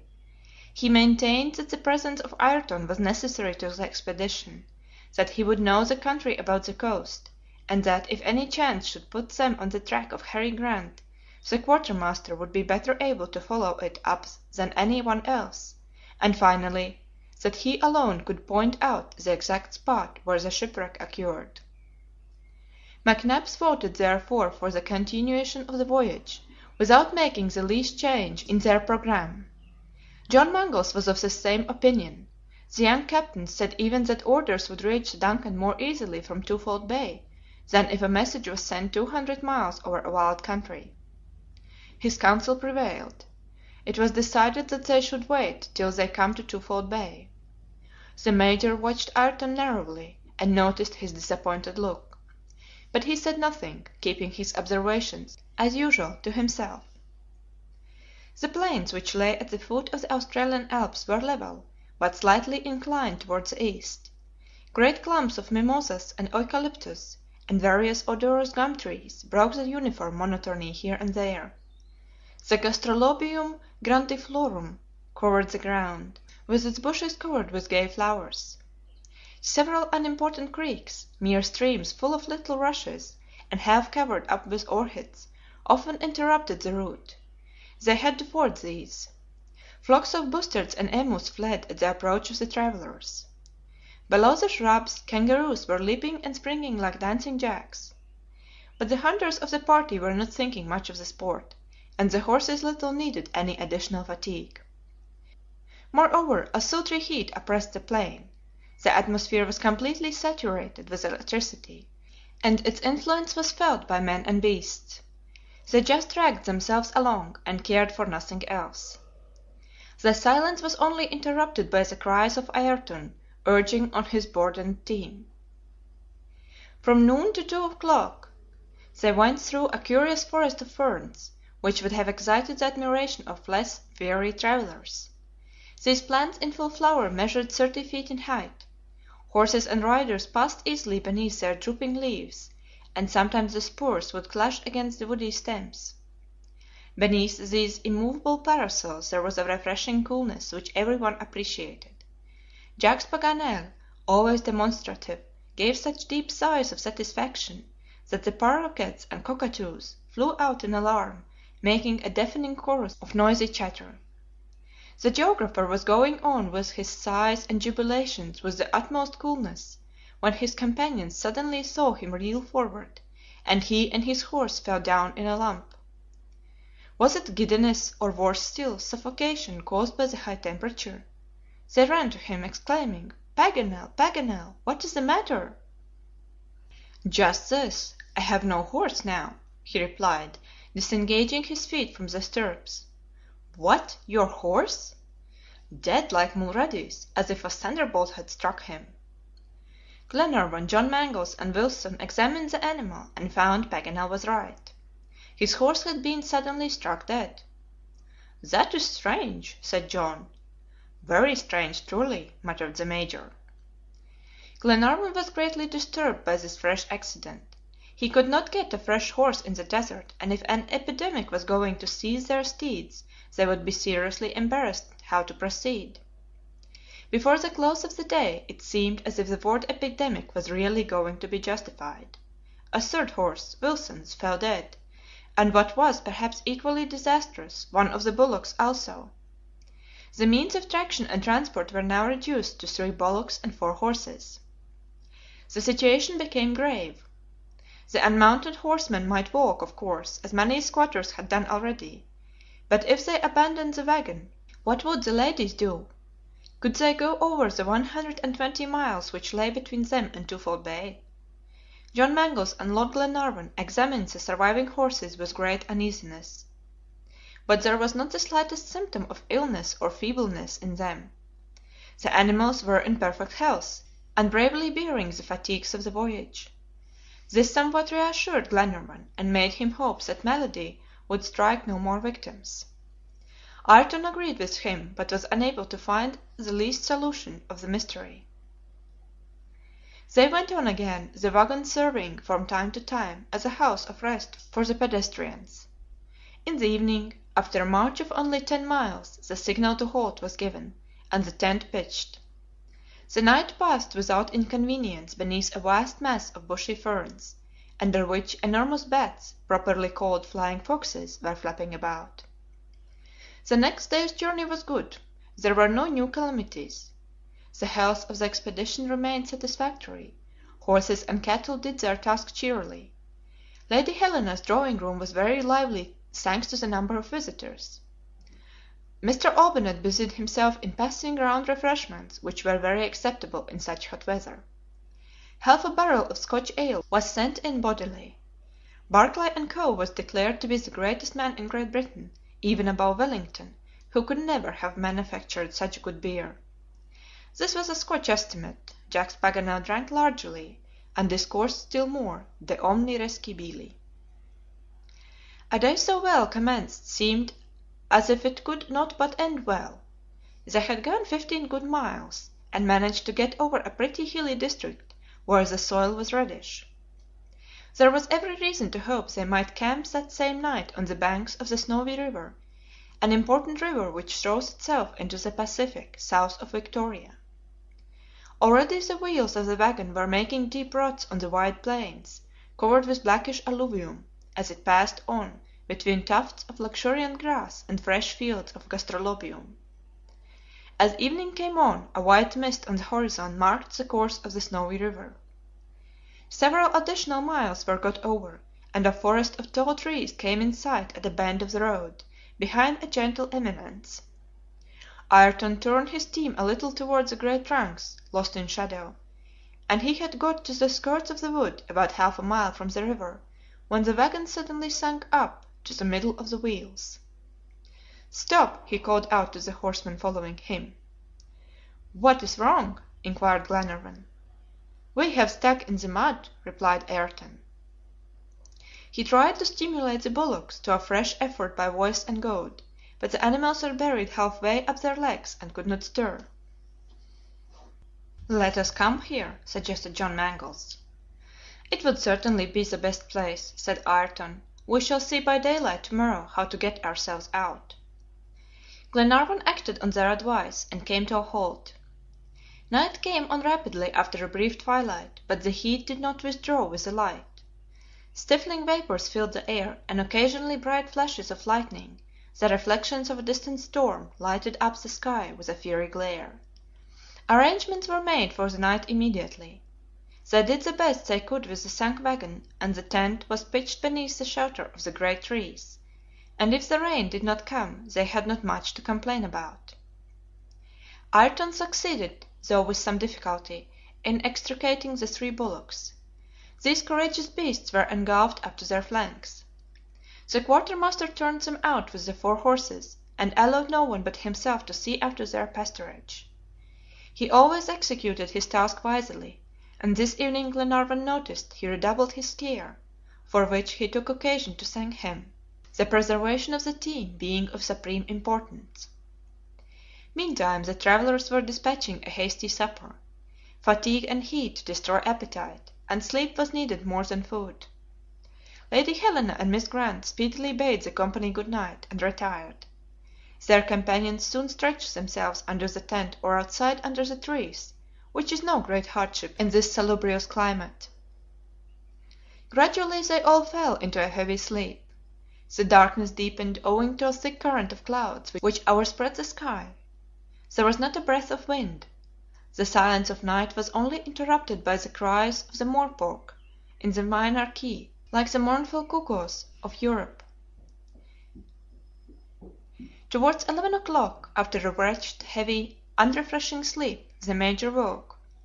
His half closed eyes were struck with a faint light running amongst the great trees. It looked like a white sheet and glittered like a lake, and McNabbs thought at first it was the commencement of a fire. He started up and went toward the wood, but what was his surprise to perceive a purely natural phenomenon! Before him lay an immense bed of mushrooms which emitted a phosphorescent light. The luminous spores of the cryptograms shone in the darkness with intensity. The Major, who had no selfishness about him, was going to waken Paganel that he might see this phenomenon with his own eyes, when something occurred which arrested him. This phosphorescent light illuminated the distance half a mile, and McNabbs fancied he saw a shadow pass across the edge of it. Were his eyes deceiving him? Was it some hallucination? McNabbs lay down on the ground, and, after a close scrutiny, he could distinctly see several men stooping down and lifting themselves up alternately, as if they were looking on the ground for recent marks. The Major resolved to find out what these fellows were about, and without the least hesitation or so much as arousing his companions, crept along, lying flat on the ground, like a savage on the prairies, completely hidden among the long grass. End of Book 2, Chapter 15.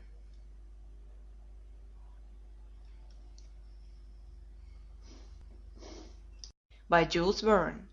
Book 2, Chapter 16. A Startling Discovery. It was a frightful night. At 2 A.M. the rain began to fall in torrents from the stormy clouds, and continued till daybreak. The tent became an insufficient shelter. Glenarvan and his companions took refuge in the wagon. They did not sleep, but talked of one thing and another. The Major alone, whose brief absence had not been noticed, contented himself with being a silent listener. There was reason to fear that if the storm lasted longer the Snowy River would overflow its banks, which would be a very unlucky thing for the wagon, stuck fast as it was already in the soft ground.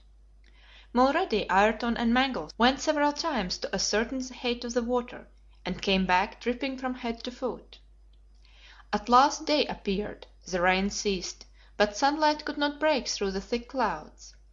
Large patches of yellowish water, muddy, dirty ponds indeed they were, covered the ground.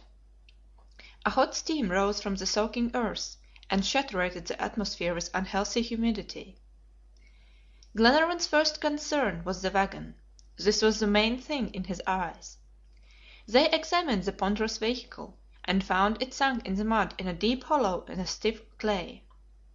The forepart had disappeared completely, and the hind part up to the axle. It would be a hard job to get the heavy conveyance out, and would need the united strength of men, bullocks, and horses. "At any rate, we must make haste," said John Mangles. "If the clay dries, it will make our task still more difficult."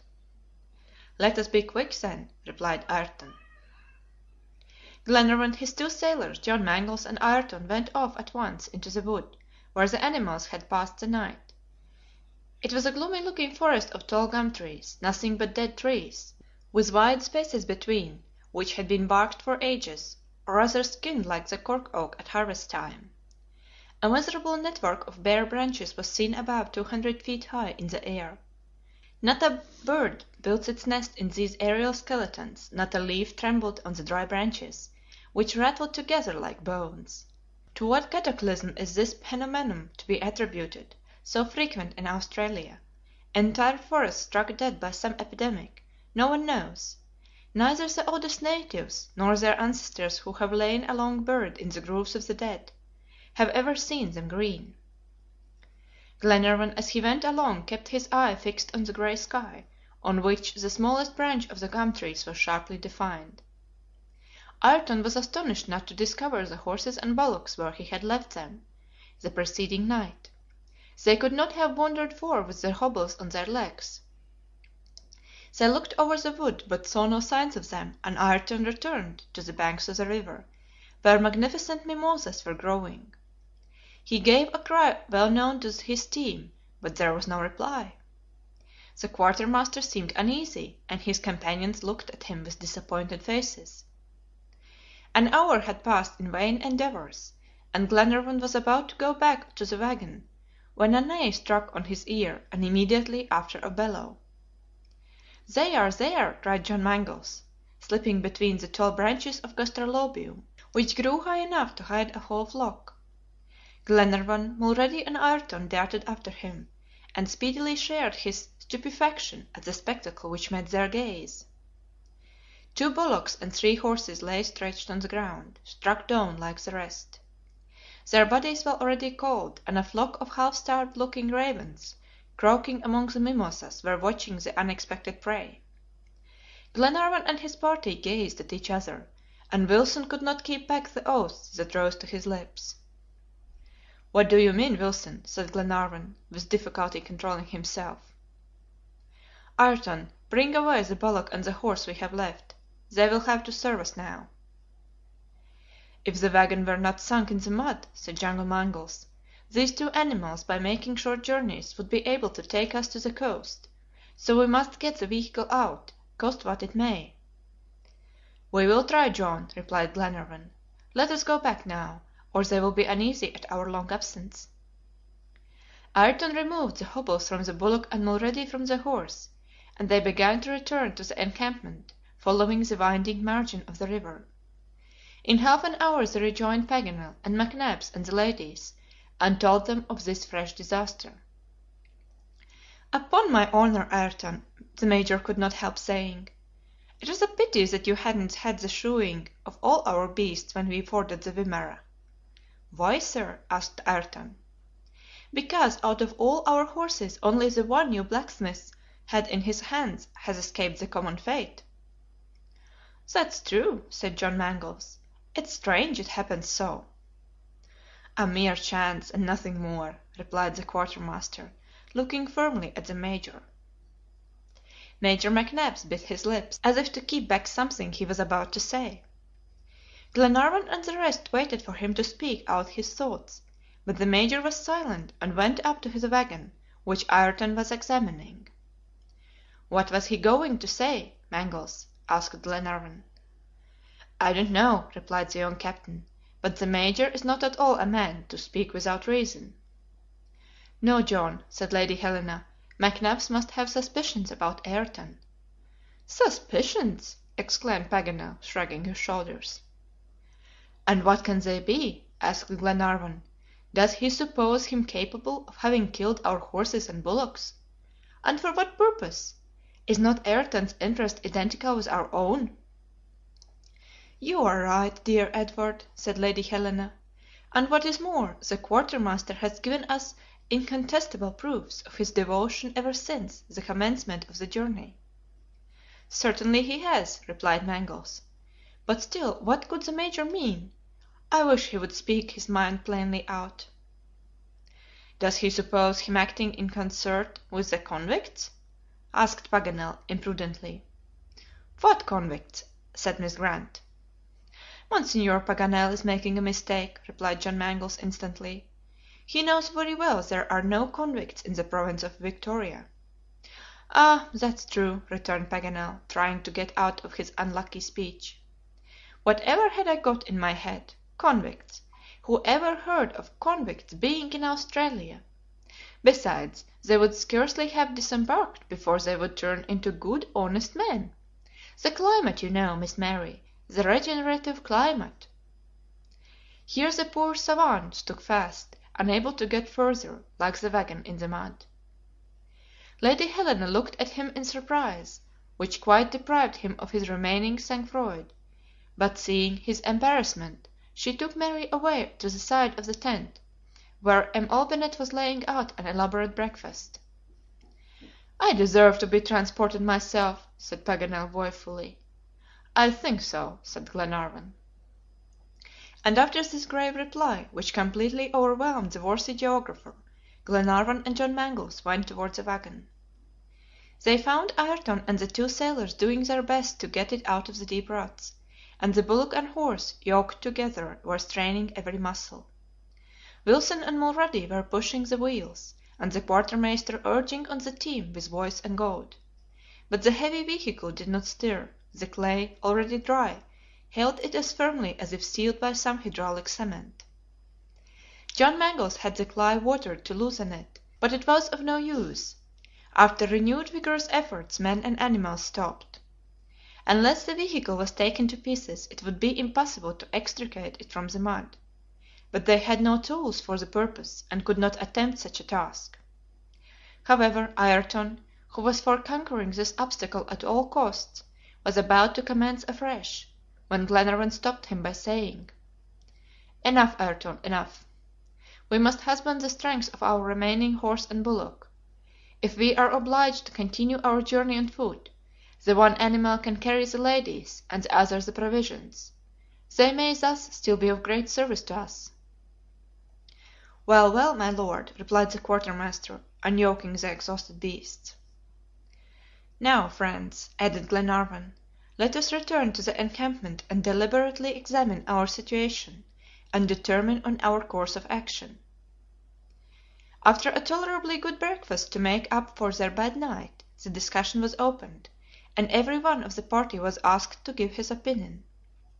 The first point was to ascertain their exact position, and this was referred to Paganel, who informed them, with his customary rigorous accuracy, that the expedition had been stopped on the 37th parallel in longitude 147 degrees 53', on the banks of the Snowy River. "What is the exact longitude of Twofold Bay?" asked Glenarvan. 150 degrees, replied Paganel. 2 degrees 7' distant from this, and that is equal to 75 miles. "And Melbourne is?" 200 miles off at least. "Very good. Our position being then settled, what is the best to do?" The response was unanimous to get to the coast without delay. Lady Helena and Mary Grant undertook to go 5 miles a day. The courageous ladies did not shrink, if necessary, from walking the whole distance between the Snowy River and Twofold Bay. "You are a brave traveling companion, dear Helena," said Lord Glenarvan. "But are we sure of finding at the bay all we want when we get there?" "Without the least doubt," replied Paganel. "Eden is a municipality which already numbers many years in existence. Its port must have frequent communication with Melbourne. I suppose even at Delegete, on the Victoria frontier, 35 miles from here, we might revictual our expedition and find fresh means of transport." "And the DUNCAN?" asked Ayrton. "Don't you think it advisable to send for her to come to the bay?" "What do you think, John?" said Glenarvan. "I don't think your Lordship should be in any hurry about it," replied the young captain, after brief reflection. "There will be time enough to give orders to Tom Austin, and summon him to the coast." "That's quite certain," added Paganel. "You see," said John, "in 4 or 5 days we shall reach Eden." "4 or 5 days!" repeated Ayrton, shaking his head. "Say 15 or 20, captain, if you don't want to repent your mistake when it is too late." 15 or 20 days to go 75 miles!" cried Glenarvan. "At the least, my Lord. You are going to traverse the most difficult portion of Victoria, a desert, where everything is wanting, the squatters say, plains covered with scrub, where is no beaten track and no stations. You will have to walk hatchet or torch in one hand, and believe me, that's not quick work." Ayrton had spoken in a firm tone, and Paganel, at whom all the others looked inquiringly, nodded his head in token of his agreement in opinion with the quartermaster. But John Mangles said: "Well, admitting these difficulties, in 15 days at most your Lordship can send orders to the DUNCAN." "I have to add," said Ayrton, "that the principal difficulties are not the obstacles in the road, but the Snowy River has to be crossed, and most probably we must wait till the water goes down." "Wait?" cried John. "Is there no ford?" "I think not," replied Ayrton. This morning I was looking for some practical crossing, but could not find any. It is unusual to meet with such a tumultuous river at this time of the year, and it is a fatality against which I am powerless." "Is the Snowy River wide?" asked Lady Helena. "Wide and deep, madam," replied Ayrton, "a mile wide, with an impetuous current. A good swimmer could not go over without danger." "Let us build a boat, then," said Robert, who never stuck at anything. "We have only to cut down a tree and hollow it out, and get in and be off." "He is going ahead, this boy of Captain Grant's," said Paganel. "And he is right," returned John Mangles. "We shall be forced to come to that, and I think it is useless to waste our time in idle discussion." "What do you think of it, Ayrton?" asked Glenarvan seriously. "I think, my Lord, that a month hence, unless some help arrives, we shall find ourselves still on the banks of the Snowy." "Well, then, have you any better plan to propose?" said John Mangles, somewhat impatiently. "Yes, that the DUNCAN should leave Melbourne and go to the east coast." "Oh, always the same story! And how could her presence at the bay facilitate our means of getting there?" Ayrton waited an instant before answering, and then said, rather evasively, "I have no wish to obtrude my opinions. What I do is for our common good, and I am ready to start the moment his honor gives the signal."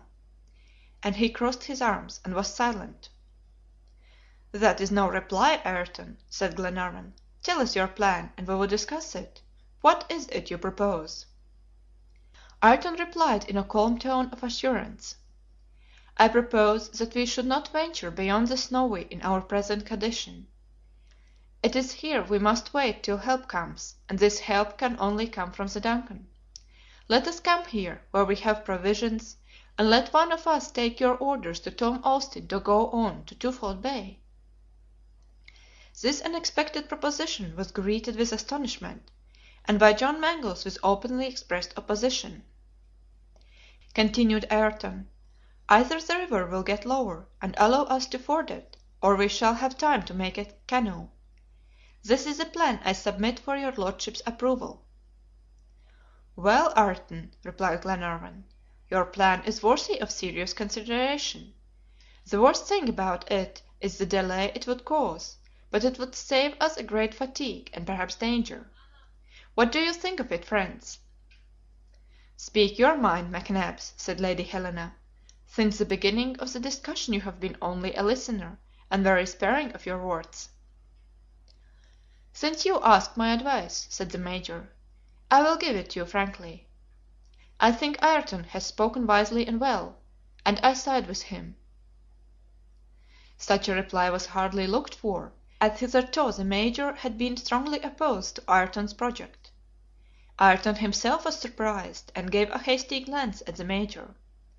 However, Paganel, Lady Helena, and the sailors were all of the same way of thinking, and since McNabbs had come over to his opinion, Glenarvan decided that the quartermaster's plan should be adopted in principle.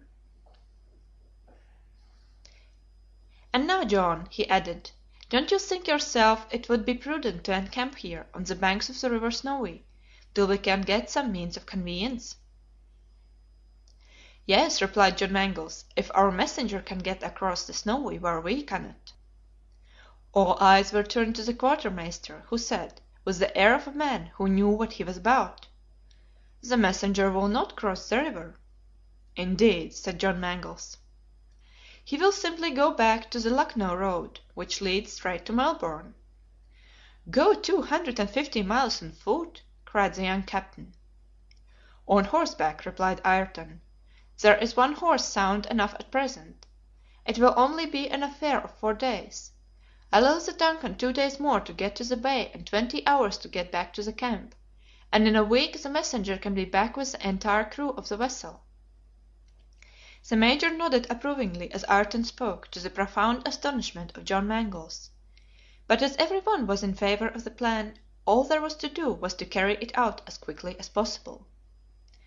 "Now then, friends," said Glenarvan, "we must settle who is to be our messenger. It will be a fatiguing, perilous mission. I would not conceal the fact from you.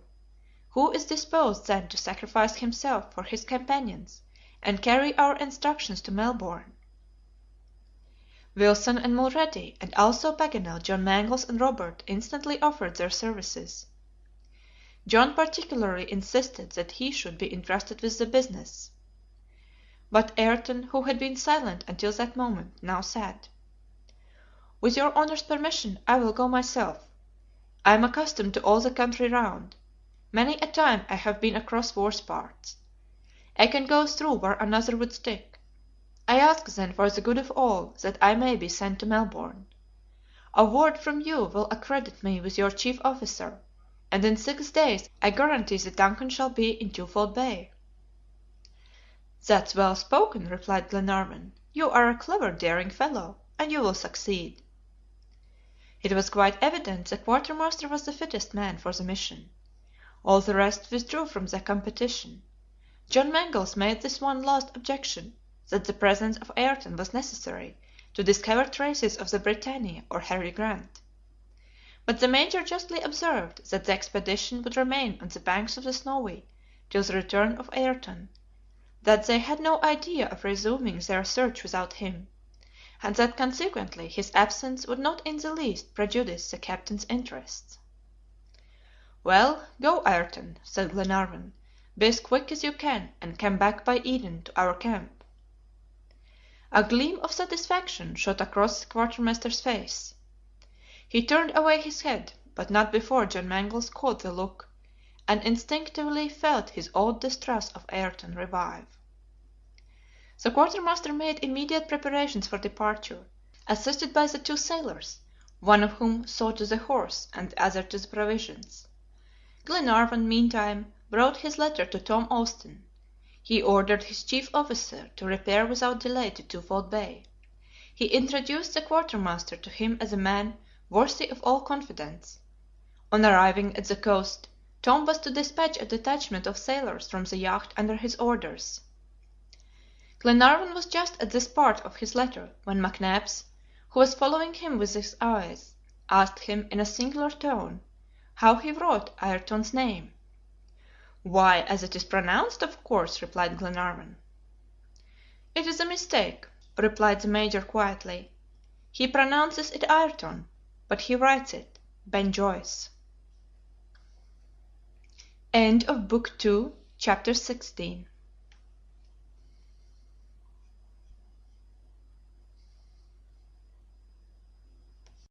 Book 2, Chapter 17. The Plot Unveiled.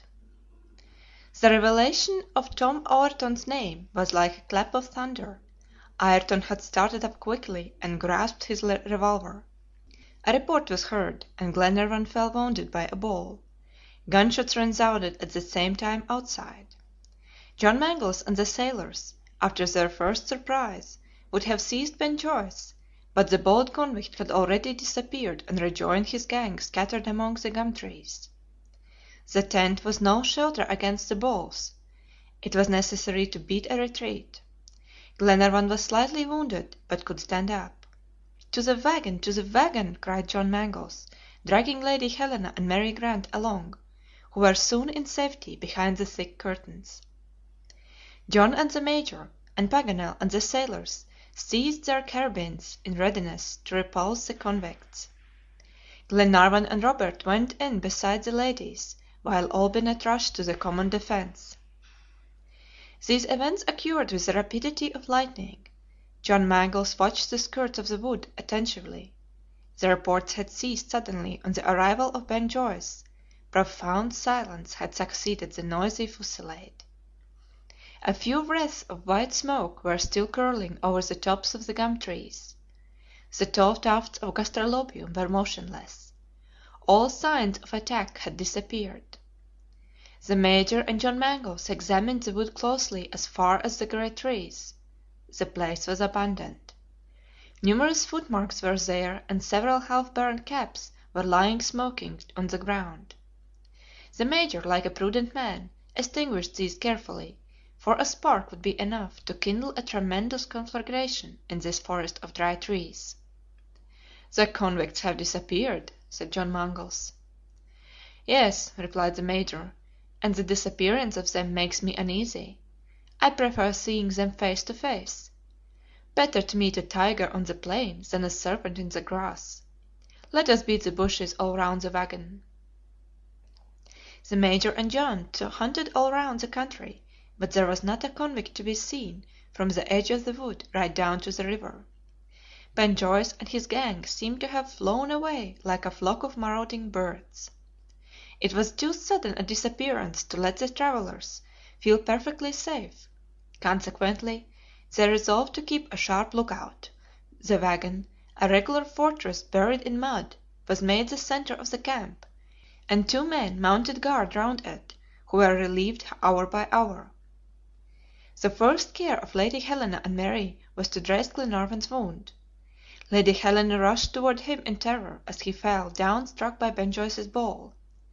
Controlling her agony, the courageous woman helped her husband into the wagon. Then his shoulder was bared, and the Major found, on examination, that the ball had only gone into the flesh, and there was no internal lesion. Neither bone nor muscle appeared to be injured. The wound bled profusely, but Glenarvan could use his fingers and forearm, and consequently there was no occasion for any uneasiness about the issue. As soon as his shoulder was dressed, he would not allow any more fuss to be made about himself, but at once entered on the business in hand. All the party except Mulrady and Wilson, who were on guard, were brought into the wagon, and the Major was asked to explain how this denouncement had come about. Before commencing his recital, he told Lady Helena about the escape of the convicts at Perth, and their appearance in Victoria, and as also their complicity in the railway catastrophe. He handed her the Australian and New Zealand Gazette they had bought in Seymour, and added that a reward had been offered by the police for the apprehension of Ben Joyce, a redoubtable bandit, who had become a noted character during the last 18 months for doing deeds of villainy and crime. But how had McNabbs found out that Ayrton and Ben Joyce were one and the same individual? This was the mystery to be unraveled, and the Major soon explained it. Ever since their first meeting, McNabbs had felt an instinctive distrust of the quartermaster. 2 or 3 insignificant facts, a hasty glance exchanged between him and the blacksmith at the Wimmera River, his unwillingness to cross towns and villages, his persistence about getting the DUNCAN summoned to the coast, the strange death of the animals entrusted to his care, and lastly, a want of frankness in all his behavior, all these details combined had awakened the Major's suspicions. However, he could not have brought any direct accusation against him till the events of the preceding evening had occurred. He then told of his experience. McNabbs, slipping between the tall shrubs, got within reach of the suspicious shadows he had noticed about half a mile away from the encampment. The phosphorescent firs emitted a faint light, by which he could discern 3 men examining marks on the ground, and one of the 3 was the blacksmith of Black Point. "It is them," said one of the men. "Yes," replied another, "there is the trefoil on the mark of the horseshoe. It has been like that since the Wimmera. All the horses are dead. The poison is not far off. There is enough to kill a regiment of cavalry. A useful plant, this gastrolobium." I heard them say this to each other, and then they were quite silent. But I did not know enough yet, so I followed them. Soon the conversation began again. "He is a clever fellow, this Ben Joyce," said the blacksmith. "A capital quartermaster, with his invention of shipwreck. If his project succeeds, it will be a stroke of fortune. He is a very devil, is this Ayrton. Call him Ben Joyce, for he has well earned his name." And then the scoundrels left the forest. I had all the information I wanted now, and came back to the camp quite convinced, begging Paganel's pardon, that Australia does not reform criminals. This was all the Major's story, and his companions sat silently thinking over it. "Then Ayrton has dragged us here," said Glenarvan, pale with anger, "on purpose to rob and assassinate us." "For nothing else," replied the Major, "and ever since we left the Wimerra his gang has been on our track and spying on us, waiting for a favorable opportunity." "Yes." "Then the wretch was never one of the sailors on the BRITANNIA? He had stolen the name of Ayrton and the shipping papers?" They were all looking at McNabbs for an answer, for he must have put the question to himself already. "There is no great certainty about the matter," he replied, in his usual calm voice, "but in my opinion the man's name is really Ayrton. Ben Joyce is his nom de guerre. It is an incontestable fact that he knew Harry Grant, and also that he was quartermaster of the BRITANNIA. These facts were proved by the minute details given us by Ayrton, and are corroborated by the conversation between the convicts, which I repeated to you. We need not lose ourselves in vain conjectures, but consider it as certain that Ben Joyce is Ayrton, and that Ayrton is Ben Joyce; that is to say, one of the crew of the BRITANNIA has turned leader of the convict gang." The explanations of McNabbs were accepted without discussion. "Now then," said Glenarvan, "will you tell us how and why Harry Grant's quartermaster comes to be in Australia?" "How, I don't know," replied McNabbs, "and the police declare they are as ignorant on the subject as myself. Why, it is impossible to say. That is a mystery which the future may explain." "The police are not even aware of Ayrton's identity with Ben Joyce," said John Mangles. "You are right, John," replied the Major, "and this circumstance would throw light on their search." "Then, I suppose," said Lady Helena, "the wicked wretch had got work on Paddy O'Moore's farm with a criminal intent?" "There is not the least doubt of it. He was planning some evil design against the Irishman when a better chance presented itself. Chance led us into his presence. He heard Paganel's story and all about the shipwreck, and the audacious fellow determined to act his part immediately. The expedition was decided on. At the Wimerra he found means of communicating with one of his gang, the blacksmith of Black Point, and left traces of our journey which might be easily recognized. The gang followed us. A poisonous plant enabled them gradually to kill our bullocks and horses. At the right moment he sunk us in the marshes of the Snowy, and gave us into the hands of his gang." Such was the history of Ben Joyce. The Major had shown him up in his character, a bold and formidable criminal. His manifestly evil designs called for the utmost vigilance on the part of Glenarvan. Happily, the unmasked bandit was less to be feared than the traitor. But one serious consequence must come out of this revelation. No one had thought of it yet except Mary Grant. John Mangles was the first to notice her pale, despairing face. He understood what was passing in her mind at a glance. "Miss Mary, Miss Mary!" he cried, "you are crying!" "Crying, my child!" said Lady Helena. "My father, Madame, my father!" replied the poor girl. She could say no more, but the truth flashed on every mind. They all knew the cause of her grief, and why tears fell from her eyes, and her father's name came to her lips. The discovery of Ayrton's treachery had destroyed all hope. The convict had invented a shipwreck to entrap Glenarvan. In the conversation overheard by McNabbs, the convicts had plainly said that the BRITANNIA had never been wrecked on the rocks in Twofold Bay.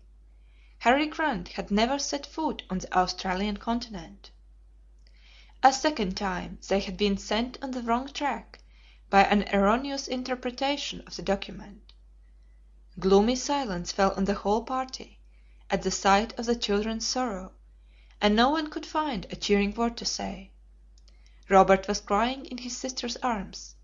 Paganel muttered in a tone of vexation: "That unlucky document! It may boast of having half crazed a dozen people's wits." The worthy geographer was in such a rage with himself that he struck his forehead as if he would smash it in. Glenarvan went out to Mulrady and Wilson, who were keeping watch. Profound silence reigned over the plain between the wood and the river.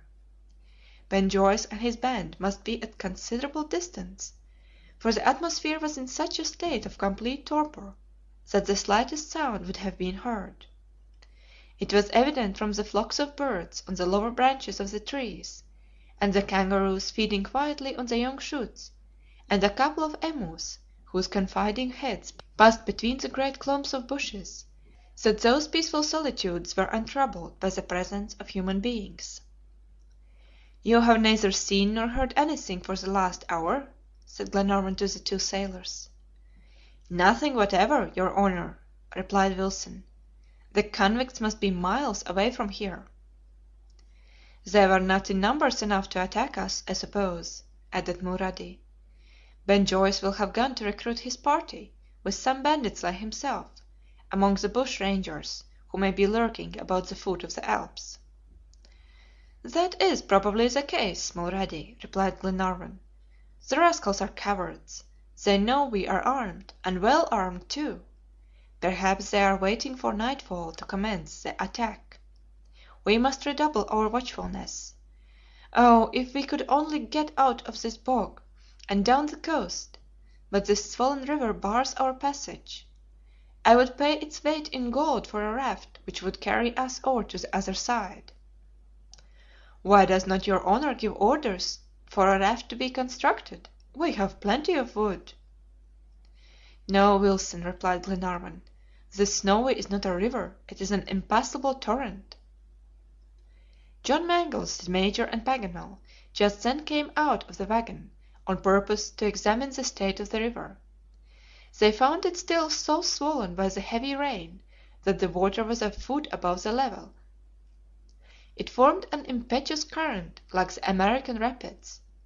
To venture over that foaming current and that rushing flood, broken into 1,000 eddies and hollows and gulfs, was impossible. John Mangles declared the passage impracticable. "But we must not stay here," he added, "without attempting anything. What we were going to do before Ayrton's treachery is still more necessary now." "What do you mean, John?" asked Glenarvan. "I mean that our need is urgent, and that since we cannot go to Twofold Bay, we must go to Melbourne. We have still one horse. Give it to me, my Lord, and I will go to Melbourne." "But that will be a dangerous venture, John," said Glenarvan, "not to speak of the perils of a journey of 200 miles over an unknown country.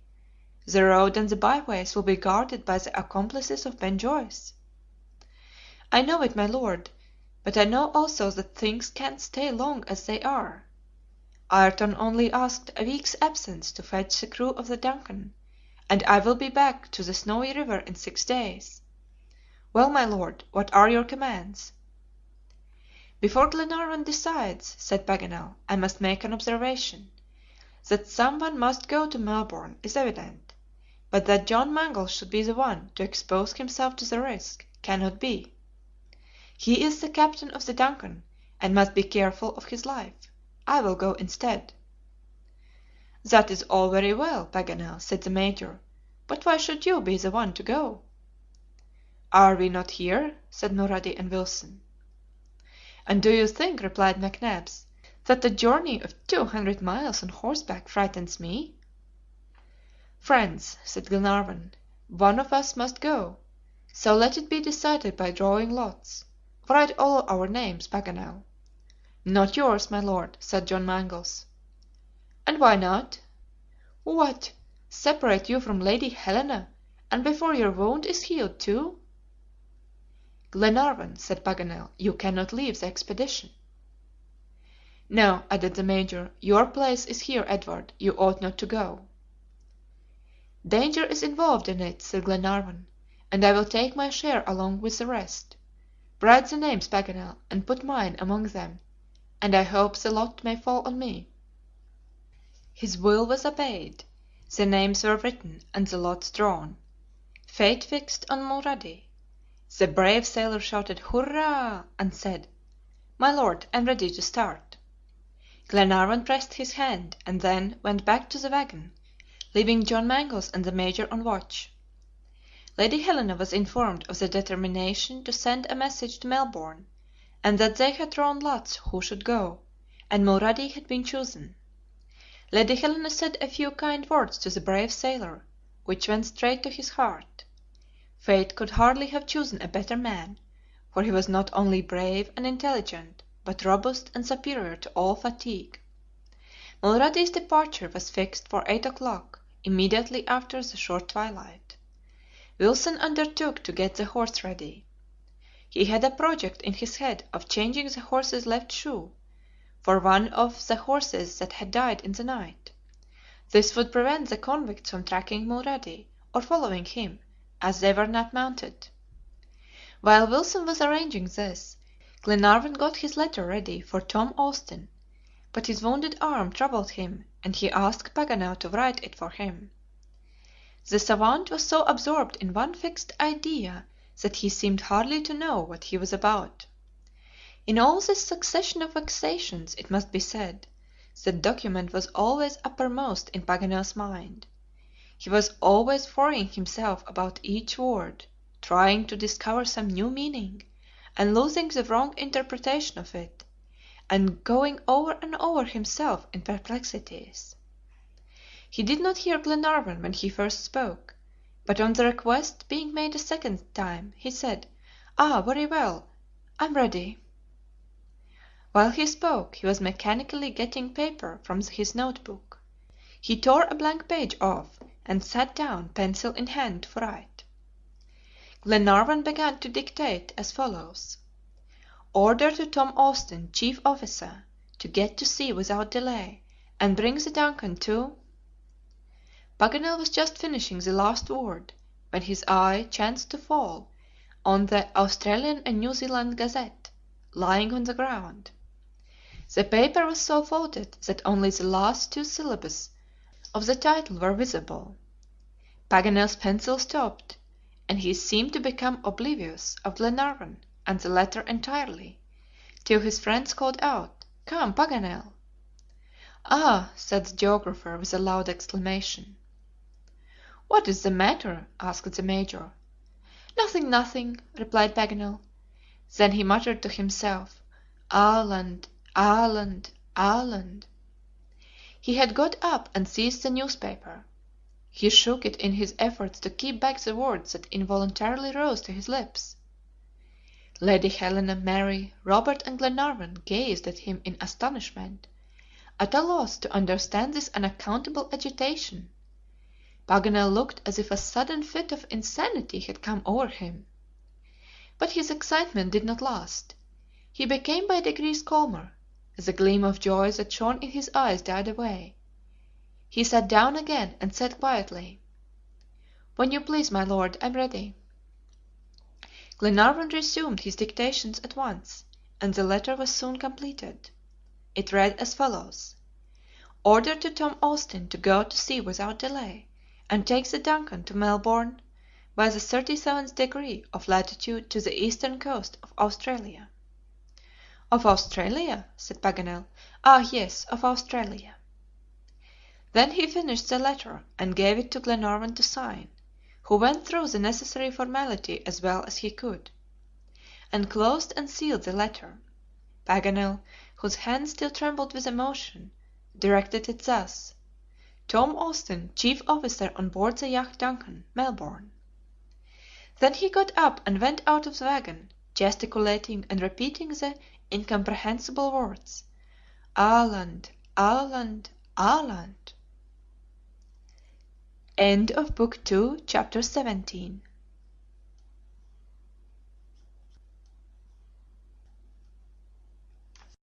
Book 2, Chapter 18.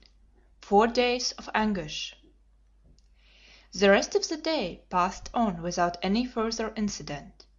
All the preparations for Mulrady's journey were completed, and the brave sailor rejoiced in being able to give his Lordship this proof of devotion. Paganel had recovered his usual sang-froid and manners. His look, indeed, betrayed his preoccupation, but he seemed resolved to keep it secret. No doubt he had strong reasons for this course of action, for the Major heard him repeating, like a man struggling with himself. No, no, they would not believe it, and, besides, what good would it be? It's too late." Having taken this resolution, he busied himself with giving Mulrady the necessary directions for getting to Melbourne, and showed him his way on the map. All the tracks, that is to say, paths through the prairie, came out on the road to Lucknow. This road, after running right down to the coast, took a sudden bend in the direction of Melbourne. This was the route that must be followed steadily, for it would not do to attempt a short cut across an almost unknown country. Nothing, consequently, could be more simple. Mulrady could not lose his way. As to dangers, there were none after he had gone a few miles beyond the encampment, out of the reach of Ben Joyce and his gang. Once past their hiding place, Mulrady was certain of soon being able to outdistance the convicts and execute his important mission successfully. At 6 o'clock they all dined together. The rain was falling in torrents. The tent was not protection enough, and the whole party had to take refuge in the wagon. This was a sure refuge. The clay kept it firmly embedded in the soil, like a fortress resting on sure foundations. The arsenal was composed of 7 carbines and 7 revolvers, and could stand a pretty long siege, for they had plenty of ammunition and provisions. But before 6 days were over, the DUNCAN would anchor in Twofold Bay, and 24 hours after her crew would reach the other shore of the Snowy River, and should the passage still remain impracticable, the convicts, at any rate, would be forced to retire before the increased strength. But all depended on Mulrady's success in his perilous enterprise. At 8 o'clock it got very dark. Now was the time to start. The horse prepared for Mulrady was brought out. His feet, by way of extra precaution, were wrapped round with cloths, so that they could not make the least noise on the ground.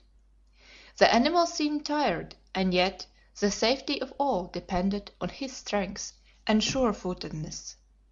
The Major advised Mulrady to let him go gently as soon as he got past the convicts. Better delay half a day than not arrive safely. John Mangles gave his sailor a revolver, which he had loaded with the utmost care. This is a formidable weapon in the hand of a man who does not tremble, for 6 shots fired in a few seconds would easily clear a road infested with criminals. Mulrady seated himself in the saddle, ready to start. "Here is the letter you are to give to Tom Austin," said Glenarvan. "Don't let him lose an hour. He is to sail for Twofold Bay at once, and if he does not find us there, if we have not managed to cross the Snowy, let him come on to us without delay. Now go, my brave sailor, and God be with you." He shook hands with him, and bade him good by. And so did Lady Helena and Mary Grant. A more timorous man than the sailor would have shrunk back a little from setting out on such a dark raining night, on an errand so full of danger, across vast unknown wilds. But his farewells were calmly spoken, and he speedily disappeared down a path which skirted the wood. At the same moment the gusts of wind redoubled their violence. The high branches of the eucalyptus clattered together noisily, and bough after bough fell on the wet ground. More than one great tree, with no living sap, but still standing hitherto, fell with a crash during this storm. The wind howled amid the cracking wood, and mingled its moans with the ominous roaring of the rain. The heavy clouds, driving along toward the east, hung on the ground like rays of vapor, and deep, cheerless gloom intensified the horrors of the night. The travelers went back into the wagon immediately after Mulrady had gone. Lady Helena, Mary Grant, Glenarvan, and Paganel occupied the first compartment, which had been hermetically closed. The second was occupied by Olbinett, Wilson, and Robert. The Major and John Mangles were on duty outside. This precaution was necessary, for an attack on the part of the convicts would be easy enough, and therefore probable enough. The 2 faithful guardians kept close watch, bearing philosophically the rain and wind that beat on their faces. They tried to pierce through the darkness so favorable to ambushes, for nothing could be heard but the noise of the tempest, the sough of the wind, the rattling branches, falling trees, and roaring of the unchained waters. At times the wind would cease for a few moments, as if to take breath. Nothing was audible but the moan of the snowy river as it flowed between the motionless reeds and the dark curtain of gum trees. The silence seemed deeper in these momentary lulls, and the Major and John Mangles listened attentively. During one of these calms a sharp whistle reached them. John Mangles went hurriedly up to the Major. "You heard that?" he asked. "Yes," said McNabbs. "Is it man or beast?" "A man," replied John Mangles. And then both listened. The mysterious whistle was repeated and answered by a kind of report, but almost indistinguishable, for the storm was raging with renewed violence. McNabbs and John Mangles could not hear themselves speak. They went for comfort under the shelter of the wagon. At this moment the leather curtains were raised, and Glenarvan rejoined his two companions. He too had heard this ill-boding whistle, and the report which echoed under the tilt. "Which way was it?" asked he. "There," said John, pointing to the dark track in the direction taken by Mulrady. "How far?" "The wind brought it, I should think 3 or 4 miles at least." "Come," said Glenarvan, putting his gun on his shoulder. "No," said the Major, "it is a decoy to get us away from the wagon." "But if Mulrady has even now fallen beneath the blows of these rascals!" exclaimed Glenarvan, seizing McNabbs by the hand. "We shall know by to morrow," said the Major coolly, determined to prevent Glenarvan from taking a step which was equally rash and futile. "You cannot leave the camp, my Lord," said John. "I will go alone." "You will do nothing of the kind," cried McNabbs, energetically. "Do you want to have us killed one by one to diminish our force and put us at the mercy of these wretches? If Mulrady has fallen a victim to them, it is a misfortune that must not be repeated. Mulrady was sent, chosen by chance. If the lot had fallen to me, I should have gone as he did, but I should neither have asked nor expected assistance." In restraining Glenarvan and John Mangles, the Major was right in every aspect of the case. To attempt to follow the sailor, to run into the darkness of night among the convicts in their leafy ambush, was madness, and more than that, it was useless. Glenarvan's party was not so numerous that it could afford to sacrifice another member of it. Still Glenarvan seemed as if he could not yield. His hand was always on his carbine. He wandered about the wagon, and bent a listening ear to the faintest sound. The thought that one of his men was perhaps mortally wounded, abandoned to his fate, calling in vain on those for whose sake he had gone forth, was a torture to him. McNabbs was not sure that he should be able to restrain him, or if Glenarvan, carried away by his feelings, would not run into the arms of Ben Joyce. "Edward," he said, "be calm, listen to me as a friend. Think of Lady Helena, of Mary Grant, of all who are left. And besides, where would you go? Where would you find Mulrady? He must have been attacked 2 miles off. In what direction? Which track would you follow?" At that very moment, as if to answer the Major, a cry of distress was heard. "Listen," said Glenarvan. This cry came from the same quarter as the report, but less than a quarter of a mile off. Glenarvan, repulsing McNabbs, was already on the track, when at 300 paces from the wagon they heard the exclamation, "Help! Help!" The voice was plaintive and despairing. John Mangles and the Major sprang toward the spot. A few seconds after they perceived among the scrub a human form dragging itself along the ground and uttering mournful groans. It was Mulrady, wounded, apparently dying, and when his companions raised him they felt their hands bathed in blood. The rain came down with redoubled violence, and the wind raged among the branches of the dead trees. In the pelting storm Glenarvan, the Major, and John Mangles transported the body of Mulrady. On their arrival everyone got up. Paganel, Robert, Wilson, and Olbinett left the wagon, and Lady Helena gave up her compartment to poor Mulrady. The Major removed the poor fellow's flannel shirt, which was dripping with blood and rain. He soon found the wound. It was a stab in the right side. McNabbs dressed it with great skill.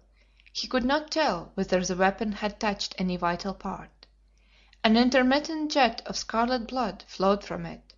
The patient's paleness and weakness showed that he was seriously injured. The Major washed the wound first with fresh water and then closed the orifice. After this he put on a thick pad of lint, and then folds of scraped linen, held firmly in place with a bandage. He succeeded in stopping the hemorrhage. Mulrady was laid on his side, with his head and chest well raised, and Lady Helena succeeded in making him swallow a few drops of water.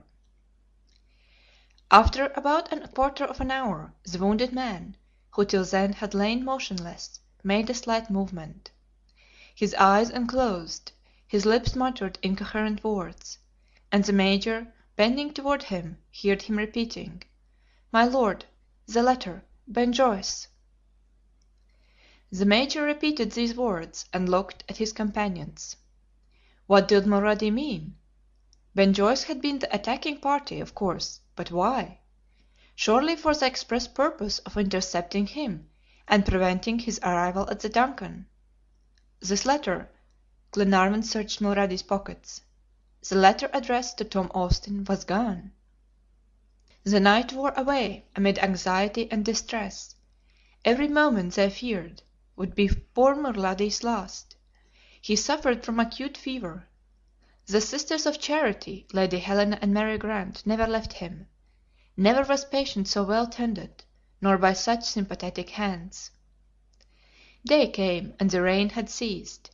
Great clouds filled the sky still, the ground was strewn with broken branches, the marly soil, soaked by the torrents of rain, had yielded still more. The approaches to the wagon became difficult, but it could not sink any deeper. John Mangles, Paganel, and Glenarvan went, as soon as it was light enough, to reconnoiter in the neighborhood of the encampment. They revisited the track, which was still stained with blood. They saw no vestige of Ben Joyce, nor of his band. They penetrated as far as the scene of the attack. Here two corpses lay on the ground, struck down by Mulrady's bullets. One was the blacksmith of Black Point. His face, already changed by death, was a dreadful spectacle. Glenarvan searched no further. Prudence forbade him to wander from the camp. He returned to the wagon, deeply absorbed by the critical position of affairs. "We must not think of sending another messenger to Melbourne," said he. "But we must," said John Mangles, "and I must try to pass where my sailor could not succeed." "No, John, it's out of the question. You have not even a horse for the journey, which is full 200 miles." This was true, for Mulrady's horse, the only one that remained, had not returned. Had he fallen during the attack on his rider, or was he straying in the bush, or had the convicts carried him off? "Come what will," replied Glenarvan, "we will not separate again. Let us wait a week or a fortnight till the Snowy falls to its normal level. We can then reach Twofold Bay by short stages, and from there we can send on to the DUNCAN, by a safer channel, the order to meet us." "That seems the only plan," said Paganel. "Therefore, my friends," rejoined Glenarvan, "no more parting. It is too great a risk for one man to venture alone into a robber haunted waste. And now may God save our poor sailor, and protect the rest of us." Glenarvan was right in both points: first, in prohibiting all isolated attempts, and second, in deciding to wait till the passage of Snowy River was practicable. He was scarcely 30 miles from Delegete, the first frontier village of New South Wales, where he would easily find the means of transport to Twofold Bay, and from there he could telegraph to Melbourne his orders about the DUNCAN. These measures were wise, but how late! If Glenarvan had not sent Mulrady to Lucknow, what misfortunes would have been averted, not to speak of the assassination of the sailor! When he reached the camp he found his companions in better spirits. They seemed more hopeful than before. "He is better! He is better!" cried Robert, running out to meet Lord Glenarvan. "Mulrady?" "Yes, Edward," answered Lady Helena. "A reaction has set in. The Major is more confident. Our sailor will live." "Where is McNabbs?" asked Glenarvan. "With him. Mulrady wanted to speak to him, and they must not be disturbed." He then learned that about an hour since, the wounded man had awakened from its lethargy, and the fever had abated. But the first thing he did on recovering his memory and speech was to ask for Lord Glenarvan, or, failing him, the Major. McNabbs, seeing him so weak, would have forbidden any conversation, but Mulrady insisted with such energy that the Major had to give in. The interview had already lasted some minutes when Glenarvan returned. There was nothing for it but to await the return of McNabbs. Presently the leather curtains of the wagon moved, and the Major appeared. He rejoined his friends at the foot of a gum tree, where the tent was placed. His face, usually so stolid, showed that something disturbed him. When his eyes fell on Lady Helena and the young girl, his glance was full of sorrow. Glenarvan questioned him, and extracted the following information. When he left the camp Mulrady followed one of the paths indicated by Paganel. He made as good speed as the darkness of the night would allow. He reckoned that he had gone about 2 miles when several men, 5 he thought, sprang to his horse's head. The animal reared. Mulrady seized his revolver and fired. He thought he saw 2 of his assailants fall. By the flash he recognized Ben Joyce, but that was all. He had not time to fire all the barrels. He felt a violent blow on his side and was thrown to the ground. Still he did not lose consciousness. The murderers thought he was dead. He felt them search his pockets, and then heard one of them say, "I have the letter." "Give it to me," returned Ben Joyce, "and now the DUNCAN is ours." At this point of the story Glenarvan could not help uttering a cry. McNabbs continued. "Now, you fellows," added Ben Joyce, "catch the horse. In 2 days I shall be on board the DUNCAN, and in 6 I shall reach Twofold Bay. This is to be the rendezvous. My lord and his party will be still stuck in the marshes of the Snowy River. Cross the river at the bridge of Kemple Pier, proceed to the coast, and wait for me. I will easily manage to get you on board. Once at sea, in a craft like the DUNCAN, we shall be masters of the Indian Ocean." "Hurrah for Ben Joyce!" cried the convicts. Mulrady's horse was brought, and Ben Joyce disappeared, galloping on the Lucknow road, while the band took the road southeast of the Snowy River. Mulrady, though severely wounded, had the strength to drag himself to within 300 paces from the camp, whence we found him almost dead. "There," said McNabbs, "is the history of Mulrady, and now you can understand why the brave fellow was so determined to speak." This revelation terrified Glenarvan and the rest of the party. "Pirates! Pirates!" cried Glenarvan. "My crew massacred! My DUNCAN in the hands of these bandits!" "Yes, for Ben Joyce will surprise the ship," said the Major, "and then—" "Well, we must get to the coast first," said Paganel. "But how are we to cross the Snowy River?" said Wilson. "As they will," replied Glenarvan. "They are to cross at Kemple Pier Bridge, and so will we." "But about Mulrady?" asked Lady Helena. "We will carry him; we will have relays. Can I leave my crew to the mercy of Ben Joyce and his gang?" To cross the Snowy River at Kemple Pier was practicable, but dangerous. The convicts might entrench themselves at that point, and defend it. There were at least 30 against 7. But there are moments when people do not deliberate, or when they have no choice but to go on. "My Lord," said John Mangles, "before we throw away our chance, before venturing to this bridge, we ought to reconnoiter, and I will undertake it." "I will go with you, John," said Paganel. This proposal was agreed to, and John Mangles and Paganel prepared to start immediately. They were to follow the course of the Snowy River, follow its banks till they reached the place indicated by Ben Joyce, and especially they were to keep out of sight of the convicts, who were probably scouring the bush.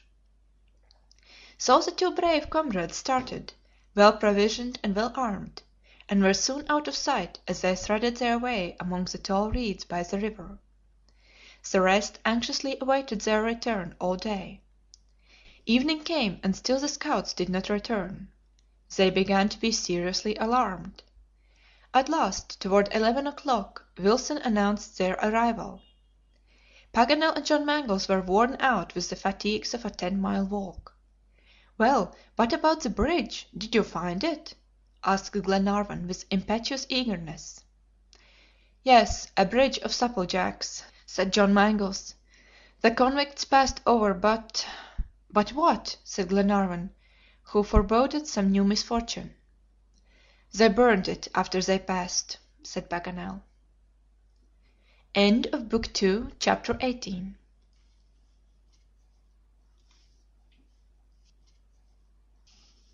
By Jules Verne. Book 2, Chapter 19. Helpless and Hopeless. It was not a time for despair, but action. The bridge at Campbell Pier was destroyed, but the Snowy River must be crossed, come what might, and they must reach Twofold Bay before Ben Joyce and his gang. So, instead of wasting time in empty words, the next day, the 16th of January, John Mangles and Glenarvan went down to examine the river and arrange for the passage over. The swollen and tumultuous waters had not gone down the least. They rushed on with indescribable fury. It would be risking life to battle with them. Glenarvan stood gazing with folded arms and downcast face. "Would you like me to try and swim across?" said John Mangles. "No, John, no," said Lord Glenarvan, holding back the bold, daring young fellow. "Let us wait." And they both returned to the camp. The day passed in the most intense anxiety. 10 times Lord Glenarvan went to look at the river, trying to invent some bold way of getting over, but in vain. Had a torrent of lava rushed between the shores, it could not have been more impassable.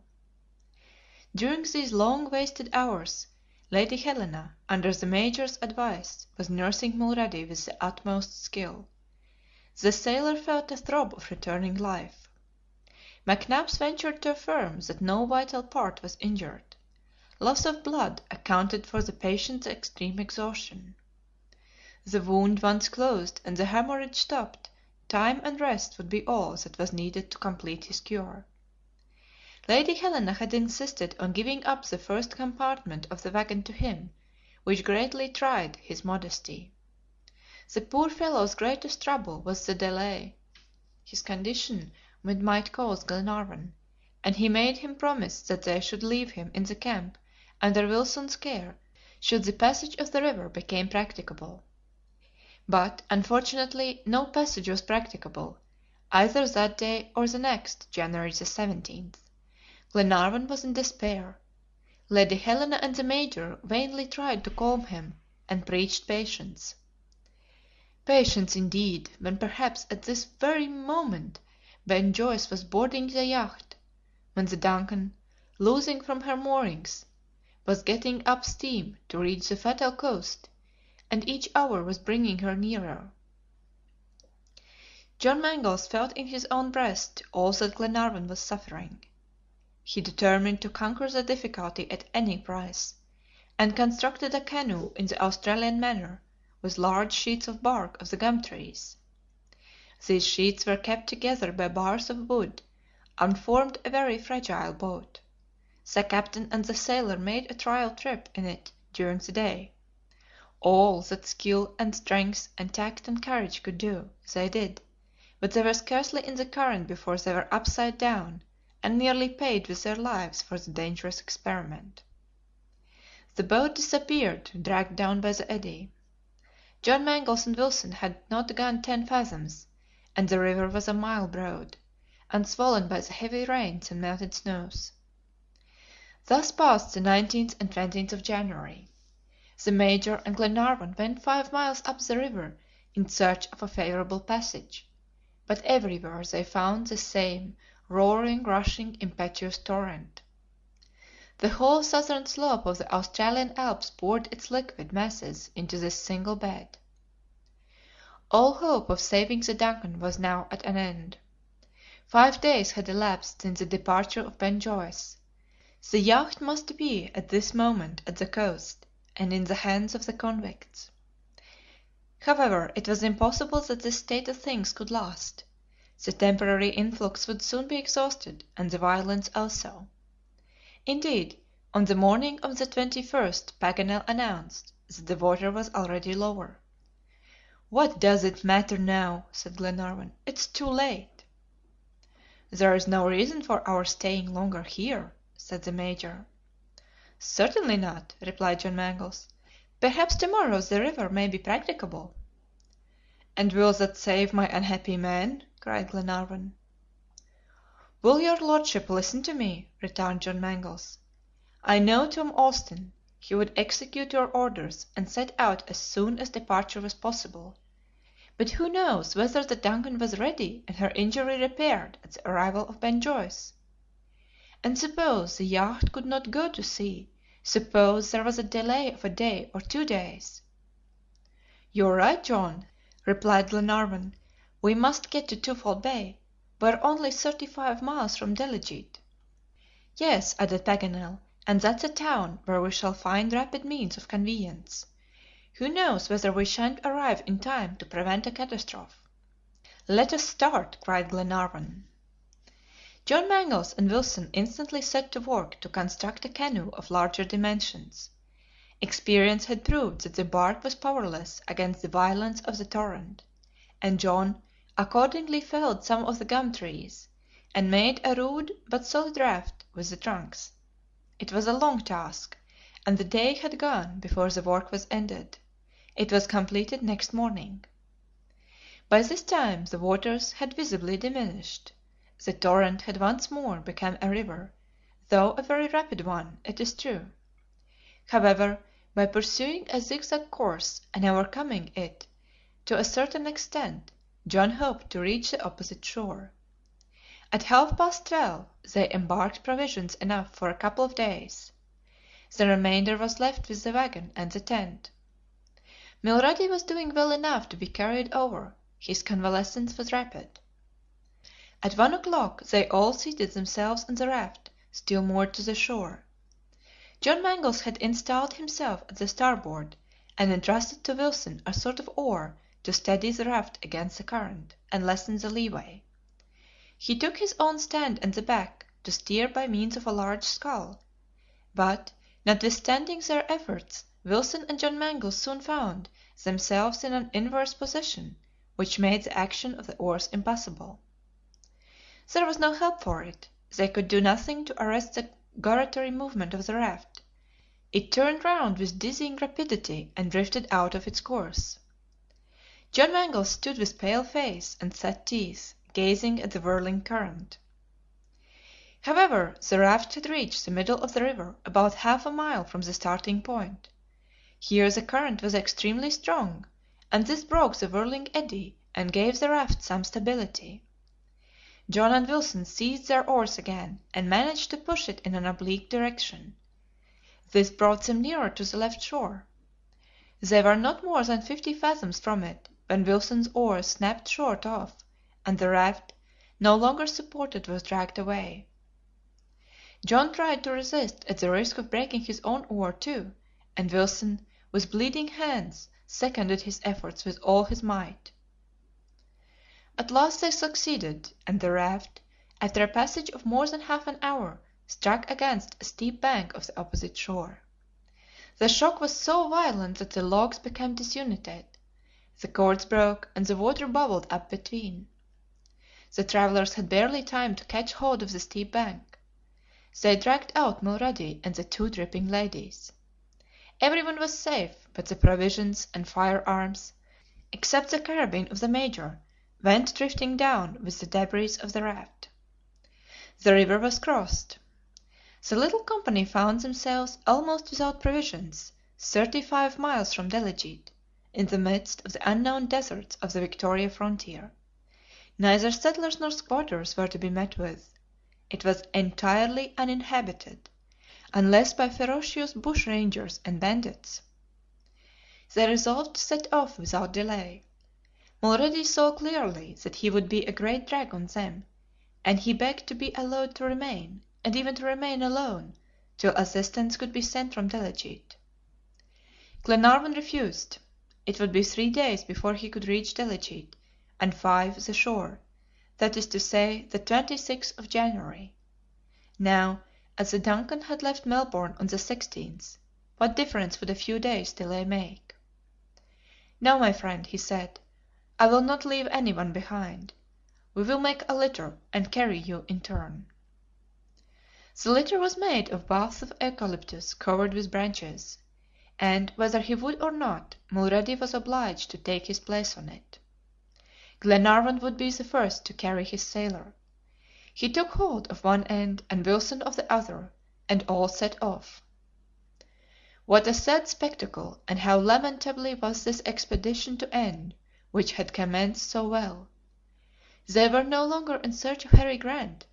This continent where he was not, and never had been, threatened to prove fatal to those who sought him. And when these intrepid countrymen of his should reach the shore, they wouldn't find the DUNCAN waiting to take them home again. The first day passed silently and painfully. Every 10 minutes the litter changed bearers. All the sailors' comrades took their share in this task without murmuring, though the fatigue was augmented by the great heat. In the evening, after a journey of only 5 miles, they camped under the gum trees. The small store of provisions saved from the raft composed the evening meal. But all they had to depend upon now was the Major's carbine. It was a dark, rainy night, and morning seemed as if it would never dawn. They set off again, but the Major could not find a chance of firing a shot. This fatal region was only a desert, unfrequented even by animals. Fortunately, Robert discovered a bustard's nest with a dozen of large eggs in it, which Olbinett cooked on hot cinders. These, with a few roots of purslane which were growing at the bottom of a ravine, were all the breakfast of the 22nd. The route now became extremely difficult. The sandy plains were bristling with spinifex, a prickly plant which is called in Melbourne the porcupine. It tears the clothing to rags and makes the legs bleed. The courageous ladies never complained, but footed it bravely, setting an example and encouraging one another by word or look. They stopped in the evening at Mount Bulla Bulla, on the edge of the Jungalla Creek. The supper would have been very scant if McNabbs had not killed a large rat, the mus conditor, which is highly spoken of as an article of diet. Olbinett roasted it, and it would have been pronounced even superior to its reputation had it equaled the sheep in size. They were obliged to be content with it, however, and it was devoured to the bones. On the 23rd, the weary but still energetic travelers started off again.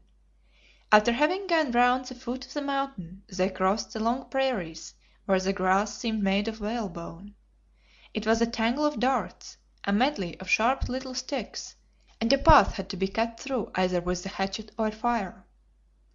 That morning there was not even a question of breakfast. Nothing could be more barren than this region strewn with pieces of quartz. Not only hunger but thirst began to assail the travelers. A burning atmosphere heightened their discomfort. Glenarvan and his friends could only go half a mile an hour. Could this lack of food and water continue till evening, they would all sink on the road, never to rise again.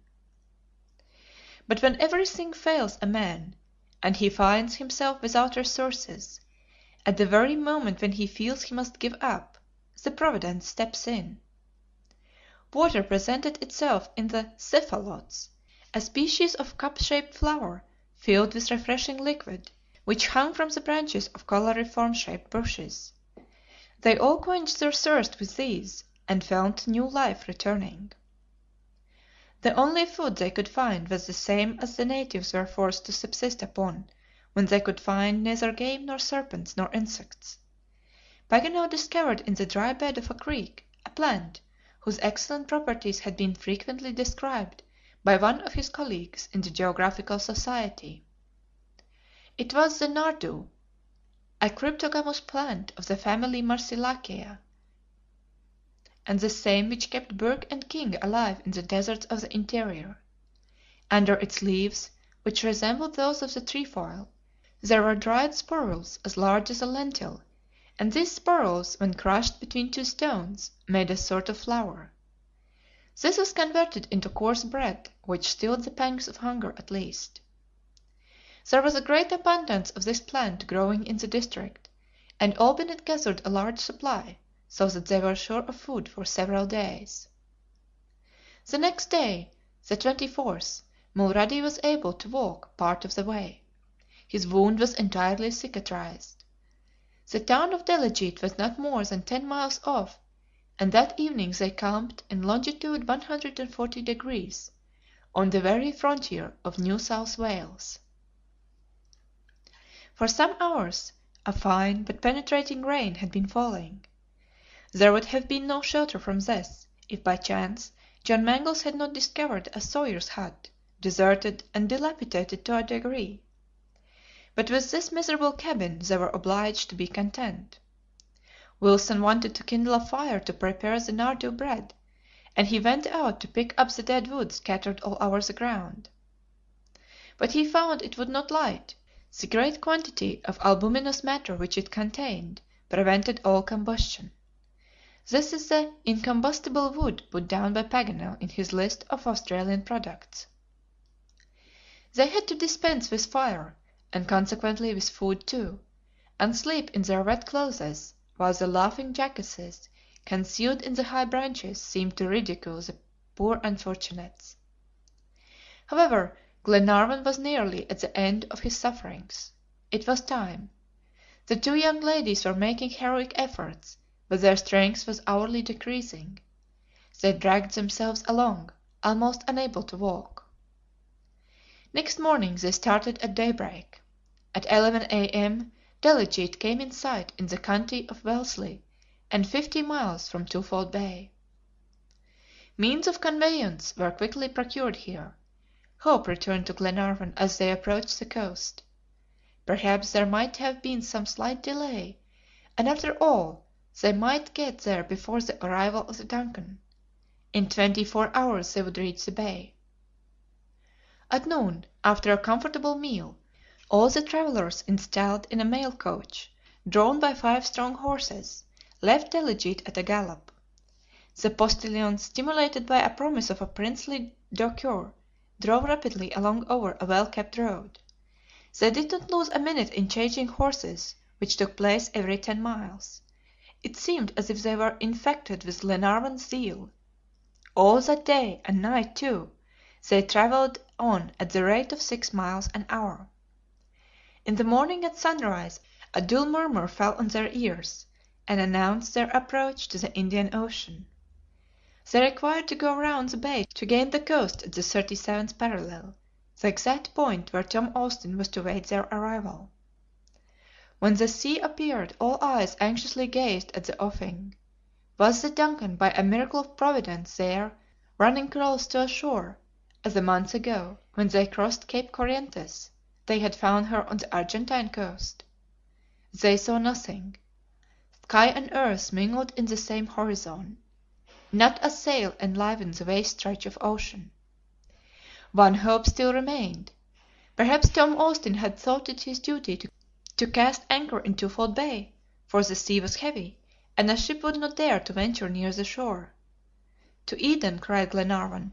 Immediately the mail coach resumed the route round the bay, toward the little town of Eden, 5 miles distant. The postilions stopped not far from the lighthouse, which marks the entrance of the port. Several vessels were moored in the roadstead, but none of them bore the flag of Malcolm.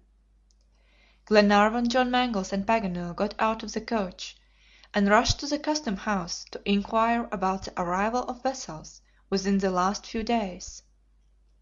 No ship had touched the bay for a week. "Perhaps the yacht has not started," Glenarvan said, a sudden revulsion of feeling lifting him from despair. "Perhaps we have arrived first." John Mangles shook his head. He knew Tom Austin. His first mate would not delay the execution of an order for 10 days. "I must know at all events how they stand," said Glenarvan. "Better certainty than doubt." A quarter of an hour afterward, a telegram was sent to the syndicate of shipbrokers in Melbourne. The whole party then repaired to the Victoria Hotel. At 2 P.M. the following telegraphic reply was received: "Lord Glenarvan, Eden, Twofold Bay. The DUNCAN left on the 16th current. Destination unknown. G. Andrews, S.P." The telegram dropped from Glenarvan's hands. There was no doubt now.